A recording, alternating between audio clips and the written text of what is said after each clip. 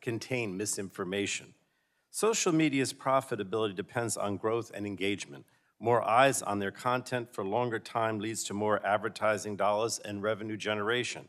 Addictive algorithms are fine-tuned to optimize growth and engagement without necessarily taking into account potential harms to users. Children and teens are particularly vulnerable. Frequent online use of interactive media on digital devices is associated with increased levels of depression among middle and high school students. Research has found that TikTok's addictive algorithms recommend videos to teens that create and exacerbate feelings of emotional distress, including videos promoting suicide, self-harm, and eating disorders. Public outrage and hollow apologies alone are not going to rein in big tech. Congress has to enact laws protecting the American public from such online harms. And we simply cannot wait any longer to pass the comprehensive privacy legislation that I authored with then-ranking member, now Chair Rogers, last Congress, that overwhelmingly advanced out of the committee. It ensures that companies, wherever they live, it ensures, I should say, that consumers, wherever they live in this country, will have meaningful control over their personal information. Our legislation establishes baseline data minimization requirements, ensuring that companies only collect, process, and transfer data necessary to provide a service. And it provides heightened privacy protections for children and teenagers. So I think it's time to make this legislation the law of the land. And we also have to examine the reforms needed to Section 230 of the Communications Decency Act.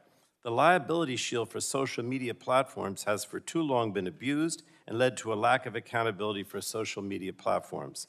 So I hope we can find a bipartisan path forward on that issue too, and I think you're having a hearing next week on it, so we can stop the very real harms to our country and democracy under the current law. I'd look forward to the discussion today as we continue to bring accountability to big tech. And let me say to Mr. Chu, I know this is about TikTok, but I am focusing all my attention not only on TikTok, but on these concerns, wide concerns about social media and the protection of privacy. And with that, I yield back. Thank you again, Madam Chair, for having this very important hearing. Our witness today is Mr. Shou Chu, Chief Executive Officer of TikTok. You're recognized for 5 minutes. Thank you. Chair Rogers, Ranking Member Pallone, members of the committee, thank you for your time. I am Shou Chu, and I'm from Singapore. That's where I was born, as were my parents. And after serving in Singapore's military, I moved to the UK to attend college, and then here to the US to attend business school. I actually met my wife here. By the way, she was just born a few miles away from here in Virginia. 2 years ago, I became the CEO of TikTok. Today, we have more than 1 billion monthly active users around the world, including over 150 million in the United States.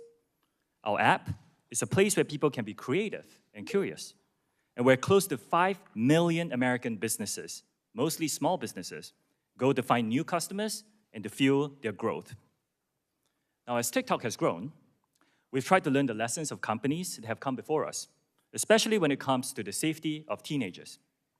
While the vast majority of people on TikTok are over 18, one of our fastest growing demographics are people over 35. We spent a lot of time adopting measures to protect teenagers. Many of those measures are firsts for the social media industry.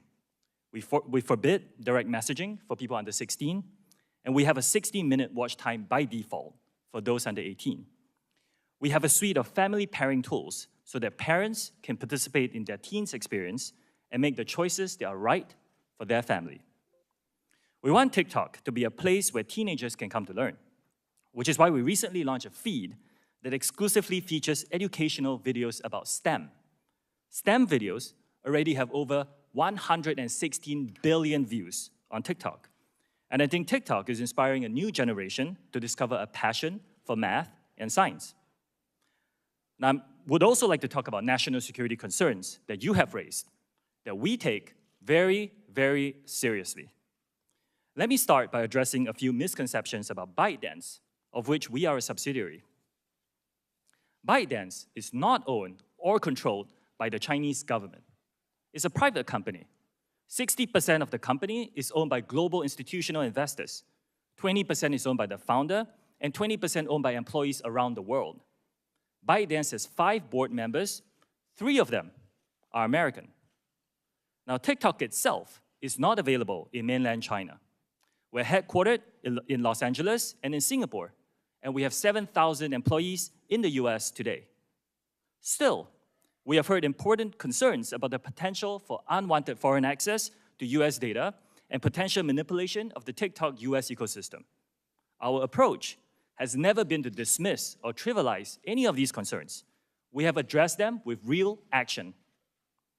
Now, that's what we've been doing for the last 2 years, building what amounts to a firewall that seals off protected US user data from unauthorized foreign access. The bottom line is this: American data stored on American soil by an American company, overseen by American personnel. We call this initiative Project Texas. That's where Oracle is headquartered. Today, US TikTok data is stored by default in Oracle servers. Only vetted personnel operating in a new company called TikTok US Data Security can control access to this data.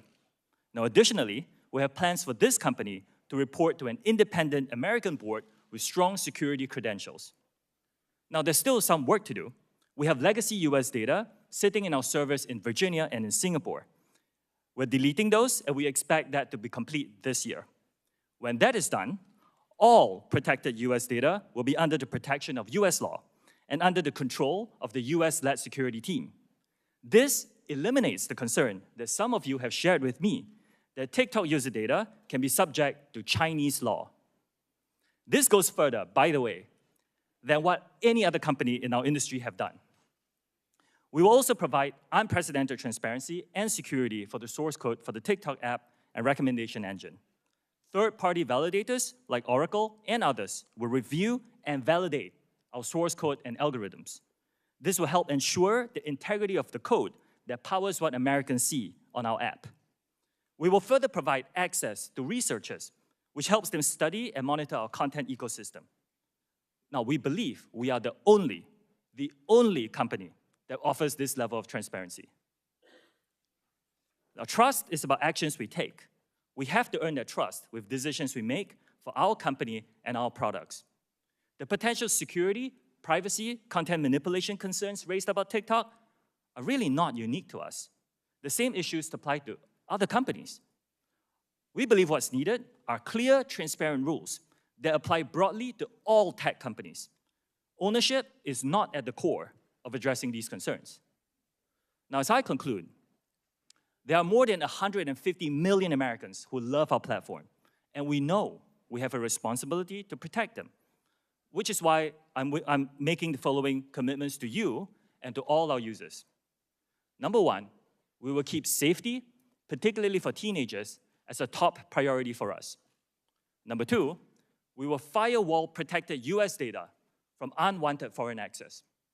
Number three, TikTok will remain a place for free expression and will not be manipulated by any government. And fourth, we will be transparent and we will give access to third-party independent monitors to remain accountable for our commitments.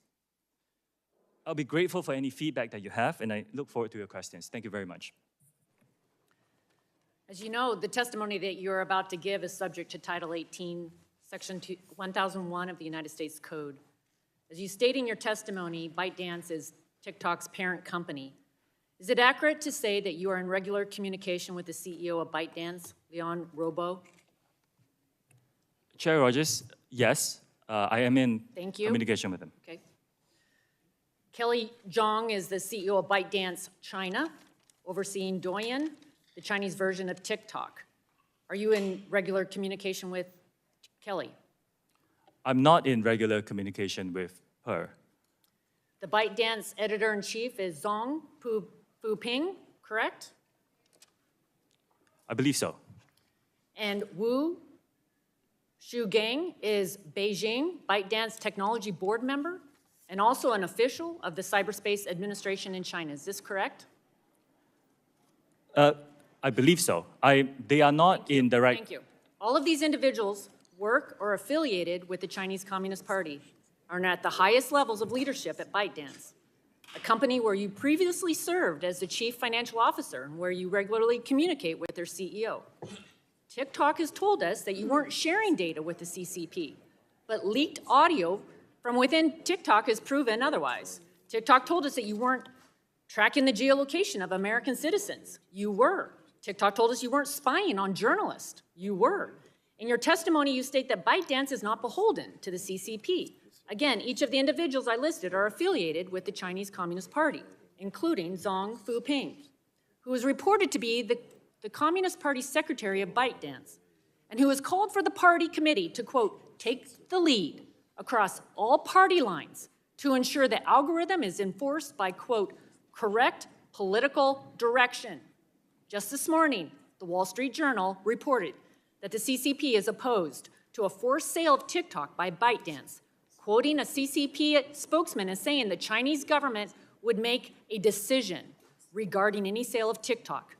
So the CCP believes they have the final say over your company. I have zero confidence in your assertion that ByteDance and TikTok are not beholden to the CCP. Next question. Heating content is a way of promoting and moderating content. In your current or previous positions within Chinese companies, have employees engaged in heating content for users outside of China? Very quickly, yes or no? Our heating process is approved by our local teams in the various countries. The answer is yes, thank you.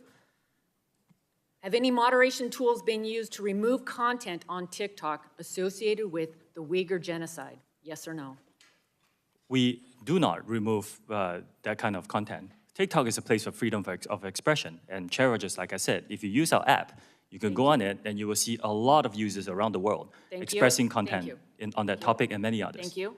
What about the massacre in Tiananmen Square, yes or no?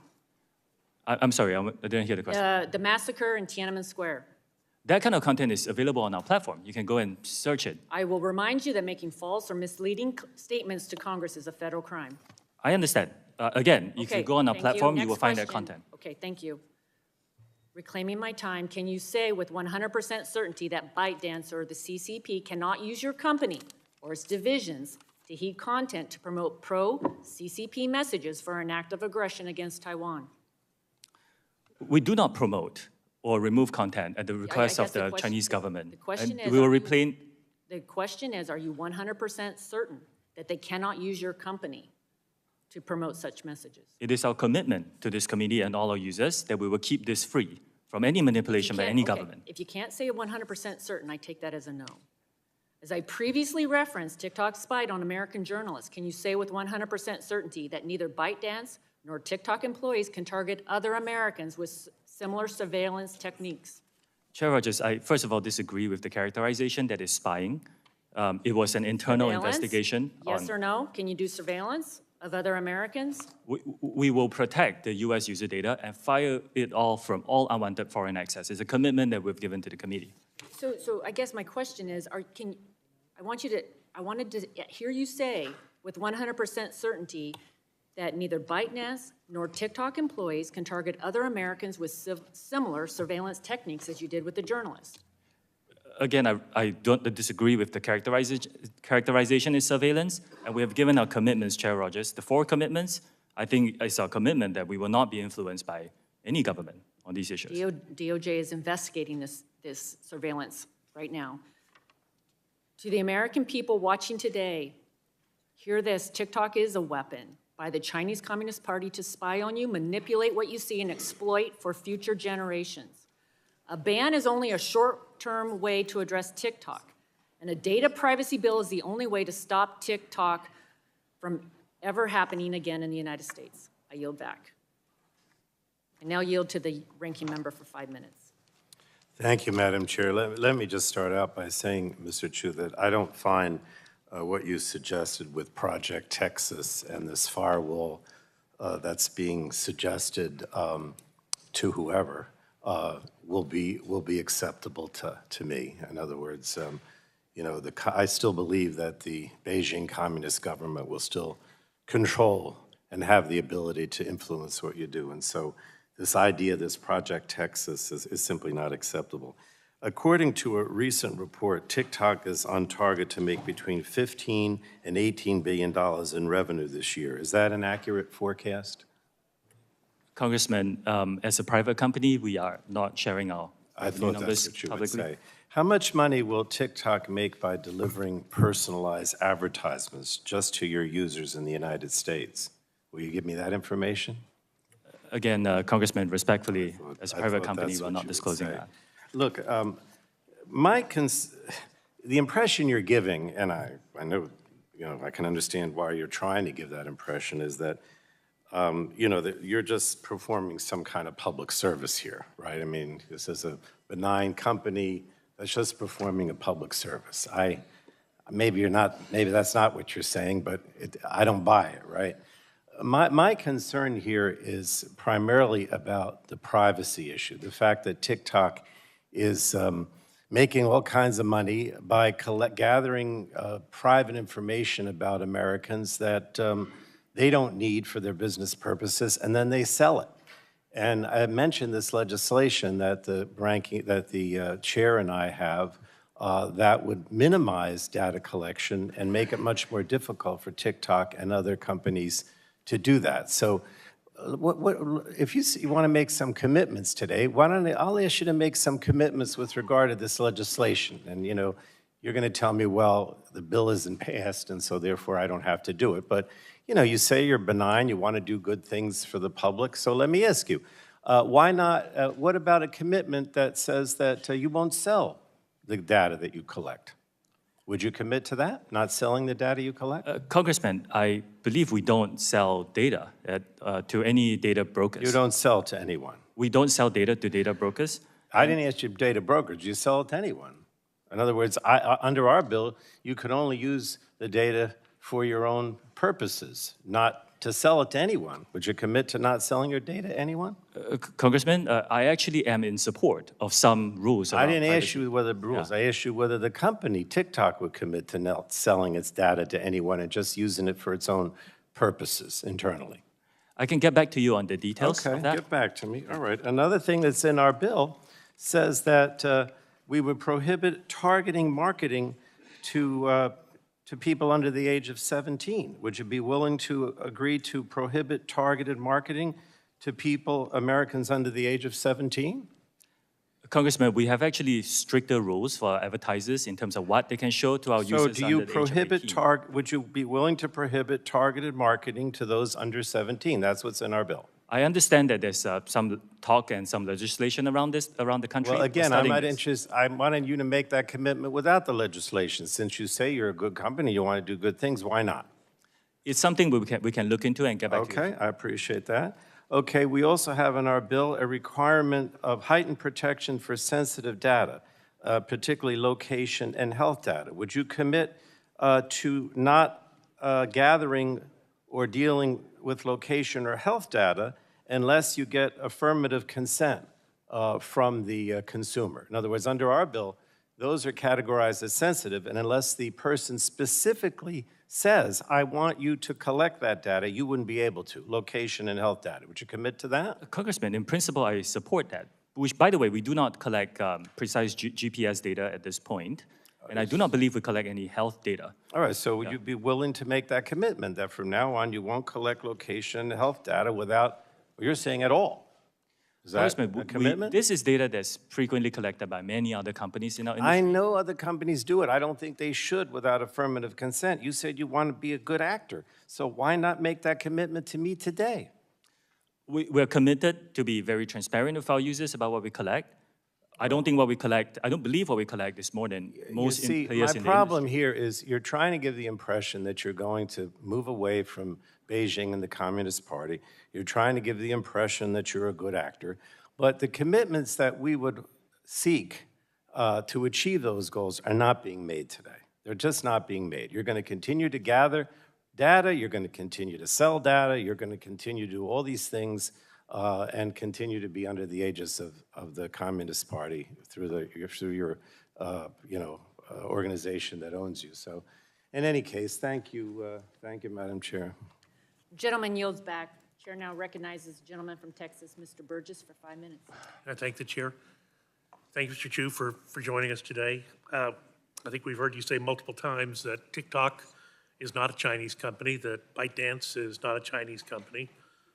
But according to an article in today's Wall Street Journal, quoting here, China's Commerce Ministry said Thursday that a sale or divestiture of TikTok will involve exporting technology that has to be approved by the Chinese government.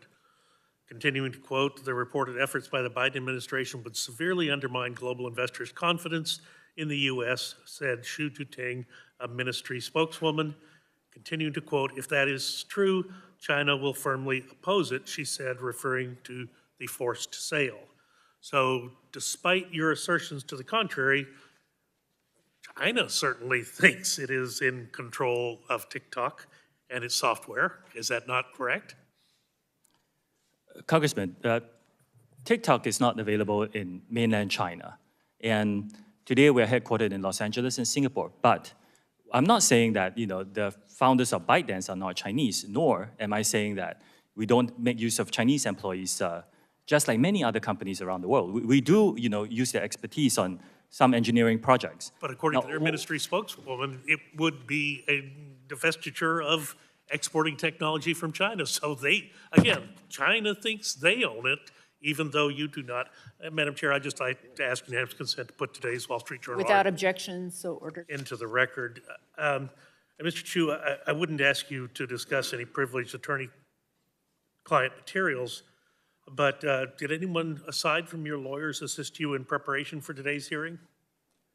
I prepared for this hearing with my team here in DC. Did anyone at ByteDance directly provide input, help, or instruction for your testimony today? Congressman, this is a very high-profile hearing. My phone is full of well wishes. But I prepared for this hearing with my team here in DC. Are you willing to share who helped prepare you for this hearing with the committee? And you can do that I in can writing. follow up with you if Okay. you like.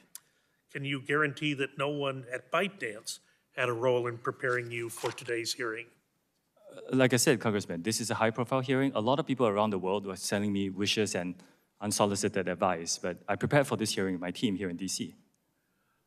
Are the attorneys representing TikTok also representing ByteDance? Yes, I believe so.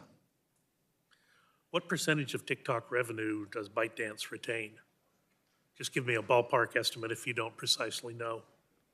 Congressman, like I said, as a private company, we are not prepared to disclose our financials in public today. But can we ask you to get back to us with a ballpark? We're not asking for the precise figures, but to get so the committee can have some understanding of the percentage of TikTok revenue that ByteDance retains. I understand the question. Respectfully, as a private company, we are not disclosing our financials today. Prior to today's hearing, did anyone affiliated with the Chinese Communist Party discuss this hearing with you, or anyone else on TikTok senior management? Congressman, since I've been CEO of this company, I have not had any discussions with Chinese government officials.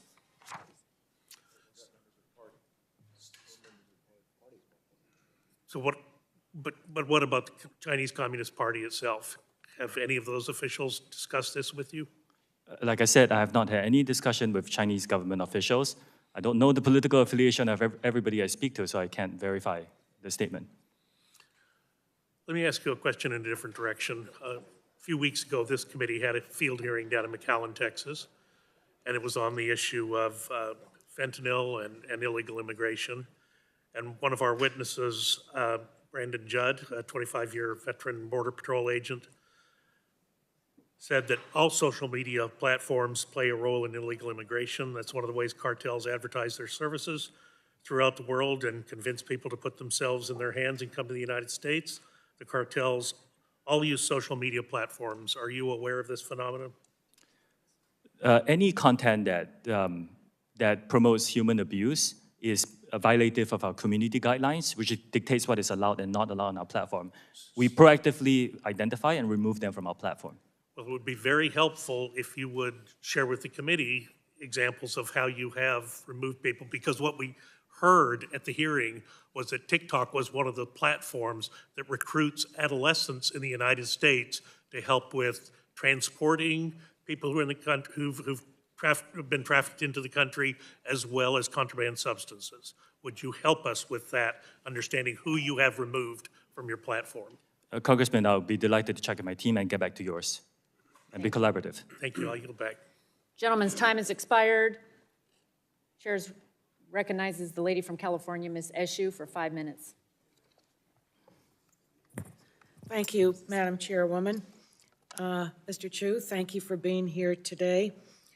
As members of Congress, our very first and top responsibility is to protect and defend.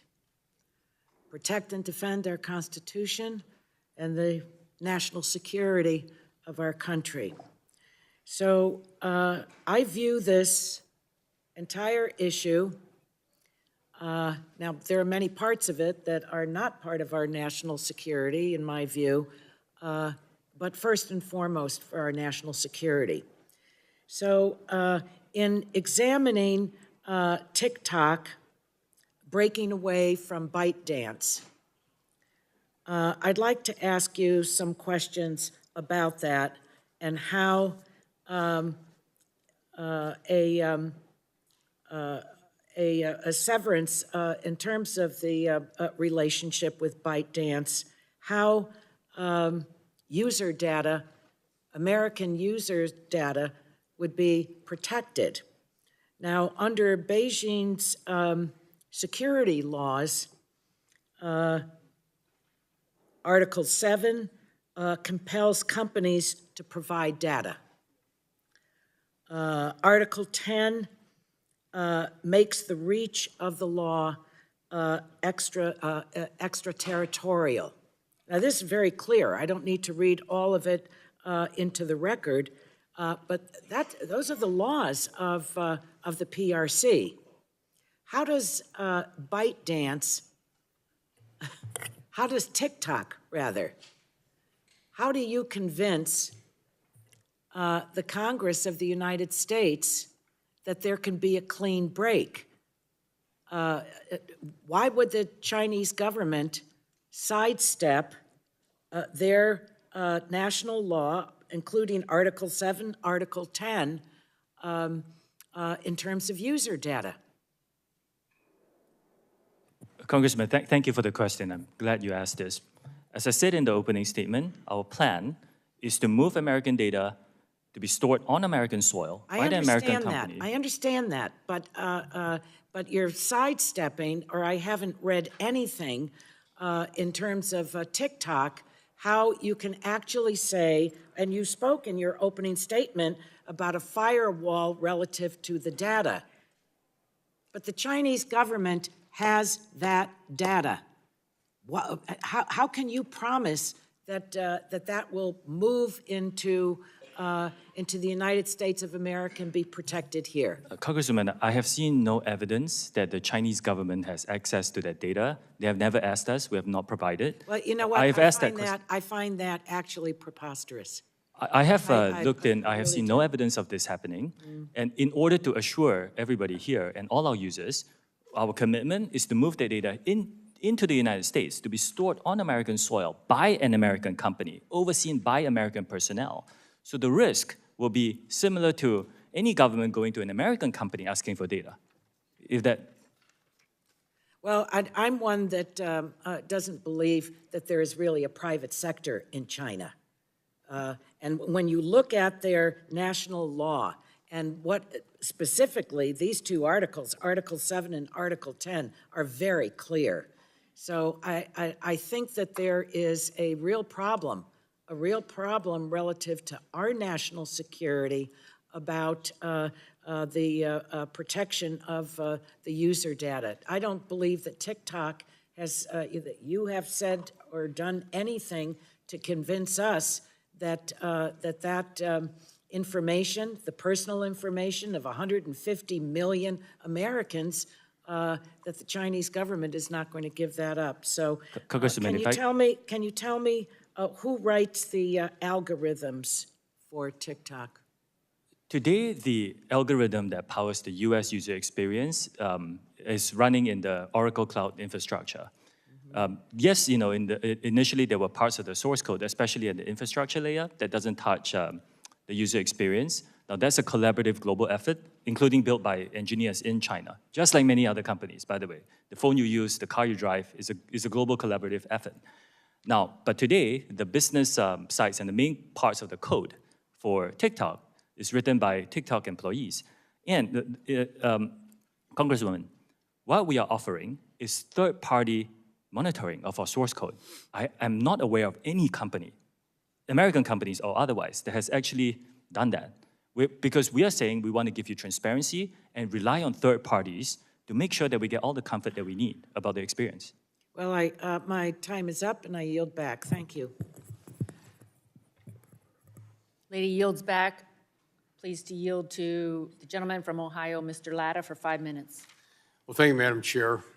Unlike the Chinese Communist Party, the United States believes in individual freedom, innovation, and entrepreneurship. That is, in part, why Congress enacted Section 230 of the Communications Decency Act. Our goal is to promote growth of the online ecosystem in the United States and to protect companies from being held liable for good faith efforts to moderate their platforms. Last year, a federal judge in Pennsylvania found that Section 230 protected TikTok from being held responsible for the death of a 10-year-old girl who participated in a blackout challenge, also known as the choking challenge. TikTok actively pushes video on her feed. Unfortunately, this is one of the many devastating examples of children losing their lives because of content promoted by TikTok. Section 230 was never intended to shield companies like yours from amplifying dangerous and life-threatening content to children. Do you consider this to be a good faith moderation? Congressman, as a father myself, when I hear about the tragic deaths of My young question people, is, it's do heartbreaking. you find that good faith moderation? Well, Congressman, Section 230 is a very complex issue. Yes or no? We are very focused on safety, and all these dangerous challenges are removed when we find them. Do you believe TikTok deserves this liability protection? I'm sorry, Congressman. Do you believe that TikTok deserves this liability protection under Section 230? Congressman, as you pointed out, 230 has been very important for freedom of expression on the internet. It's one of the commitments we have given to this committee and our users, and I do think it's important to preserve that. But companies should be raising the bar on safety. Let me follow up. I really agree with that. Let me just follow up real quickly from your own testimony. When you told us and you repeated it, we'll keep safety, particularly for teenagers, a top priority for us. And you're saying you're making that following commitment. Why did you have to wait till now to make that following commitment now and not having done it before when this 10-year-old lost her life? Congressman, I'm reiterating the commitment. Okay. Internally, in all my priorities, which is public to my employees, safety has always been a priority. This company is a picture-perfect example of why this committee and Congress needs to take action immediately to amend Section 230. When we recently met, I asked you if the Chinese Communist Party can currently access user data, and you did not have a clear answer. So today I want to follow up. You heard it a little bit, but I want to be absolutely sure of this answer. Are employees of ByteDance subject to Chinese law, including the 2017 National Intelligence Law, which requires any organization or citizen to support, assist, and cooperate with state intelligence work in accordance with the law? Like many companies, including many American companies, we rely on a global workforce, including engineers in China. Okay, but so yes or no? So in the past, yes. I'm in sorry? the past, yes, but we are building Project Texas, and we're committing the firewall of all protected data among foreign access. I'm taking that as a yes because, again, on your Article 7, the Article 7 of the 2017 National Intelligence Law, which I just said, because it says, in addition, as was asked a little bit earlier, the 2014 counter-espionage law states that when the state security organ investigates and understands the situation of espionage and collect relevant evidence, the relevant organizations and individuals, it does not say may, it says shall provide it truthfully and may not refuse. Yes or no? Do any ByteDance employees in China, including engineers, currently have access to U.S. user data? Today, all U.S. user data is stored by default in the Oracle Cloud infrastructure, and access to that is controlled by American personnel. ByteDance employees in China, including engineers, currently have access to U.S. data? Congressman, I would appreciate, this is a complex topic. Today, all data is stored by no, default. it's not that complex. Yes or no, do they have access to user data? After Project Texas is done, the answer is no. Today, there is still some data that we need to delete. But we've heard from already Virginia from the ranking member that he doesn't really see that Project Texas is going to be useful. So I think I'm taking that as a no because, again, the question is what came to come up earlier, that on December the 22nd of last year, when ByteDance confirmed some of its Chinese employees had accessed TikTok data to monitor and track the physical location of journals. So I took that as a yes from an earlier answer. You know, earlier this week, you posted a TikTok video asking American users to mobilize in support of your app and oppose the potential U.S. government action to ban TikTok in the United States. Based on the established relationship between your company and the Chinese Communist Party, it's impossible for me to conclude that the video is anything different than the type of propaganda that the CCP requires Chinese companies to push on its citizens. Now yield back. Yields back. Chair recognizes the lady from Colorado, Ms. DeGette, for 5 minutes. Thank you, Matt. Thank you very much, Madam Chair. Mr. Chu, like my colleagues, I'm concerned about the influence of China on TikTok and what that does for U.S. users. But I'm also concerned about how the content in TikTok is being distributed, particularly to young people. This is not a problem unique to TikTok, but TikTok has 150 million users in the United States. And so I think you'll agree that TikTok has a particular responsibility to monitor content to make sure that it's safe and accurate. Would that be fair to say?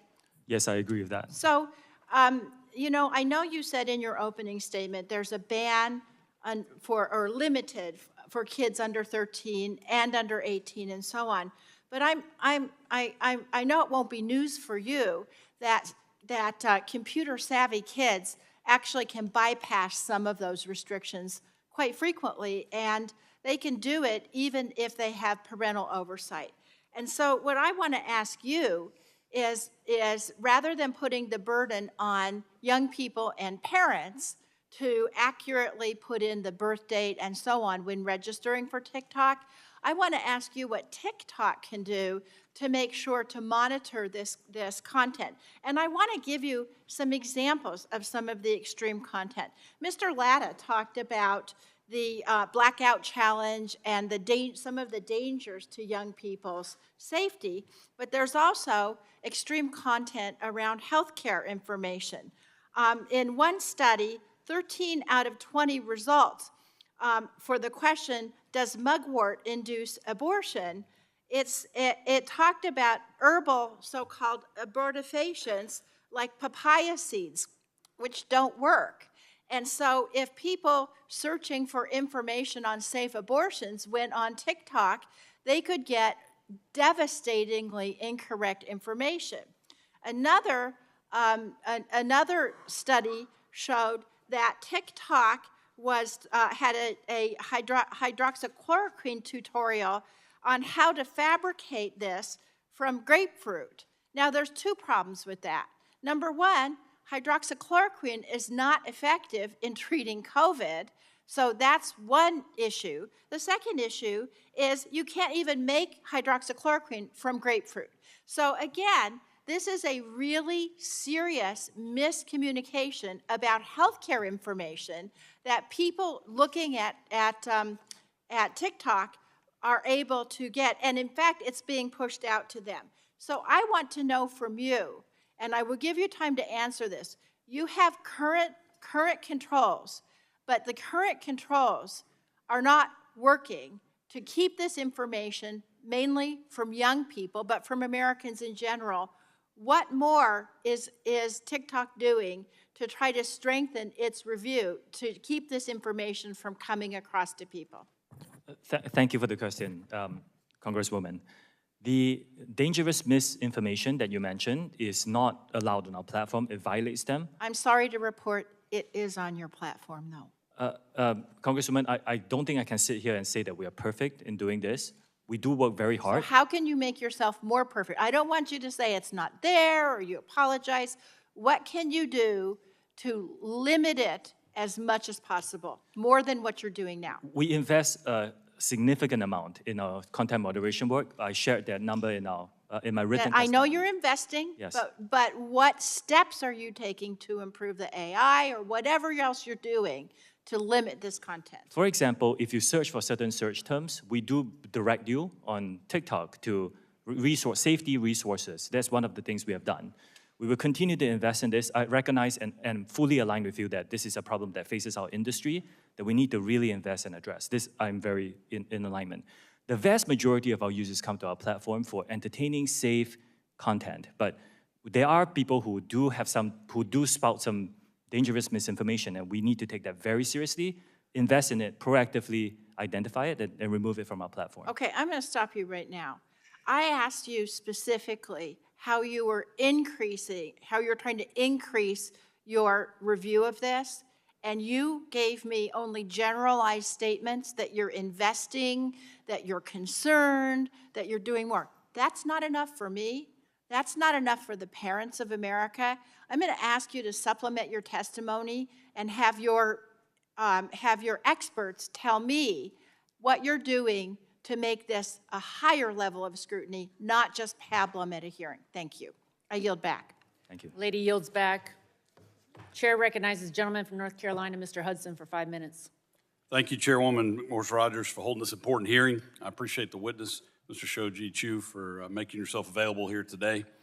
While many consider TikTok to be just another video sharing app, in reality, TikTok has been functioning as a massive surveillance program, collecting vast swaths of personal data from more than 1 billion people worldwide. This includes data from the personal devices of federal employees, contractors, and most concerning, U.S. military service members and their families at places like Fort Bragg in North Carolina. As Fort Bragg's congressman, I have serious concerns about the opportunities TikTok gives the Chinese Communist Party to access the non-public sensitive data of our men and women in uniform. This personal data and location information can be harvested and could be used for blackmail, to conduct espionage, and to possibly even reveal troop movements. While the Department of Defense and most agencies have banned TikTok on government-issued devices, I believe more needs to be done at the command level to urge troops and their dependents to erase the app from the personal devices and keep them off home Wi-Fi. Having an app banned on a device in one pocket but downloaded on your device in the other doesn't make a whole lot of sense to me. I believe Congress and DoD should address the continued use of TikTok on military installations as well as any use that depicts U.S. military operations. Mr. Chu, does TikTok access the home Wi-Fi network?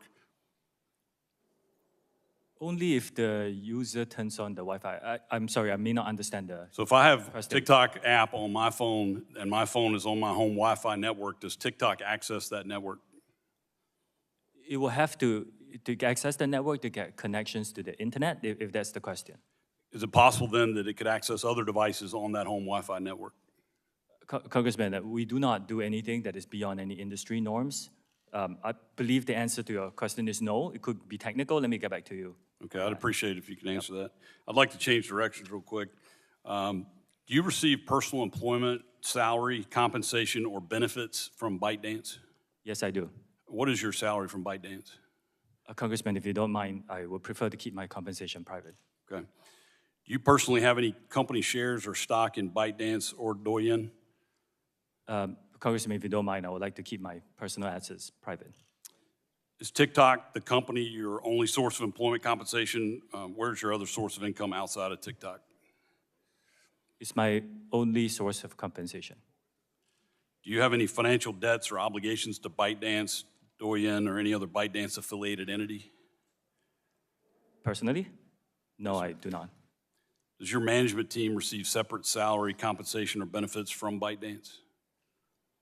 We receive salaries from the entities that we are employed in, but we do share in the employee stock option plan that is available from the ByteDance top company. So your primary salary comes from TikTok, but you have other compensation that comes directly from ByteDance? You can characterize it as that, yes. Does your management team have company shares or stock in ByteDance or Douyin? Yes, some of our employees are compensated in shares in ByteDance. Does TikTok share technological resources with Douyin? Are the two technology systems or IT systems interconnected in any way? There are, as with many companies, some shared resources on some services, but it doesn't include anything that involves US user data, Congressman, is in Project Texas, as we talked about, stored by default in American soil by an it will American be, company. But currently, there is shared technology or interconnected IT systems. Congressman, with respect, I have to get back to you. This could be a very broad question. Like, for example, we could all be using Microsoft Windows. Yeah, if you could get back with details on that, I'd appreciate Yes. it. Can Douyin personnel or employees access TikTok user data? Not after Project Texas, this is not allowed. Are there employees who are employed by both Douyin and TikTok? I do not believe so. Okay, and so I don't believe so. Is that it? I mean, again, I'll allow you to come back in a written response if you could give me a definitive answer. I will go back and check to be very sure. Okay, thank you. I'm also concerned about an issue that our chairwoman brought up about an apparent pattern of misinformation or misrepresentation from your company in regards to the amount and extent of data that you're collecting, as well as how much has been accessed from inside China. There are dozens of public reports that conclude individuals in the People's Republic of China have been accessing data on U.S. users, directly contradicting several public statements by TikTok employees.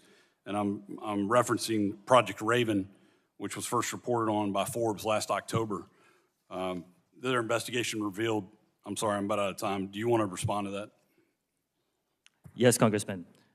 We do not condone the effort by certain former employees to access U.S. TikTok user data in an attempt to identify the source of leaked confidential information. We condemn these actions. After learning about them, we found a highly reputable law firm that thoroughly investigated the incident. We took swift disciplinary action against employees who were found to be involved and are implementing measures to make sure this doesn't happen again. We have made this team available to you. I think they have briefed many of you in this committee very extensively, and I will continue to make them very available to you as part of our transparent commitment. Thank you. My time's expired. I yield back. Gentleman yields back. Chair recognizes the lady from Illinois, Ms. Sherkowski, for 5 minutes. Thank you. So today, in the Wall Street Journal, they said, today,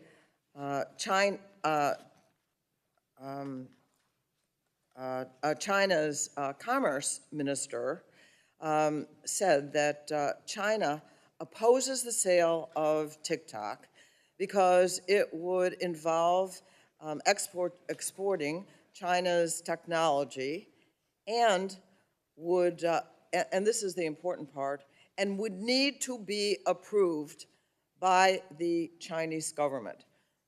Would need to be approved by the Chinese government.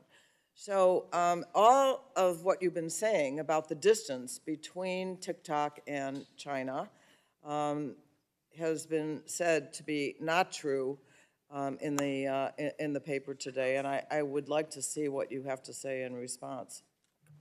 Congresswoman, I do disagree with that characterization. I think we have designed Project Texas to protect U.S. user interests and to move forward here in the U.S. Again, it's the protections of storing American data on American soil by an American company looked after by American personnel. And I do not think that our commitments to this committee and all our users is impacted by any event that you mentioned. Now, the whole discussion on this, the resolution of this is an ongoing and developing event. So we will continue to pay attention to this, and we'll get back to you when we have more specifics. So my commitments stand. Yeah. Okay, so if it's an ongoing debate, apparently with China, so it's hard to say with any certainty that China would not have any influence. But let me ask another question. Last fall, along with Gus Bilirakis, who were chair and co-chair of the subcommittee together, were told that TikTok had surveilled, was involved in surveillance of users, very personal information.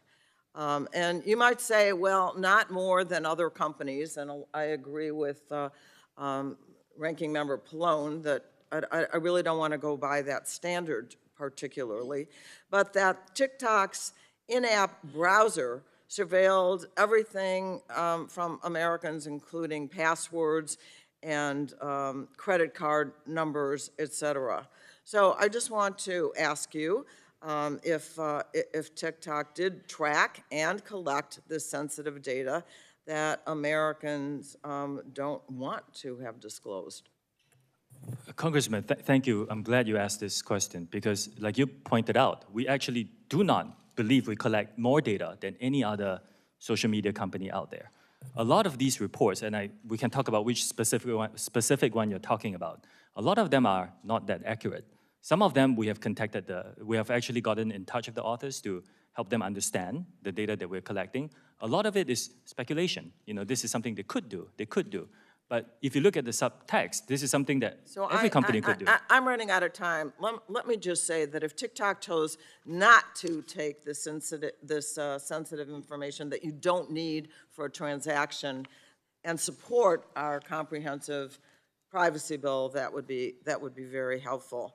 The other thing I wanted to ask, so really this is a yes or no, that does TikTok share user information from companies, from parent companies, from affiliated, or send user information to overseas? In the past, yes, for interoperability purposes. Now, after Project Texas, all protected U.S. data will be stored here with the access controlled by a special team of U.S. personnel. Again, Congresswoman, this is something that, as far as I understand, no other company, including American companies, are willing to go. So maybe this is something that we can ask the industry to provide, not just us, to protect U.S. user interests. In the case of sharing information, I do want to quote from employees that you had, and here's the quote, everything is seen in China, is really what they said. People who were in touch with the sensitive data were saying that. How do you respond to that? I disagree with that statement. Well, I know you disagree with that statement, but my point is, how does that happen that employees of the company are saying that, in fact, that's not true? I cannot speak to, I don't know who this person is, so I cannot speak to what the person has or has not said. What I can say is, you know, based on my position in this company and the responsibility that I have, that statement is just not true. Okay, unfortunately, and I'll close, I guess I'm over my time, we need to look into the facts of this, and so do you. And I yield back. Gentlelady yields back. Chair recognizes the lady from Florida, Ms. Kamek, for 5 minutes. Thank you, Madam Chairwoman. Mr. Shou, are you aware of Chinese Communist Party leader Chairman Xi Jinping's comments in May 2021 during a Communist Politburo study session where he instructed colleagues to target different countries, different audiences with short-form video? Are you aware of these comments? Yes or no? Congressman, I'm not aware of these comments. Okay. Well, and as was pointed out by Chairwoman Rogers, you have regular contact with Chinese Communist Party Secretary, Mr. Zhang Fuping, who is your boss at ByteDance, correct? No. No. No, he's neither my boss, nor do we have frequent contact. But you have regular contact with ByteDance. With the CEO of ByteDance. Who is, Mr. Zhang Fuping is the editor-in-chief. He's not the My CEO. colleague, Representative Burgess, a few minutes ago exposed that TikTok and ByteDance share legal teams. You confirmed this, correct? Our general counsel is an American lawyer, veteran of Microsoft. Also, my colleague, Representative Latta, confirmed that your parent company, ByteDance, currently can access user data. Yes? We have to be more specific. Yes. After Project Texas, no. I'm not asking after Project Texas, I'm asking now. Yes. Some user data is public data, Congresswoman, which So means you everybody confirm can that. search What's for it on the interesting internet. to me is that you have used the word transparency over 6 times in your opening testimony and subsequently again in your answers to my colleagues. Yet the interesting thing to me is that ByteDance, your parent company, has gone out of their way to hide and airbrush corporate structure, ties to the CCP, the company's founder, and their activities. You can look no further than the fact that ByteDance's website has been scrubbed. In fact, we found web pages from the Beijing Internet Association, the industry association charged with Communist Party building work of internet companies in Beijing. They have been archived, but since deleted. Makes you kind of wonder why.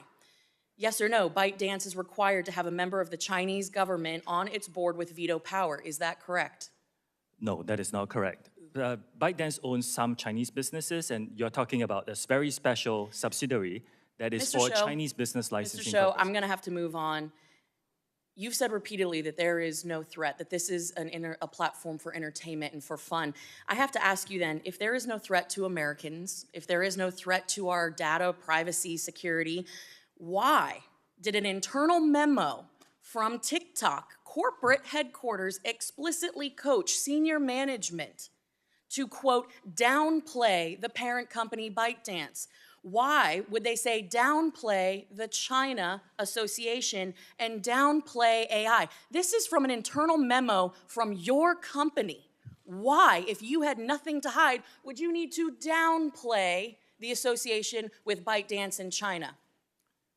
Congresswoman, I have not seen this memo. You can't What I answer can that say- question. Mr. Shou, I'd like to direct your attention to the screen for a short video, if you don't mind.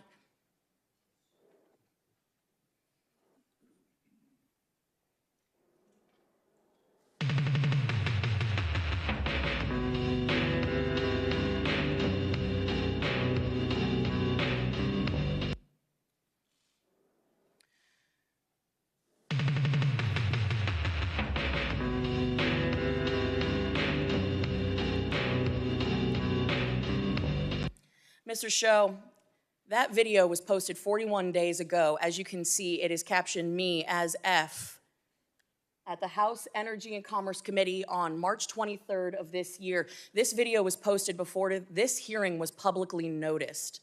I think that's a very interesting point to raise. But more concerning is the fact that it names this chairwoman by name. Your own community guidelines state that you have a firm stance against enabling violence on or off TikTok. We do not allow people to use our platform to threaten or incite violence or to promote violent extremist organizations, individuals, or acts. When there is a threat to public safety or an account is used to promote or glorify off-platform violence, we ban the account. This video has been up for 41 days. It is a direct threat to the chairwoman of this committee, the people in this room, and yet it still remains on the platform. And you expect us to believe that you are capable of maintaining the data security, privacy, and security of 150 million Americans where you can't even protect the people in this room? I think that is a blatant display of how vulnerable people who use TikTok are. You couldn't take action after 41 days when a clear threat, a very violent threat to the chairwoman of this committee and the members of this committee was posted on your platform.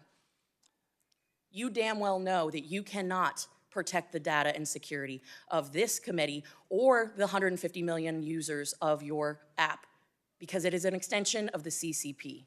And with that, I yield back. Can I respond, Chair?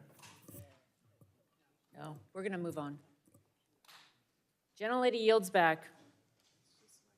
Chairman recognizes the lady from California, Ms. Matsui, for 5 minutes. Thank you very much, Madam Chair. And I'm really glad that we're having this very important hearing here today. And let me just say, make no mistake, the Chinese government represents a real and immediate threat. Look no further than even the vulnerable gear still in our telecom networks that needs to be ripped and replaced. But we can't lose sight of the important internet governance issues TikTok and other social media companies represent. I'm especially committed to demanding transparency from large platforms about the algorithms that shape our online interactions, especially for teenagers and young users. And that's why I introduced the Algorithmic Justice and Online Platform Transparency Act to bring greater visibility into this ecosystem. My bill would prohibit algorithms that discriminate on the basis of race, age, gender, ability, and other protected characteristics. It also would establish a safety and effectiveness standard for algorithms while requiring new forms of oversight.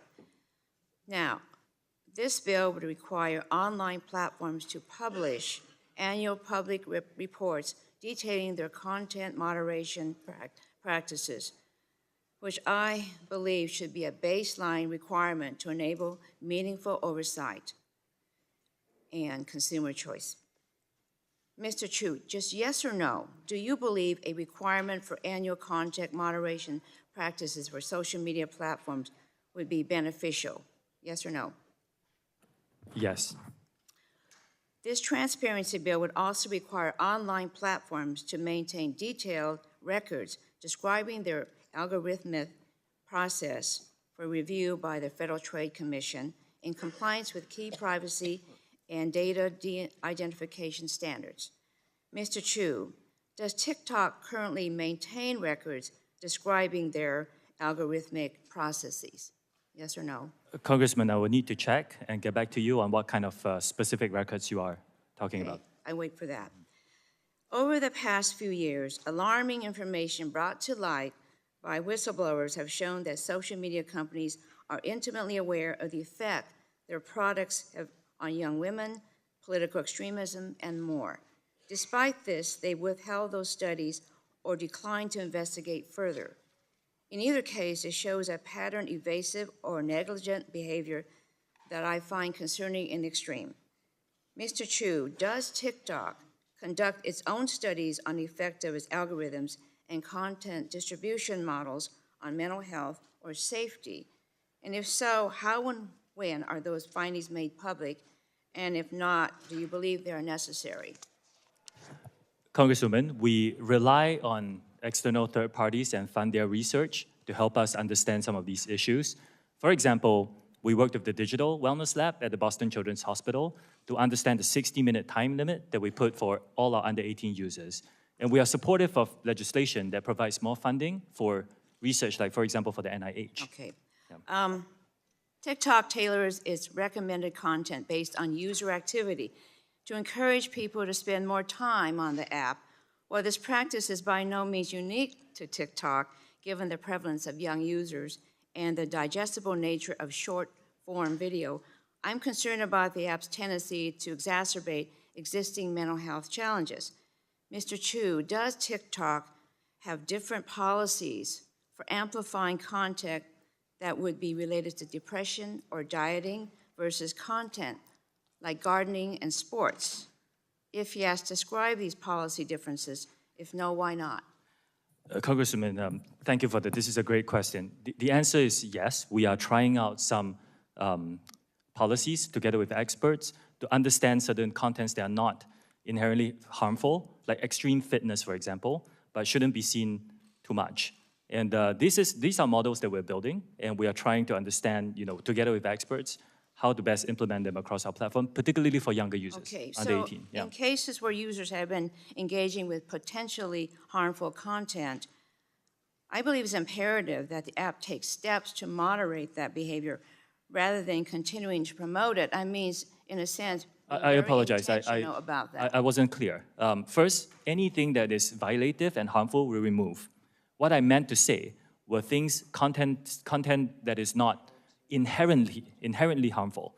Like some of the extreme fitness videos about people running 100 miles. It's not inherently harmful, but if we show them too much, the experts are telling us that we should disperse them more and make sure that they're not seen too regularly, So especially by younger you're very users. intentional about that then? It's something that you'll...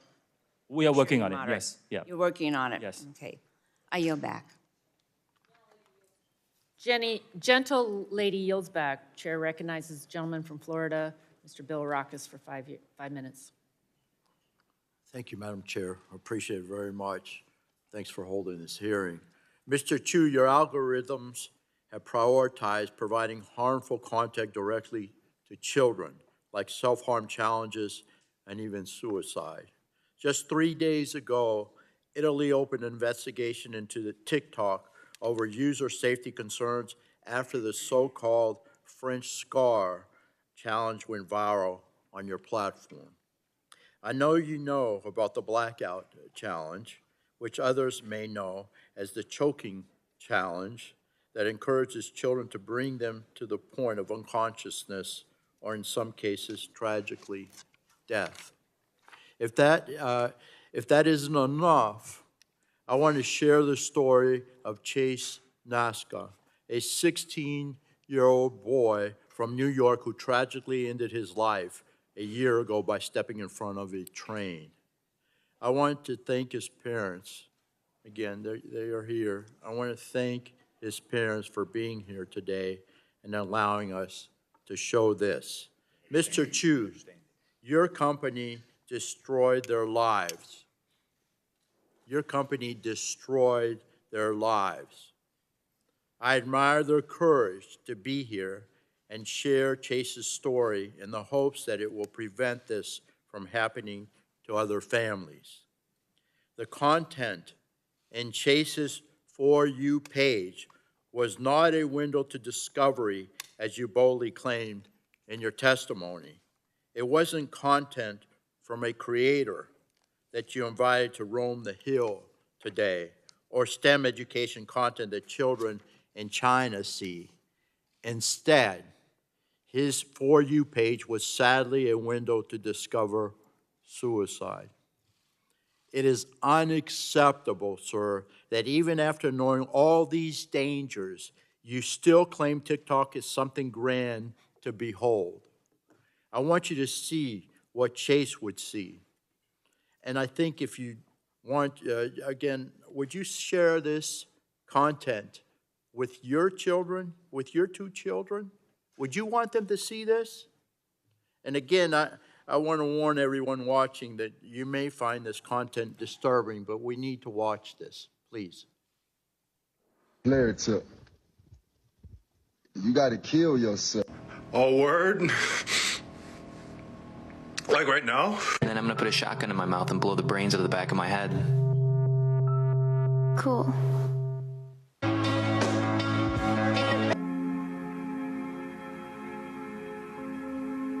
This is a cute story.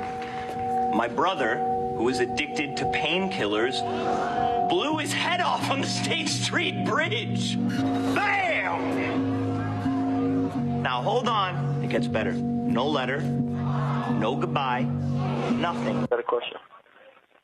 If I died, would you miss me? Mr. Chu, please. Your technology is literally leading to death. Mr. Chu, yes or no?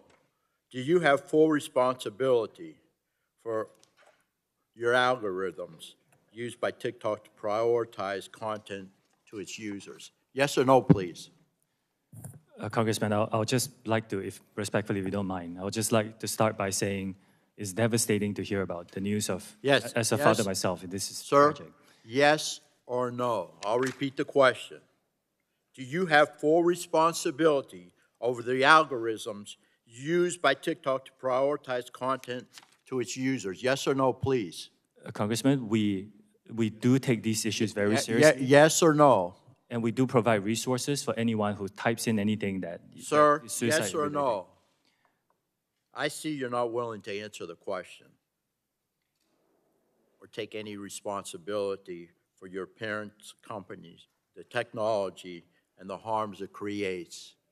It's just very, very sad. Very sad. It's very sad. This is why Congress needs to enact a comprehensive privacy and data security law to give Americans more control over their information and to protect our children. We must save our children from big tech companies like yours who continue to abuse and manipulate them for your own gain. And I'll yield back, Madam Chair. Gentleman yields back. Chair recognizes the lady from Florida, Ms. Castor, for 5 minutes. Well, thank you, Madam Chair. Colleagues, it is urgent that the Congress pass an online data privacy law that protects the personal privacy of Americans online, and particularly our kids.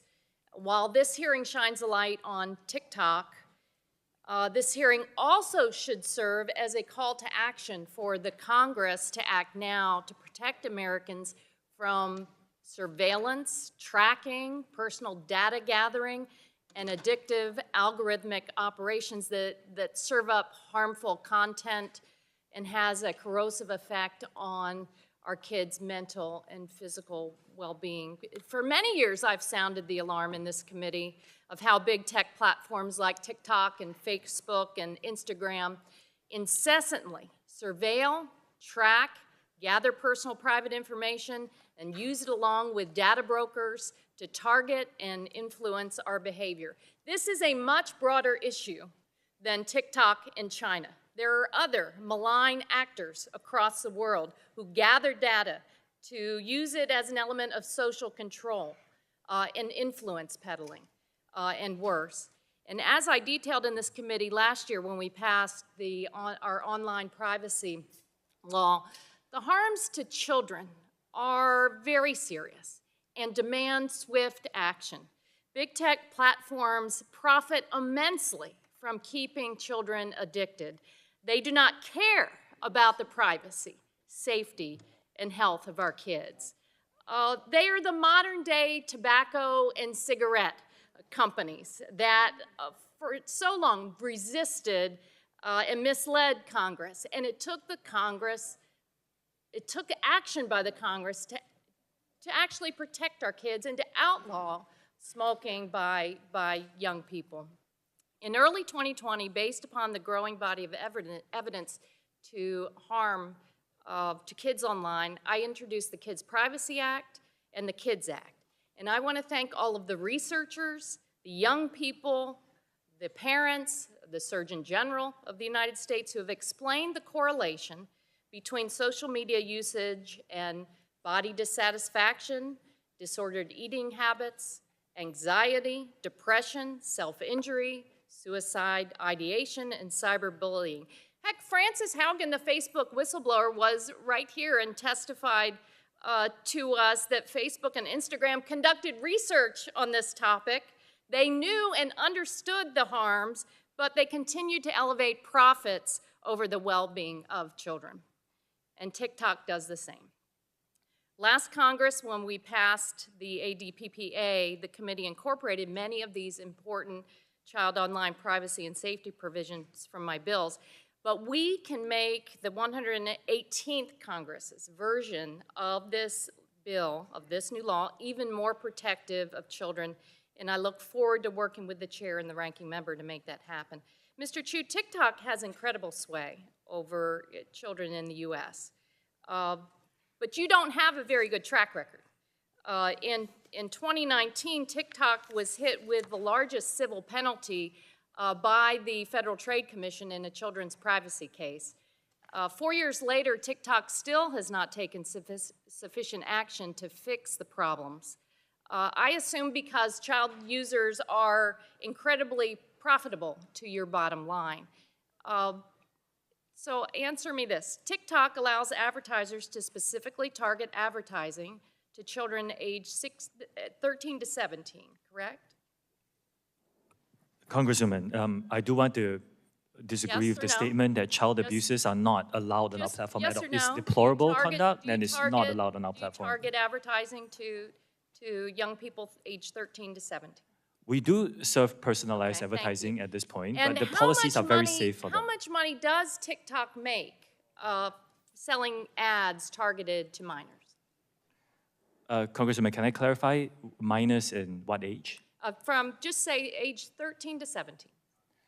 For the teenage population, I want to clarify that we do have a under 13 experience and zero advertising on that platform. For those Well, that's a whole other topic. between 13 and 17, if you don't mind, I'll check into my team and get back to you on those answers. You know, TikTok could be designed to minimize the harm to kids, but a decision was made to aggressively addict kids in the name of profits. And it's our responsibility, members, to act swiftly to address this. This has gone on for too long. We've dilly-dallied too much. This committee, thankfully, we've taken responsibility and acted, but we have an enormous responsibility to act swiftly and get this bill to the floor of the House and passed into law as soon as possible. Thank you. I yield back my time. Gentlelady yields back. Chair recognizes the gentleman from Ohio, Mr. Johnson, for 5 minutes. Thank you, Madam Chair. Mr. Chu, I'm an information technology professional, been doing it for the most of my life. You've been evasive in many of your answers. I'm going to talk to you in some language that maybe you'll better understand, ones and zeros, okay? Let's talk about the Citizen Lab report. This is something your team frequently mentions in hearings as a way to exonerate yourself. For example, in the limitations section, it reads, we could not examine every source code component and test in the apps in every circumstance, which means our methods could not find every security issue, privacy violation, and censorship event. So it's an incomplete assessment. The report notes that TikTok's data collection using third-party trackers was in apparent conflict with the GDPR and that multiple themes were censored by TikTok. What is shocking to me is the shared source code between TikTok in the United States and the CCP-censored Douyin. The Citizen Labs report says that many of the functions and classes were identical and that the differences in behavior between TikTok in the United States and Douyin in China are slight changes in hard-coded values. Incredibly, specific censorship parameters from Douyin are present in TikTok, but just turned off. The authors say that for unknown reasons, the parameter variable itself is preserved. So while Citizen Lab may have been afraid to say the obvious conclusion, Mr. Chu, I am not. TikTok's source code is riddled with backdoors and CCP censorship devices. Here's the truth. In 1 million lines of code, the smallest shift from a 0 to a 1 on just one of thousands of versions of TikTok on the market will unlock explicit CCP censorship and access to American data. Mr. Chu, as CEO of TikTok, why have you not directed your engineers to change this source code? Congressman, thank you for the question. Have you directed them to change the source code? Like what we are offering and yes my fourth commitment? Have you directed them to change that source code? Congressman, if you give me a bit of time to just No, I don't. It's a yes or no question. Have you directed your engineers to change that source code? I'm not sure I understand. Why are you allowing TikTok to continue to have the capacity for censorship, and yet you claim here that you don't? Let me remind you of something. Do you realize that making false and misleading statements to Congress is a federal crime? Yes, I do. Okay. So have you directed your engineers to change that source code? I am giving third-party access monitoring by experts. And Congressman, you are an expert on this. You could agree with me that no other company does this. source code is the same as Douyin? What percentage? I can get back to you on the specifics. Okay, I'd appreciate that. Where was the source code for TikTok developed? Was it developed in China or in the United States? It's a global collaborative effort, like a lot of code for a lot of companies. Was it developed in China?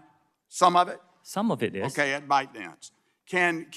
When it's compiled in the compilation process, can bytecode be manipulated? We've talked a lot about source code. What about the bytecode, the ones and zeros that actually execute on the device? Can it be manipulated? Yes. Congressman, to give you comfort, that's why we're giving third-party monitors. Yes, as an expert, I think you can agree that very few companies offer to do this. I've got the report here by Citizen Lab. I want to read you something from Ron Diebert.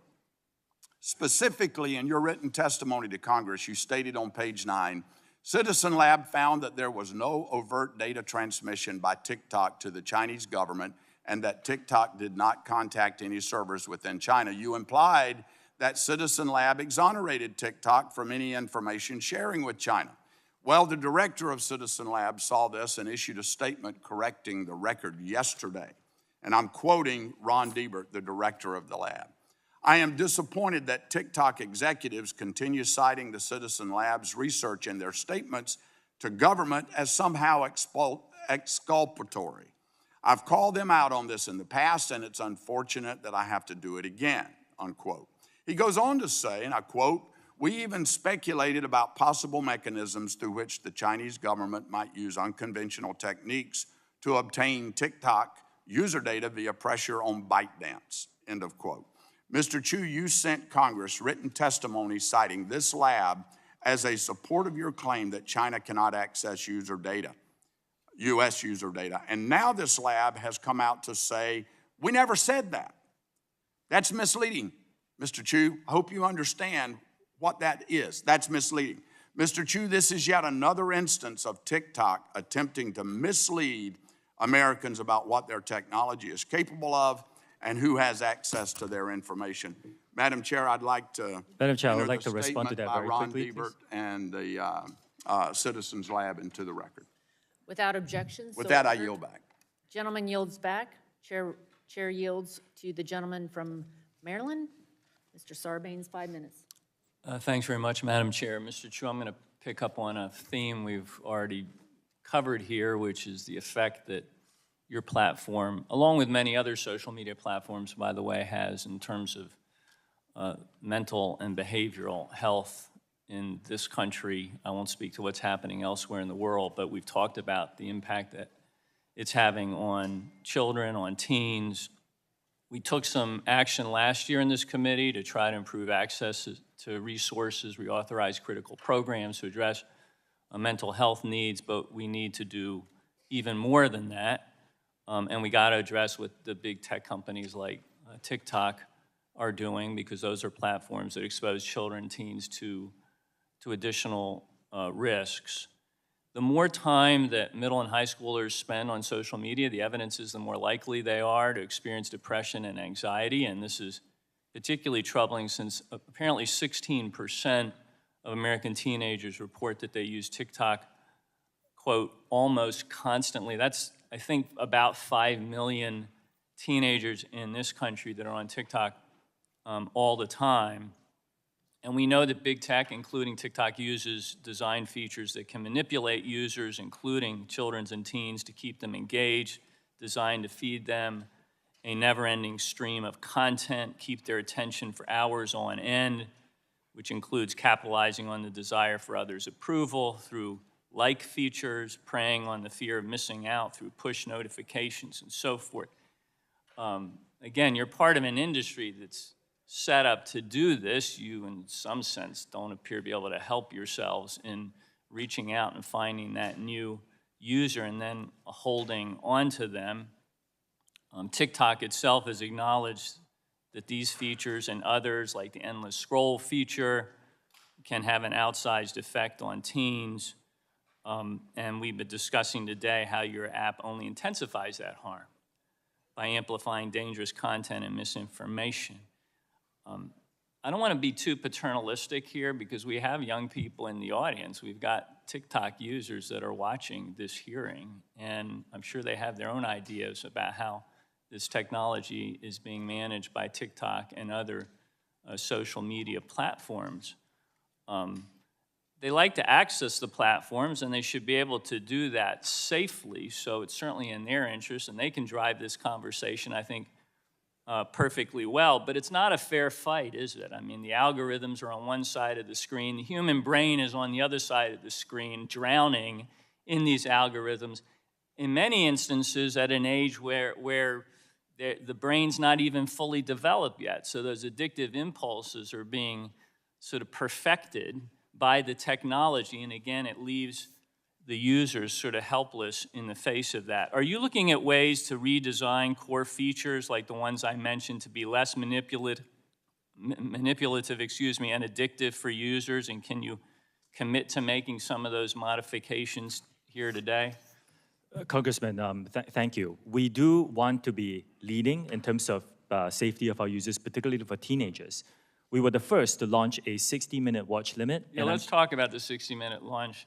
And I'm very glad to see people, others in our industry follow. For many of your recommendations, we'll study them very seriously. Yeah. We actually have a series of features. Like, for example, if you're under 16, you cannot use a direct messaging feature because we want to protect those younger users. If you're under 16, you cannot go viral by default. If you're under 18, you cannot go live. And let me go back to the 60-minute limit because my understanding is that teens can pretty easily bypass the notification to continue using the app if they want to. I mean, let's face it, our teens are smarter than we are by half. And they know how to use the technology, and they can get around these limits if they want to. Are you measuring how many teens continue to exceed the 60 minutes of time on that app? We Any sense understand how that's working? we understand those concerns. Our intention is to have the teens and their parents have these conversations about what is the appropriate amount of time for social media. That's why we give the parents what we call family Let me pairing. ask you this question before I run out of time. If you concluded that putting some reasonable limits in place and trying to find a way to enforce them would lead some percentage of your users to leave TikTok and go somewhere else, is that something that you're prepared to accept? Yes. Really? Well, I'd love to get the research on how these limits are being implemented, how they're being bypassed, and the things that you're taking, the measures you're taking to address those issues going forward. Please bring that information back to our committee as we move forward. I'll be happy to. I yield back. Gentleman yields. Chair recognizes the gentleman from Kentucky, Mr. Guthrie, for 5 minutes. Thank you, Madam Chair, for yielding. I appreciate the time. Mr. Chu, your terms of service specifically state that TikTok does, and I quote, not allow the depiction, promotion, or trade of drugs or other controlled substances. Despite this content being against your terms of service, and I brought this up with other service providers, but despite this content being against your terms of service, content on your platform related to illicit drugs like fentanyl, drug trafficking, and other illicit activity is pervasive and racks up hundreds of thousands of views. For example, in 2020, the Benadryl challenge resulted in the death of an American teenager. And we heard of another one challenge earlier today that brought a death of a teenager. While you were at ByteDance, if you were the CFO for ByteDance, did doing allow related illicit drug trafficking or challenges resulting in death or injury to kids? Congressman, I represent TikTok here today. I can tell you that TikTok does not allow illegal drugs content on our platform. Do it in China? I believe they don't allow this, but I will need to check. I don't run their business. I can tell you TikTok does not allow this. This is what we're concerned about, and my guess, and it would DoIN allow for 41 days a threat against a member of the Chinese Communist Party to stand on their site for 41 days? Again, I cannot speak for DoIN, and I'm sorry, I didn't hear the second part of what you said. Well, we had a threat against the chairman of our committee that was on your site for 41 days. My guess is that would not be allowed in China. That content is, if it's violative, I would look into the specifics, and if it violates our guidelines, it will be taken down on TikTok. Yeah, it surely appears that it does. But the problem is what I'm trying to get at is you seem to be able to prevent this content in China, but so not even taking it down, just prevent it from being posted, and yet it's on your website. So I have a couple of questions about, you said earlier, as soon as you find this information, you take it down. So how quickly does your algorithm detect keywords or content that involve illicit drug trafficking before these posts are self-reported or used by others? We have about 40,000 people working on this now, together with the machines that we train. I don't think any company in our industry can be perfect at this. This is a real big challenge for our industry, but our goal is to get any violative content, including illegal drugs, down to a very, very small number. That's the problem. When we have these hearings, we have CEOs of different companies and of your colleagues and competitors, and we always hear apologies, and we always hear, we want to do better at this, but it just doesn't seem to keep improving, and we see hearing stories of our children, and obviously this has been talked about today. So how many posts and accounts have been identified and removed from TikTok due to content posted related to illicit drugs or other controlled substances? Congressman, we do publish that in a transparency report. I can get my team to get the information to yours. Thank you, I appreciate that. Also, we understand that the way that people use TikTok or other platforms similar to yours is that they ensure flagged user content isn't permitted to jump from.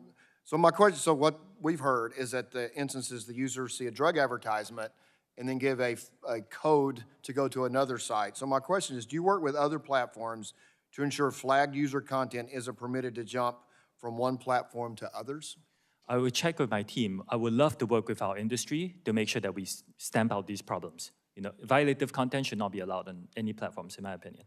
Well, so what's kind of frustrating to all of us here is that we look at what's happening on your sites and others, and particularly that we know, because we've done a research, that you can't have access to illicit drug information or others on DoIN, which is a sister company, as you say, in China. And so it absolutely, if you can prevent it on one and not the other, You obviously have the ability to stop it from moving forward, and yet you don't. Would you like to expand how one of your sister companies can prevent that and you not? I know you don't represent Douyin, but they don't allow it, but it happens on your platform. What's the difference? First of all, the majority of the content on TikTok is fun, entertaining, informative, and very positive for our users.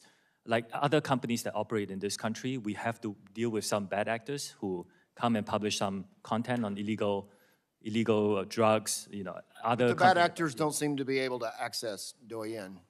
The TikTok US experience should be compared to other US companies because this is a common challenge. But your parent company has the technology to prevent it because you prevent it in China, but you can't prevent it here. What's the difference? That's why I'm asking. Oh, Congressman, there is no technology that is perfect in doing this. We have to deal with the reality of the country that we're operating in. And here in the United States, as with other companies, we share this challenge. We are investing a lot to address the challenge, but we are, it's a shared challenge. But you invest a lot seem to be able to address it in China, but not here. Again, I think the comparison has to be within the single country. We face the same set of challenges here in the US. What's the difference? I'm sorry, I'm out of time, but what's the difference in China and here? Let me give you an example, Congressman. In my home country, Singapore, there is literally almost no illegal drug content because Singapore has very strict drug laws. Thank you. My time's expired now. Yield back. Gentleman yields back. Chair recognizes the gentleman from New York, Mr. Tonko, for 5 minutes. Thank you, Madam Chair. I'm concerned that TikTok's algorithm preys on vulnerable people, including those struggling with addiction, eating disorders, and other mental health conditions. The platform is designed to push content to users that will watch more frequently and for longer periods of time. Unfortunately, for many people suffering from certain mental health disorders, videos that reinforce their fears or negative self-image are more engaging. On top of that, TikTok has received sensitive patient health information and records of browsing activity from multiple telehealth companies like BetterHelp, and Cerebral. People's personal struggles should not be fuel for TikTok's profits. People should be able to seek help to address serious medical concerns without being afraid that their information will be shared with social media companies trying to push more products, services, or content at them. So, Mr. Chu, will TikTok continue to get information from third parties on its users' health, including their mental health? Yes or no? We will continue to work with experts, yes, if that's the question, to identify these issues. Will you continue to get information from these third parties, including their mental health? Yes or no? Congressman, I'm sorry, I may not understand your question. If your question is if I'm working with them on these issues, the answer is yes. It's not the question, it's will you continue to get information from these third parties on its users' health? Get information. We do not get any user health information from third parties, Congressman. You have talked a lot about user privacy and safety. Will you commit here today to no longer using data about users' health, particularly their mental health, to push them content or sell ads? Yes or no? We take our users' mental health very seriously. Yes or no? As far as I'm aware, we don't do that, Congressman. It's not what the... So the answer is no, you will no longer use data about users' health. TikTok systematically exploits users' anxieties by pushing alarming and distressing content onto their For You page. For example, in May of 2022, the LA Times found that some pregnant users searching for information about their pregnancies on TikTok were then shown information about miscarriages, stillbirths, and delivery room traumas. Your company knows that distressing content can have the perverse effect of feeding user engagement. And for TikTok, engagement means money. In the course of a week, what percentage of content that a user sees is considered potentially harmful or distressing content? Congressman, we work with a lot of experts on this. Even before we set the 60-minute time limit for under 18s, if you spend too much time on our platform, you can try it. If you spend too much time, we will actually send you videos to tell you to go out and get some air and get off the platform. What percentage of content that a user sees is considered potentially harmful? I will need to follow up with my team and get back to you on that, if that's okay. Ballpark. I will need to follow up with my team. So are teenagers in particular shown more distressing content? The opposite is true. We actually put in more restrictions to make sure that our teenagers get a better experience. Are expectant or new parents shown more distressing content? I know of many parents, including one I met recently, who actually use our platform to find communities, to connect with other parents and learn a lot more. I've heard amazing stories of creators who have difficulties, and the Reclaiming challenges my they face. time. Are individuals with eating disorders shown more distressing content? We do not, we remove all content that glorifies eating disorders, and we have worked with experts to look at certain certain content that may not inherently be harmful, like diet trends, and make sure that we disperse them more throughout our algorithm. What about those with mental health issues? Are they This is given an more issue we take- distressing content? If a user searches, words that expresses mental health issues, we actually redirect them to a safety page. Like, for example, if you, I don't know if I should say this in public, if you search, "I want to die," we will redirect you to a safety page, for example. So what about those suffering from addiction? Are they given more distressing content? I'm sorry, Congressman, I missed that question. Those suffering from addiction, are they given more distressing content? I missed the first few words, I apologize. What about those suffering from addiction? Are they given more distressing content? Those suffering from Addiction. Addiction. Do you mean drug addiction or? Yes, or any order of addiction. If people search for content, and you can try on a variety of subjects, we will actually direct you to a safety page to give you more resources. And a lot of recovering addicts have actually found the communities on TikTok, and it's really helped them, find their voices and the community and the courage to really overcome their addiction. I personally have heard stories of that. Well, I appreciate your answers, but I was looking for yes or no, and we did not get those.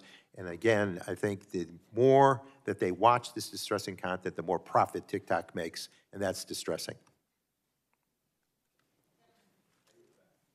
Gentleman yields back. Chair recognizes the gentleman from Michigan, Mr. Wahlberg, for 5 minutes. Thank you, Madam Chair, and we're glad that you're here, Mr. Chu. As Chair Rogers and Representative Burgess mentioned this morning, the Wall Street Journal reported that China will firmly oppose any forced sale or divestiture of TikTok. And this is based not on conjecture, but it's based on comments provided by the official spokesperson at the Ministry of Commerce, who said that any TikTok sale or spinoff would amount to a technology export and would have to adhere to Chinese law and approval. This spokesperson was quoted as saying the Chinese, and I quote, "The Chinese government will make decisions according to the law." The Chinese government. Mr. Chu, do you agree with this official? Yes or no? Congressman, I cannot speak on behalf of a Chinese government official. Do you agree with that official? We will need to look at this because Project Texas is designed to move forward here in the United States, and we are not discussing this, so I don't have specifics. Your company is valued at upwards of $50 billion and has been on the verge of forced sale or ban for 3 years at least, correct? Do you expect this committee to believe you haven't already discussed this scenario with your team? And you should have an answer to this, yes or no, I agree with the Communist Party, or I don't agree with the Communist Party. So, I guess I would say at that point, you disagree with the Communist Party. Explain your discrepancy. Congressman, for 2 years, we spent $1.5 billion US to build Project Texas. This is after very extensive discussions with relevant folks. Project Texas is just something expanded for the future. We're talking about now. We're talking about what you're doing now, what your expectations are now, what your relationship is with the Communist Party, which is our major concern of what the impact that will be with a country. Let me rephrase that. With a Communist Party that doesn't care about America and sees us as standing in their way for superpower. That's our concern, and for you to have direct relationship, direct ownership with ByteDance, and to not have a characterization or an agreement or disagreement that you say explicitly with this party policy, it's hard for us to believe what you're saying. Let me move on. Following up on what Mr. Latta asked about data access by Chinese engineers. In responding to Mr. Latta, you talked about where American user data would be stored in the future. But the question was about access today. storage in the future versus access today. This is total redirection. This blows up any trust we could desire to develop. So to be clear, Mr. Chu, today, do ByteDance employees in Beijing have access to American data? Congressman, we have been very open about this. We have relied on global interoperability. You have access to American data. Congressman, I'm answering your question if you give me just a bit of time.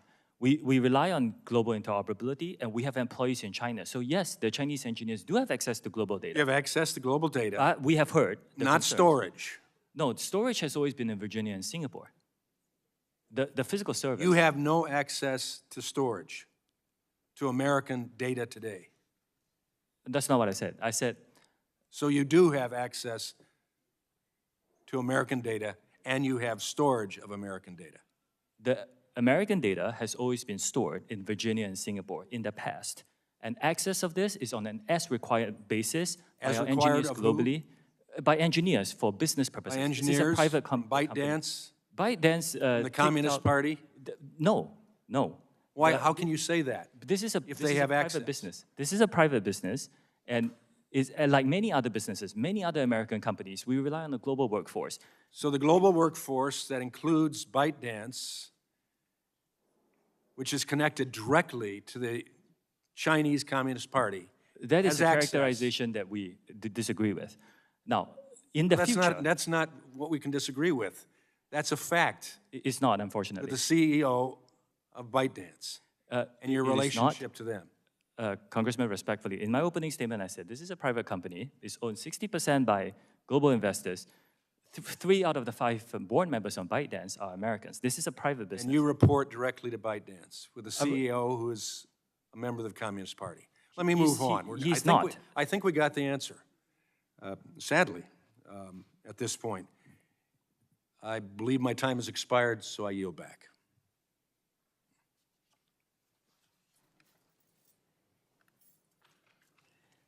Gentleman yields back. Chair recognizes Ms. Clark for 5 minutes.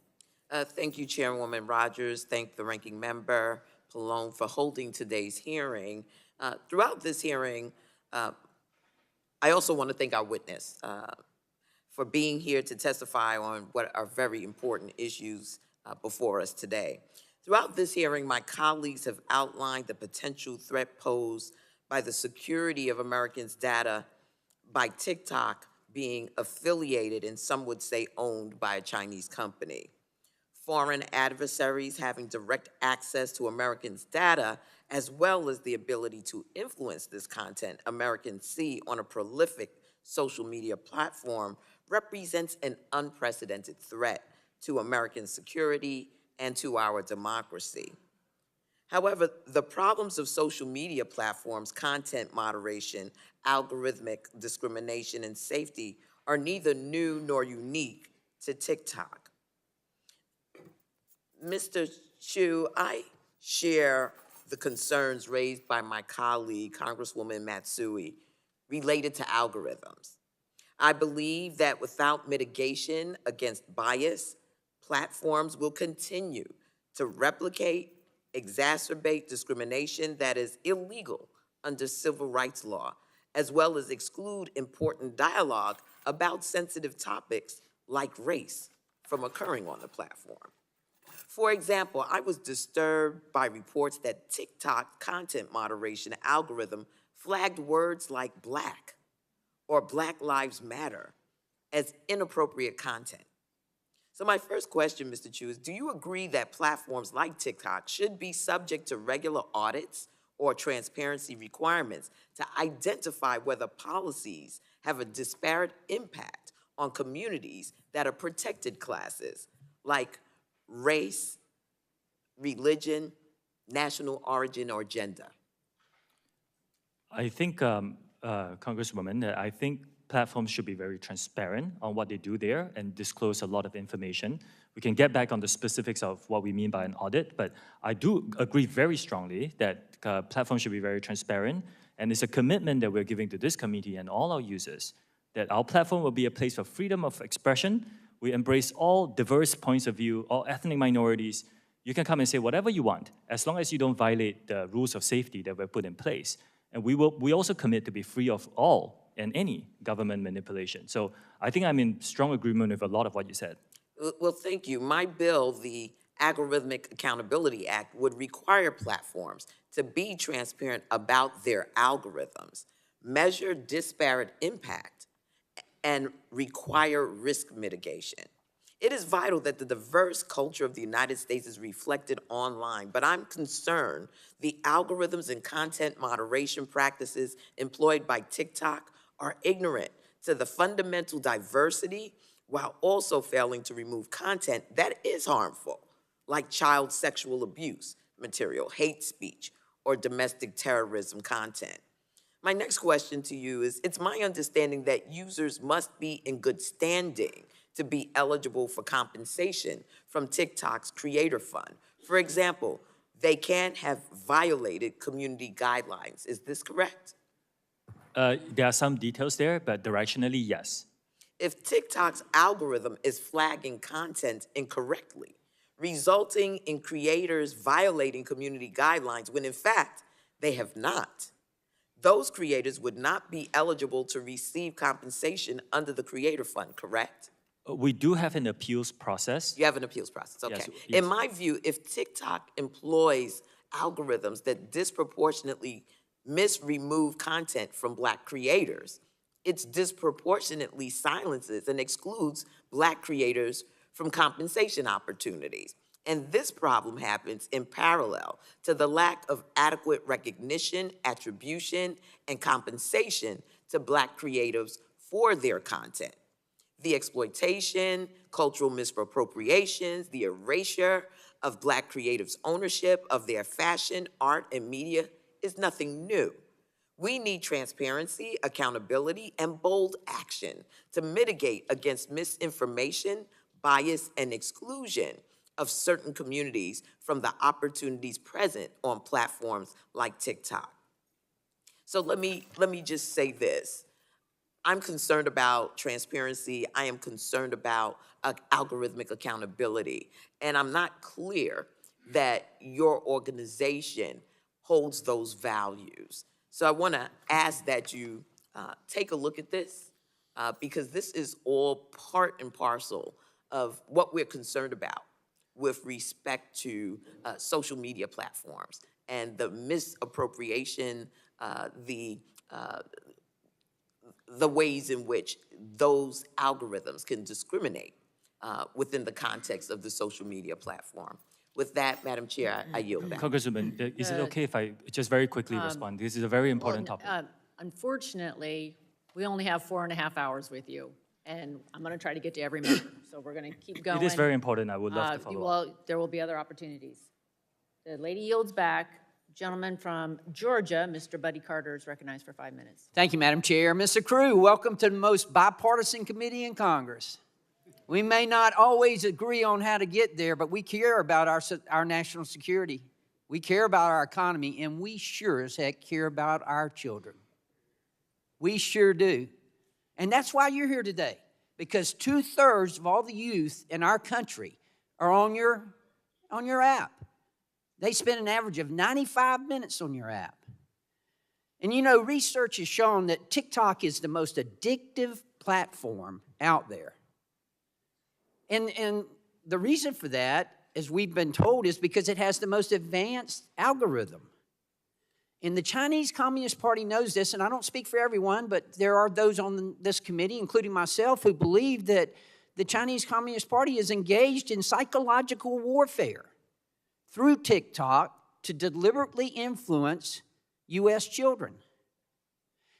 You know, you see behind me, if you look behind me, Mr. Crew, you see some of the challenges that we've seen on TikTok. You know about them. You know about the milk crate. You know about the blackout challenge. You know about the NyQuil chicken challenge, the Benadryl challenge, the Dragon's Breath liquid nitrogen trend, or the challenge that promotes car theft. I want to ask you, as I understand it, there's a sister app in China, Douyin. I'm sorry if I'm butchering the pronunciation. Do they have these same things over there? Do they have these kind of challenges? in China? Congressman, I'm really glad you asked this question. Do they, yes or no? I'm not sure because Yeah, whoa, come on now. You're not sure? I really am not sure. Remember, you took the chair lady, she said you got to tell the truth, okay? Do you know whether they have these kind of challenges like this over in China? Because it's my understanding they don't. I'm not sure because I spend my energies running TikTok. And you don't look at any of your other competitors or look at anything similar to yours. So you don't know whether they don't have this over in China. I did. We have it here, but they don't have it here. And that's why I'm asking you this. Why is it that TikTok consistently fails to identify and moderate these kinds of harmful videos? Why is it? Why is it that you allow this to go on? We've already heard, God bless you, from parents who are here with us, who have lost children. I submit to you, everybody up here cares about the children of this country. Tell me why. This is a real industry challenge, and we're working No, very it's not hard. industry. This is TikTok. We're talking about TikTok. We're talking about why is it that you can't control this? And although I believe in giving credit where credit's due, I want to thank you. It's my understanding that the video that threatened the life of the chairwoman has been removed. Thank you for doing that. Sorry we had to bring it to your attention here, but it's been removed. Tell me why this goes on. This is an industry challenge for all of us here operating in this country. Okay, so much for industry challenge. I want to shift gears real quick. I want to talk about biometric matrix, and I want to talk specifically, can you tell me right now, can you say with 100% certainty that TikTok does not use the phone's camera to determine whether the content that elicits a pupil dilation should be amplified by the algorithm? Can you tell me that? We do not collect body, face, or voice data to identify our users. We do not. You don't? No. The only face data that you will get, that we collect, is when you use the filters to have, say, sunglasses on your face, we need to know where your eyes are. Why do you need to know what the eyes are if you're not seeing if they're dilated? And that data is stored on your local device and deleted after use if you use it for facial. Again, we do not collect body, face, or voice data to identify our users. I find that hard to believe. It's our understanding that they're looking at the eyes. How do you determine what age they are then? We rely on age gating as our key age assurance. Age gating, which is when you ask the user what age they are. We have also developed some tools where we look at their public profile to go through the videos that they post to see whether... Well, that's creepy. Tell me more about that. It's public. So if you post a video, you choose that video to go public, that's how you get people to see your video.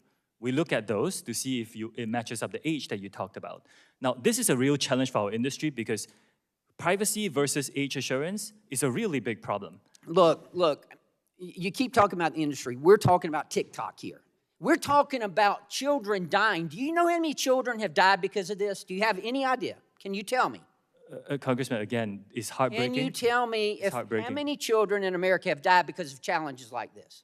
The majority of people who use our platform use it for positive experiences. That's not what I ask you. I ask you, tell me the number of children, of U.S. children who have died because of these challenges. Congressman, again, the majority of people who come on our platform get a good experience. I'm not talking about the majority of children. I want to know a number.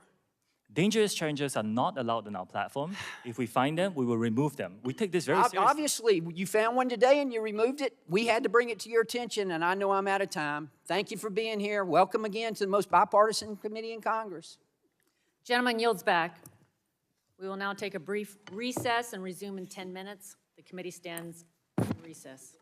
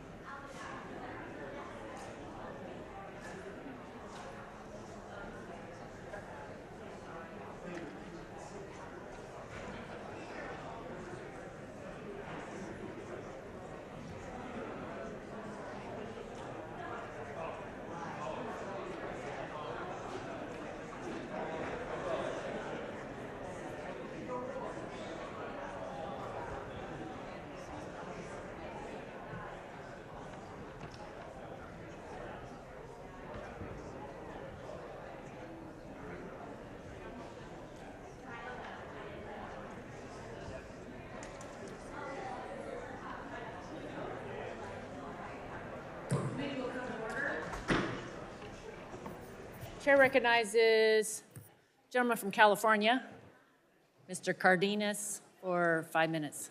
Cardenas, sorry. That's good.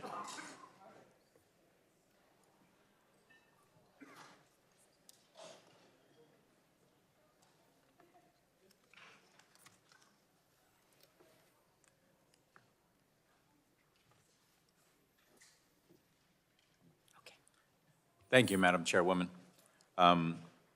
I appreciate this opportunity for this committee to have this important hearing regarding TikTok and its effect on the American people, especially the American children, and the potential effect, not potential, but the effects that it has had and may have in the future when it comes to our democracy and misinformation and disinformation that permeates on TikTok. It's unfortunate that I think most Americans or most parents think that TikTok is this innocent little thing where kids get on there and they do a little dance or something like that. But TikTok is much, much more, as some of my colleagues, and I thank them for bringing up some of these serious issues, literally life and death issues that TikTok is right in the middle of. And also, what I'd like the witness to acknowledge is that it appears that Ms. Kamek, my colleague, brought up those two posters, and since then, TikTok has taken them down since then, not before then. Are you aware of that, Mr. Chu? I was briefed during the break that they are taken down, Congressman. Okay. How do you feel about the fact that it was up for apparently 40-some days, 41 days, and yet in the middle of this hearing, it was brought directly to your attention, and as a result, it has been taken down so quickly? It goes to show the enormous challenge that we have to make sure that although the vast majority of our users come for a good experience, we need to make sure that bad actors don't post violative Yes, content. and the way, Mr. Chu, that you can make sure is that you can make sure that you choose to invest more resources, more money into more ability to pull down damaging and deadly information from your platform. Are you investing more and more and more every day into bringing down that kind of content? That's my question. Are you? Yes, and I'm committed to investing more in this regard to stay on top of the growth. Right here in the United States, many, many languages are used and spoken. For example, TikTok in the United States is being used in many languages. Specifically, when it comes to Spanish language, are you dedicating more resources today than you did months ago, years ago, on making sure that you are combing through that content to make sure that if content is dangerous or damaging or deadly, that you are bringing it down as quickly as possible? Yes, we are investing in more Spanish language content moderation, and yes, we will, once we identify violative content, we'll take it down as soon as possible. Thank you. And your testimony today isn't the only opportunity for you to commit to answering questions to this committee, so I'd like you to forward to this committee. Again, I'm not asking for trade secrets, but I would like to get some semblance of understanding as to how much you are investing with the number of bodies, the number of people, the number of resources in making sure that you are investing more in pulling down content that is either deadly or dangerous on your platform. Can you forward that to the committee? I will check with my team and get back to you on this, Congressman. Thank you very much. Appreciate that opportunity. As was mentioned earlier, it might sound a little funny, but you have, in fact, been one of the few people to unite this committee, members, Republicans and Democrats, to be in agreement that we are frustrated with TikTok. We're upset with TikTok. And yes, you keep mentioning that there are industry issues that not only TikTok faces, but others. You remind me a lot of Mike Zuckerberg. When he came here, I said to my staff, he reminds me of Fred Astaire, good dancer with words. And you are doing the same today. A lot of your answers are a bit nebulous. They're not yes or no. So I'd like to ask you a question. Yes or no? Is your revenue going up at TikTok month over month or year over year?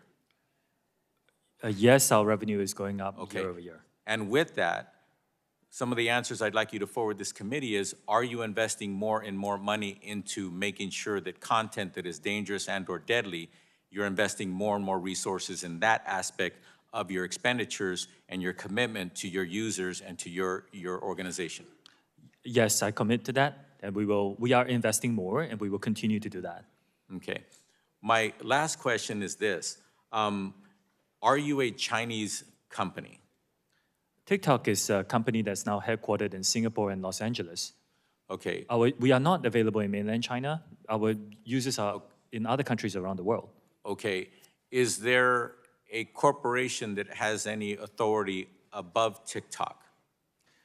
TikTok is a subsidiary of ByteDance, which is founded by a Chinese founder. Yes. And ByteDance is a Chinese company? Well, ByteDance owns many businesses that operate in China. Is it or is it not a Chinese company? Congressman, the way we look at it, it was founded by Chinese No. I'm entrepreneurs. not asking you how you look at it. Fact, is it a Chinese company or not? For example, Dell is a company, it's an American company. They have activities all over the world. Is it a Chinese company? I frequently have these discussions with others on what is a company that is now global. That's okay. I prefer you answer the question and stop dancing verbally on it. Madam Chair, my time has expired. Thank you very much. Gentleman yields back. Chair recognizes the gentleman from California, Mr. Obernolte. Well, thank you very much, Mr. Chu. It's nice to see you again. If I could just bring us back up to 30,000 feet for a second, I just want to talk about what we're afraid of here, what we fear might happen. Social media companies, and TikTok is not unique in this, gather a tremendous amount of user data and then use powerful AI tools to use that data to make eerily accurate predictions of human behavior and then seek to manipulate that behavior. And that's something that it's not just TikTok, it's all our social media companies that are doing this.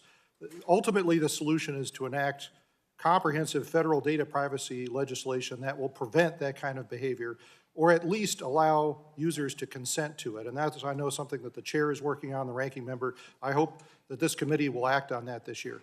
The specific concern here, though, as regards TikTok, is that this type of capability falling into the hands of foreign countries is something that has national security implications, and that's why Congress is getting involved on this issue.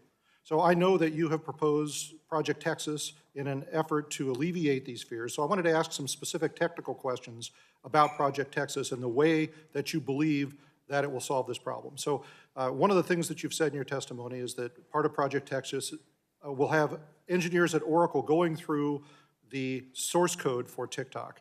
How large is that code base? Well, it's not small, but it's not just Oracle, Congressman. We are also inviting other third-party monitors. We're in the process of figuring out who the best Sure. So we're talking millions, tens of millions of lines of code? How big is the base? It is significant, but it's something that we believe can be done. And again, I want to say that I have not heard of another company, American or not, I has understand. allowed for this to happen. But I mean, you're kind of in a unique position having to answer these concerns of Congress. So are they going through the code for just the app or the app and the server code? I can get back to you on the technical details, but it's comprehensive, including the software that powers a lot of the software that powers the experience. And how long will that review take? I need to get back to you on the timeline, but we are progressing quite well on Project Texas, and whenever we hit a milestone, I commit to be very transparent about it. Okay.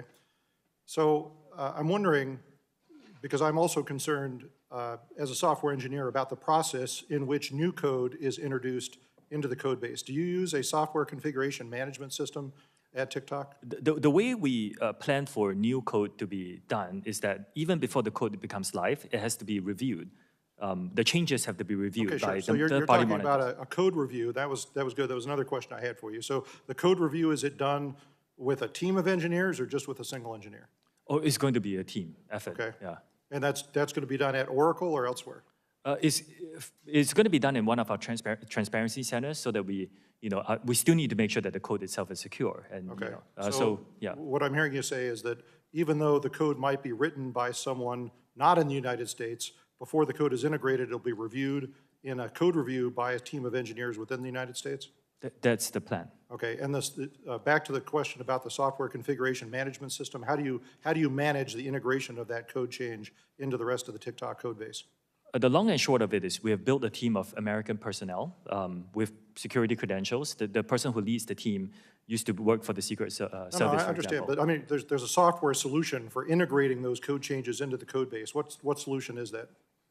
I will need use a to check commercial and one? get back to you on the details. Okay, well, Yeah. specifically what I'd like to know is to make sure that this isn't something that TikTok has created custom, which many companies do, because that would mean that you'd have to review the source code for that as well for security. How do you protect against threats like a malicious actor being hired not by TikTok, but by Oracle, for example, or by USDS? The approach that most companies take for these things is to have several layers of monitoring to make sure that everything that somebody has reviewed, there's a secondary review, so that one malicious actor is not able to create the damage that the malicious actor can do. But you rightly pointed out, these kind of problems are industry-wide problems. Right. Every company has to deal with them. Okay, well, let me ask a specific question about that. I mean, in thinking about if I were a malicious actor, a software engineer on one of your projects, how I would go about writing a malicious code. I wouldn't put it right there and say, hey, I'm malicious. I would put unrelated lines of code in different sections of the code that work together to do something malicious. How do you think that could get caught? Again, we have to rely on third-party experts to help us with that. I think there are enough experts who can catch a lot of these things. The work on security globally, on all data security, is never perfect. Yeah, I understand. But we can have a lot of oversight to keep it safer than any other experience. I appreciate the effort. My concern, Mr. Chu, is I don't believe it is technically possible to accomplish what TikTok says it will accomplish through Project Texas. I just think that there are too many back doors through that process to allow that to be possible, and I think a malicious actor would succeed in inserting malicious code in there if they wanted to. But I see we're out of time. I hope we get an opportunity to talk some more about this. I yield back, Madam Chair. Gentleman yields back. Chair recognizes the gentlelady from Michigan, Mrs. Dingle, for 5 minutes. Thank you, Chairman Rogers and Ranking Member Pallone for holding this hearing, and to Mr. Chu for testifying here today. Your good news, you're halfway through with me. As screen time increases, so do inherent risks. And with the proliferation and popularity of new social media platforms, so does the potential reach of dangerous, provocative, and often harmful content. And my fear, the abuse of collected data. As a representative from the state of Michigan, I can speak from experience on how social media has been used to target members of the Michigan delegation, including a plot to kidnap our governor, and how it can be weaponized to perpetuate harms towards individuals and communities. And you saw firsthand how it targeted the chair of this committee. Today, many of my colleagues on both sides of the aisle have raised legitimate concerns about protecting children online, misinformation, and securing our data. Concerns that I share, and has been said by many of my colleagues, are bipartisanly shared.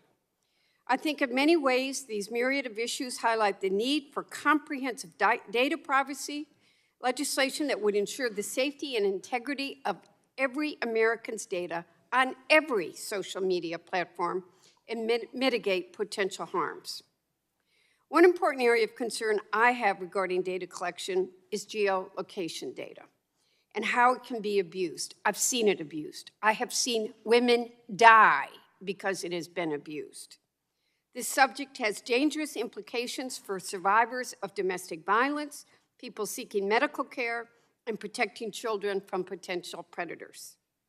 Mr. Chu, in your testimony, you wrote that current versions of the app do not collect precise or approximate GPS information from U.S. users. Yes or no answers, please. Mr. Chu, have any prior versions of TikTok's app collected precise GPS information from U.S. users? Yes or no? Yes, from back in 2020, about 3 years ago. Are there currently TikTok users who still hold old versions of the app that collect precise GPS information from U.S. users? Yes or no? There could be, but that's a small percentage today. Still dangerous. Has TikTok at any time fed precise GPS information collected from U.S. users into algorithms to serve user ads? Yes or no? I will need to check on the details because we do not currently collect that. So I need to check on the details. Yeah, I'm sure there's a yes there. But has TikTok at any time fed precise GPS information collected from U.S. users into algorithms? I know I'm having talk today to make inferences about users? Yes or no? I'm not sure of the specifics. I'd like answers, yes or no, after this. Has TikTok at any time sold precise GPS information collected from U.S. users? Yes or no? We do not sell data to data brokers, if that's the question. And you've never done that? I do not believe so. Has TikTok at any time sold or shared with third parties or algorithmic inferences that were made using, in part or in whole, precise GPS information collected from U.S. users? Yes or no? Congressman, I need to check on these specifics. What I can tell you is right now we do not collect precise GPS location data in the United States. All right. Does TikTok still use inferences that were made using, in part or in whole, precise GPS information collected from U.S. users? I'm sorry, would you repeat that? Does TikTok still use inferences that you've gained that were made using, in part or whole, precise GPS information collected from U.S. users in your algorithms? That will be a very technical question. I will have to check and get back to you. Has TikTok at any time provided the Chinese government with either precise GSP information collected from U.S. users or inferences made from that data? That I can give you a straight and no.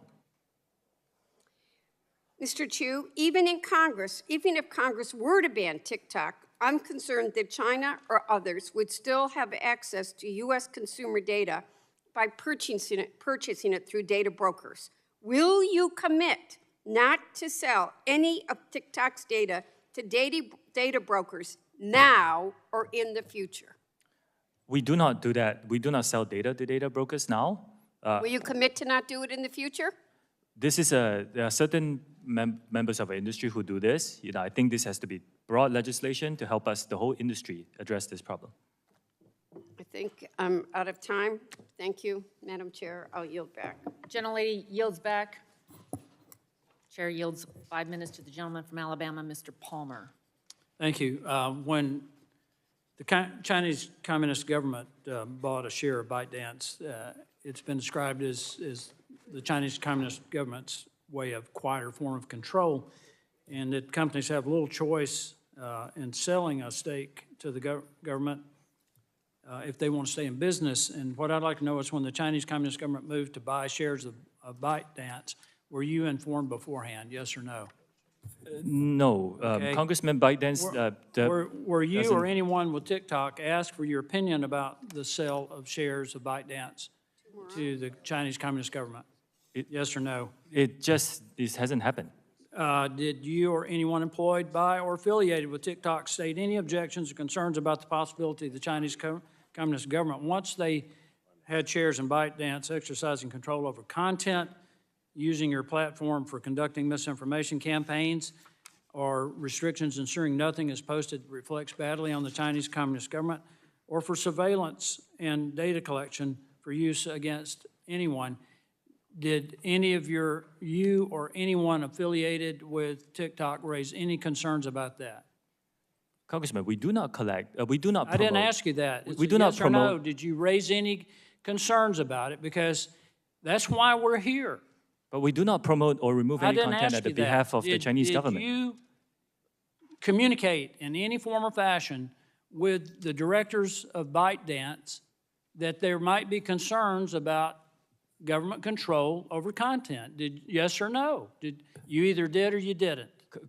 Congressman, You didn't. I just want to make this clear. We do not remove or promote content at the request of the Chinese TikTok government. insiders have already said that the company is tightly controlled by ByteDance. It even gets down to the hours they work. So obviously, you didn't say anything. There's a serious concern by Chinese companies, privately held companies, about doing anything against what the Chinese Communist government wants. I want to ask you this. Does TikTok screen against manipulative content from child predators, yes or no? Do we screen? Do you screen against them?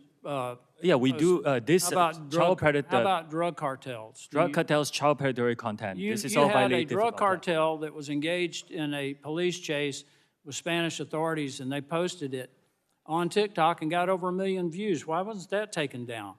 And are you doing it with human traffickers or terrorists? I mean, do you withhold content from from nations that might be committing crimes against humanity?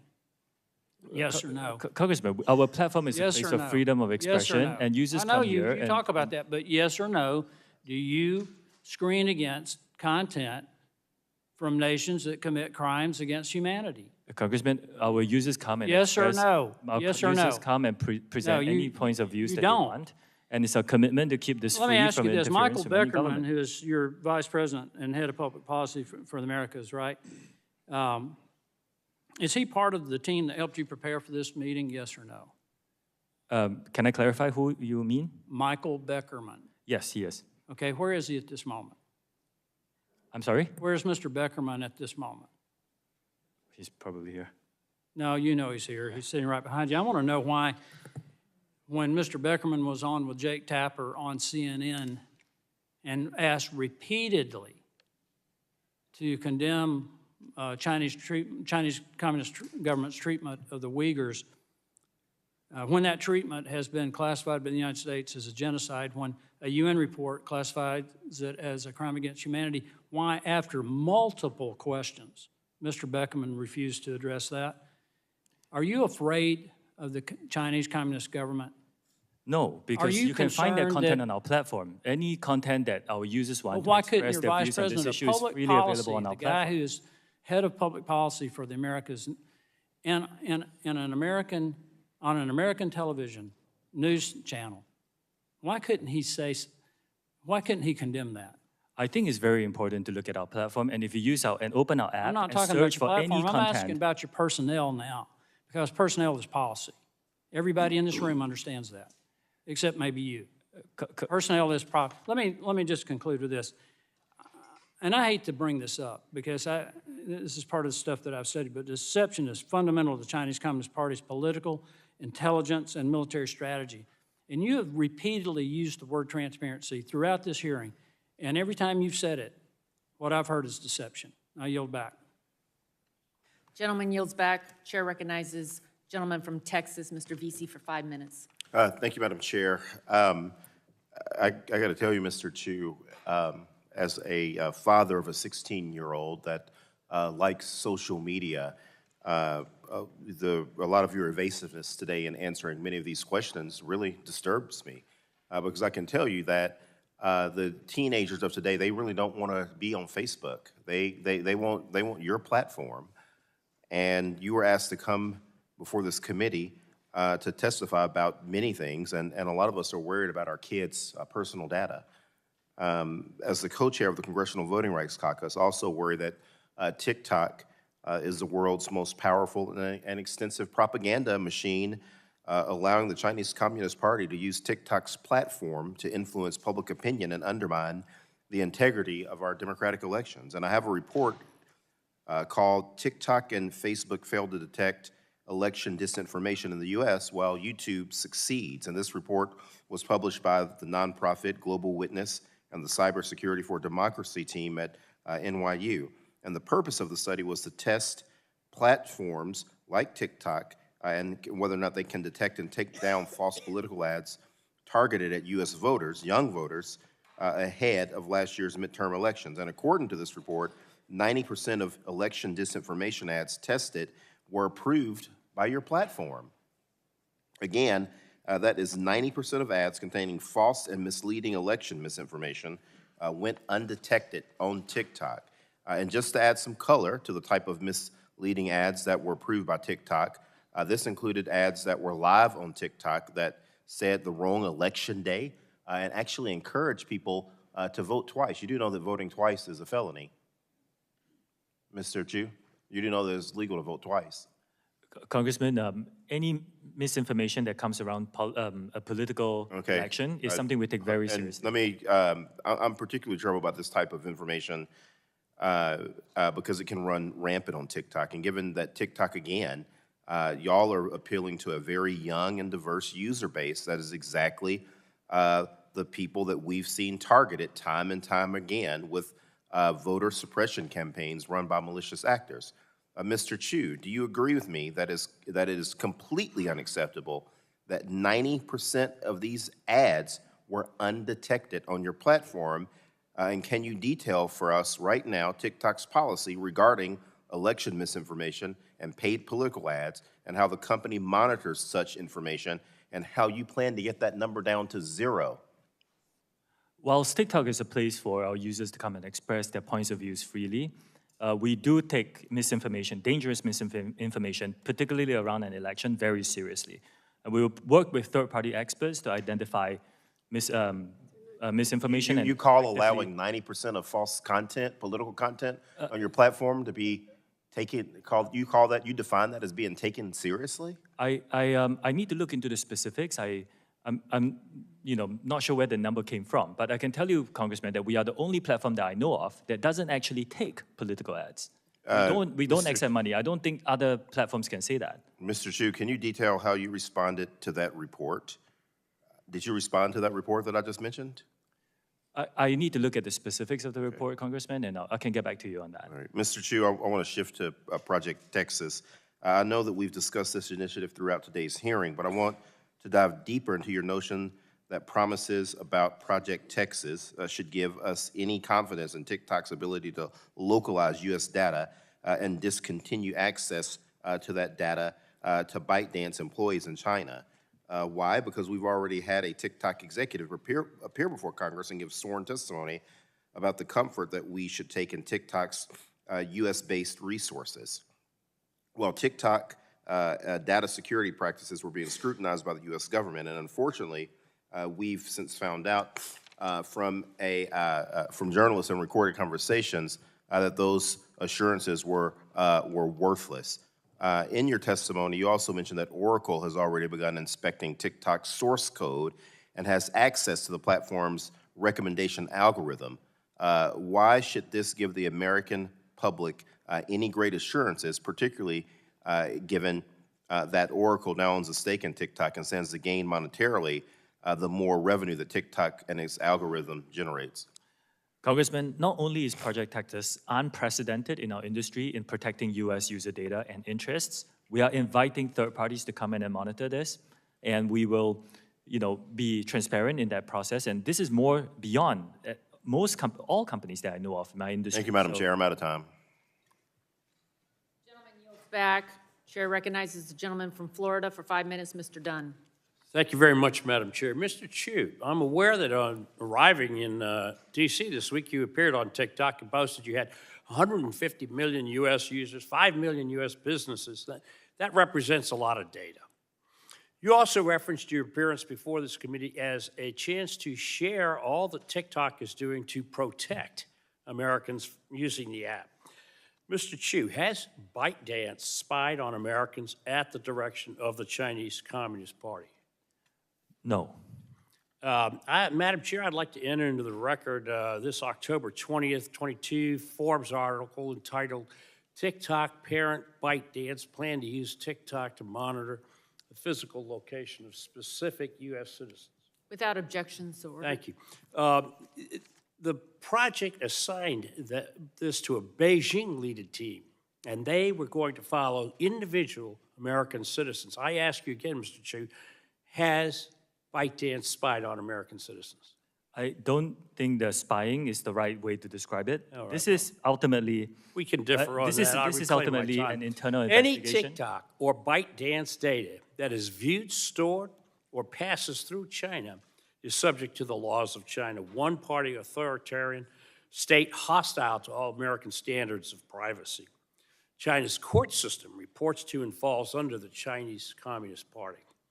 And like fentanyl analogs, which we all know are also manufactured in China, although they are illegal there, I fear TikTok will grow into a much bigger problem, a cancer, if you will. And I'm deeply worried that it may be too late to stop the spread of this cancer. Like fentanyl, another China export, which causes addiction and death, dangerous algorithms in Chinese Communist Party are not good for Americans, not good for our families, and definitely not good for the United States. Mr. Chu, prior to serving as the CFO of ByteDance, you served as a CFO and Director of Global Operations for ShowMe from 2015 to 21. Is that correct? Are you asking me in 2015? Very good. Would you mind repeating that, please? Madam Chair, I'd like to enter another article into evidence. This is from the National Cybersecurity Center in Lithuania. Without objection, so ordered. Thank you. This report outlines numerous data security risks, including how the privacy of European users was violated in clear cases of unauthorized collection of user data by ShowMe. This sounds exactly what many of my colleagues have been talking about today. Worse yet, the ShowMe phones sold to Europeans had a list of 449 words and phrases which would be automatically censored on the device. Censored phrases included the Voice of America and Democratic Movement, among others. This analysis was conducted on devices which were manufactured and sold to Europeans while you were the head of operations for ShowMe. It does not follow that you expect us to believe that you would not censor on behalf of the Chinese Communist Party, since you've already done so. I want to be unequivocal on this. We do not remove or promote content on behalf of the Chinese TikTok, government. in your words, strives to deliver on their mission to inspire creativity and bring joy to American users, I assure you that is not the mission or goal of the Chinese Communist Party, which runs the People's Republic of China, that TikTok's parent company, ByteDance, is domiciled in. Mr. Congressman, Chu, you can these are check with our users straightforward to things. see the world experience that they're deserves an getting. Answer. You have not given straightforward answers. We don't find you credible on these things. With that, Madam Chair, I'd like to yield the balance. Congressman, you have given me no Mr. time to Obernolte answer your of questions. California. I reject the characterizations. I yield it Who to are you Mr. yielding Obernolte. to, Dr. Dunn? Mr. Obernolte? Okay. Well, thank you, Madam Chair. Mr. Chu, I'd like to continue our discussion of Project Texas, if we could. Part of Project Texas is that engineers at Oracle will review the algorithms used by TikTok to confirm that they're free of foreign influence. I have a question about that because we're talking about AI, that's a very generic term. Do you use machine learning to influence the algorithms at TikTok? This gets very technical, and we have published several blogs about this, which I can forward to your team. Okay. But yes, it's mainly based on interest signals. Right, okay, Like, so here's my question. How could looking at the algorithm confirm that it's free from foreign influence? Because the algorithm is just a neural net architecture with inputs and outputs and weights, and how to train that. I mean, the influence is an external factor. So I'd appreciate it if you could give us, I see we're out of time again, a written answer to that. But again, I am concerned that what you're proposing with Project Texas just doesn't have the technical capability of providing us the assurances that we need. I yield back, Madam Chair. Gentleman yields back. Chair recognizes Ms. Custer. Ms. Custer is not here. Ms. Barragan for 5 minutes. Thank you, Madam Chair. Mr. Chu, TikTok warns users when content is graphic or disturbing and labels state-affiliated media accounts to ensure the viewers aren't seeing propaganda. Does TikTok provide similar information to Spanish speakers, users, as well as English speakers? I believe so, Congressman. I will get back to you on that. Okay, and do you know if TikTok has a specific strategy for tackling Spanish language content that violates its trust and safety guidelines? We do. I will get back to you on the specifics on that. Okay. When offensive English language search terms or hashtags are blocked for violating community guidelines in English, is the Spanish translation of the term or the hashtag automatically blocked as well? I believe so, but let me check the specifics and get back to you. Do you have any idea how many people that you might have working at TikTok that addresses Spanish misinformation? I know ballpark, it's quite a significant team, but I can get back to you on the details.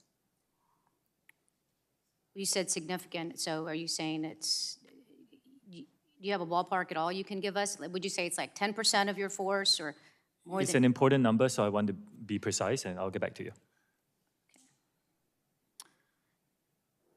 Okay. Do you happen to know if a TikTok can effectively ensure that Spanish-speaking users between the ages of 13 and 17 are not being targeted by ads promoting harmful content? We have very strict policies for our users who are in the teenage age group, and regardless of what language they speak. So we want to make sure that they are given a very safe experience on our platform, regardless of the language they Well, I know, I'm use just it. trying to, I'm trying to ascertain resources you may be putting into Spanish speaking and Spanish language. Last year, the Congressional Hispanic Caucus met with TikTok. This was one of the conversations, and a source of the discussion was addressing Spanish language disinformation and misinformation. It remains an urgent priority for the Congressional Hispanic Caucus as Hispanics across the country increasingly turn to social media for vital information. We heard earlier in this hearing that there was, video, there was a TikTok post threatening the chair of the committee, and it took some 40 days to take it down. So I guess I'm a little concerned if your team doesn't have the resources and the capability to flag that, what kind of capability is it going to have to bring down misinformation, disinformation to Spanish speakers, which I'm assuming is a smaller fraction of the workers that you have at TikTok? TikTok is a place for all our users to come and express their very diverse views, and we are open to all ethnicities, and we are open to all everyone to come here and freely express their views. So it is our commitment to make sure that the safety of those users, regardless of the language, and of course, the Spanish language user base is super important to us. Okay, we so need to you make sure can't- that we continue to Okay, invest so in that. you don't have an answer then. Okay, I will look forward in your coming back. We've heard a lot about the concerns about children who may be on TikTok. Mr. Chu, at what age do you think it would be appropriate for a young person to get on TikTok? We have 3 different experiences here in the United States. There is an experience for under 13s, which is highly restricted. I'm asking what you think would be the appropriate age to have a child get on TikTok. Our approach is to give differentiated experiences for different age groups and let the parents have these conversations with their children to decide what's best for their family. So you think that there is a sufficient safety mechanism for an 8-year-old to be able to access TikTok? An 8-year-old's experience on TikTok will be so highly restricted that every single piece of content he or she will see will be vetted by Common Sense, our third-party child safety expert, and the 8-year-old will not be able to post, and the 8-year-old will not be able to see any personalized feed and 0 advertising in that experience. So I believe, yes, it is the appropriate experience for an 8-year-old. Well, then why don't you let your 8-year-old child on TikTok? I have seen these news articles. I would like to address that. My kids live in Singapore, and in Singapore, we do not have the under 13 experience. If they lived here in the United States, I'll let them use the under 13 experience. Okay, so you're saying it's because of the country you live in, it doesn't have the same mechanisms. Is there a reason you don't have those same mechanisms everywhere? In principle, we want to provide a good experience for our users in general. We don't want to monetize from people who are under 13. In the US, we are COPPA compliant, and as part of that, we will deem as I want to get these specifics right. We will deem as a particular type of mixed audience app. Want to make sure that that's right. And as a result of that, we have to provide an experience to our under 13 users in this country as well. My time has expired. Thank you. I yield back. He yields back. Chair recognizes the gentleman from Utah, Mr. Curtis. Thank you, Madam Chair. Mr. Chu, my children are getting ready to run a marathon, and I noted during this hearing that they'll be running for about the same amount of time that you'll be sitting in that chair today. Unfortunately, I only get you for 5 minutes, so instead of a marathon, I'd like to do a sprint with you. And I want to go back up to that 30,000 feet level. Would you agree with me that Section 230 was created to protect platforms like yours from lawsuits when you distribute information? Don't overcomplicate it, just like 30,000 feet. Yeah. So then would you agree that there's a line drawn between publishers of information and distributors of information, specifically in the Section 230 language? I think 230 is a very complex topic. I understand, but remember, we're at 30,000 feet. So in short, your platform distributes content that other people's publish. One of the early challengers to Section 230 was when AOL refused to take down a post of somebody that had inappropriately put associated a phone number with the Oklahoma City bombings.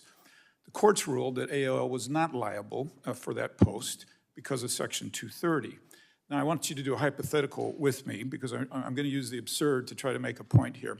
Let's suppose hypothetically that AOL, instead of just posting that, actually wanted to magnify that voice, and so they took out an ad in the Wall Street Journal linking that phone number with the Oklahoma City bombing. And let's suppose they didn't stop there, but they went further, and they took out a Super Bowl ad linking that phone number with the Oklahoma City bombing. And let's suppose, hypothetically, they didn't stop there. They sent a flyer to every home in America linking that phone number to the bombing. And I guess the question is, would AOL have moved from a distributor to a publisher in this made-up example? Congressman, I think, respectfully, I think everybody can see that they would. This is not a hard question. Moving that far away from the intent would have moved them to a publisher.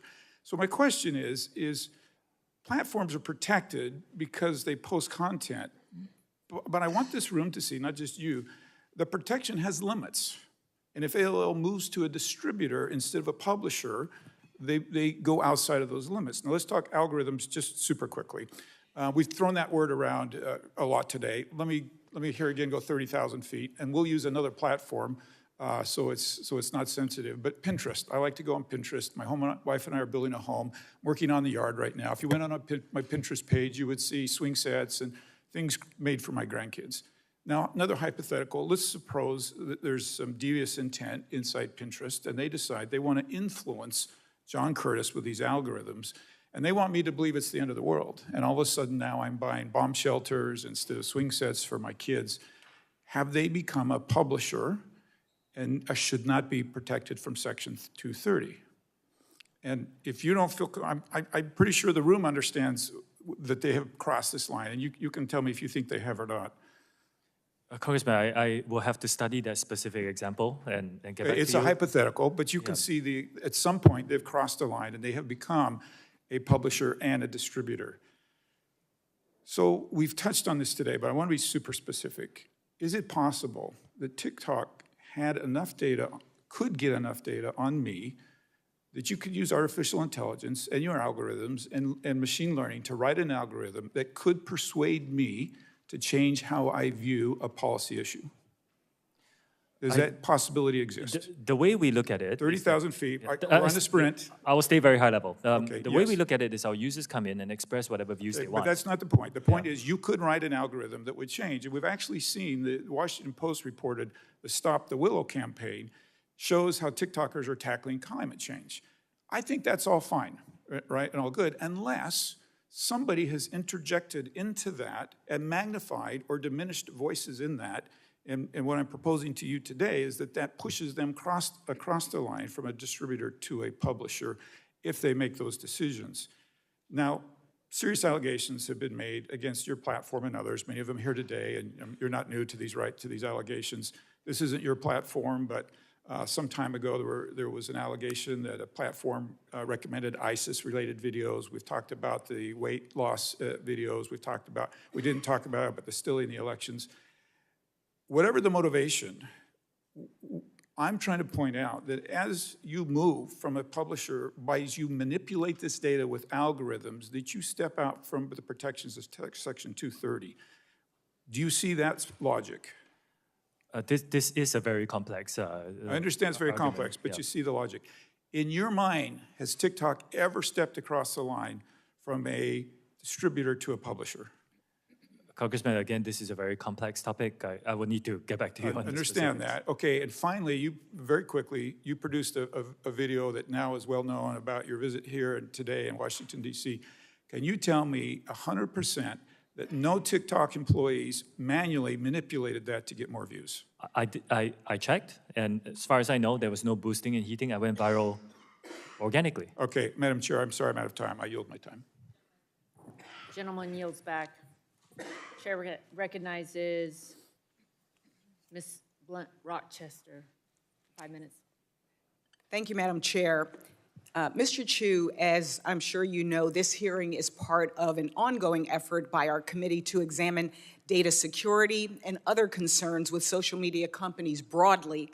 And I have to tell you, I came to this hearing interested to hear the actions that TikTok is taking to combat misinformation, protect our young people, and ensure our national security. But I've not been reassured by anything you've said so far, and I think, quite frankly, your testimony has raised more questions for me than answers. As some of my colleagues already noted, platforms like TikTok can easily manipulate and undermine user autonomy with addictive features, invasive data collection practices, and disseminating misinformation and disinformation. That's why I will be reintroducing the Detour Act to mitigate this harm. Mr. Chu, yes or no, would you oppose legislation that banned the use of intentionally manipulative design techniques that trick users into giving up their personal information? In principle, it's just a yes or no. In principle, I agree that that kind of practices is not. And can TikTok users opt out of targeted ads? Yes or no?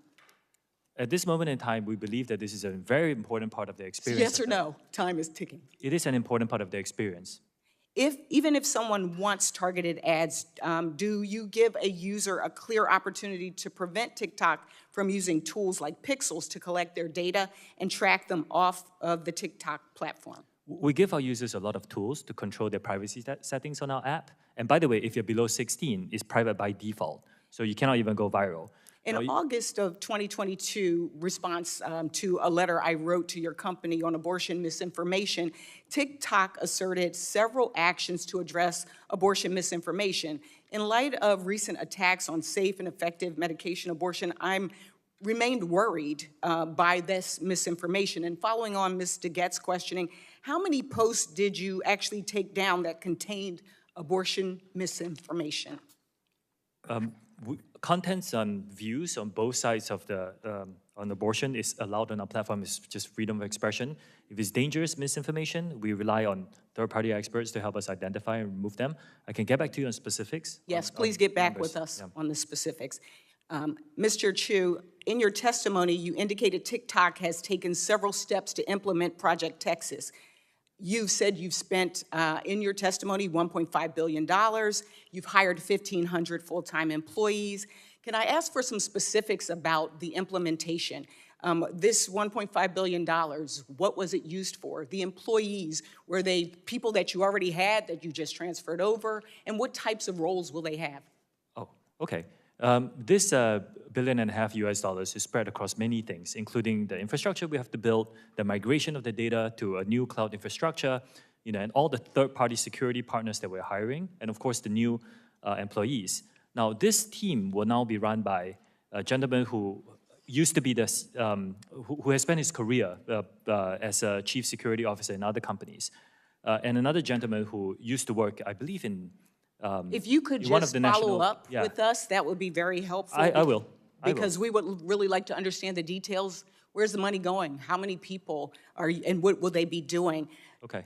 As I put just kind of a finer point on this, one of my concerns is that we came here hoping to hear some actions that would alleviate some of our concerns and our fears. We got family members. We have a lot of folks here that are constituents, that are content creators.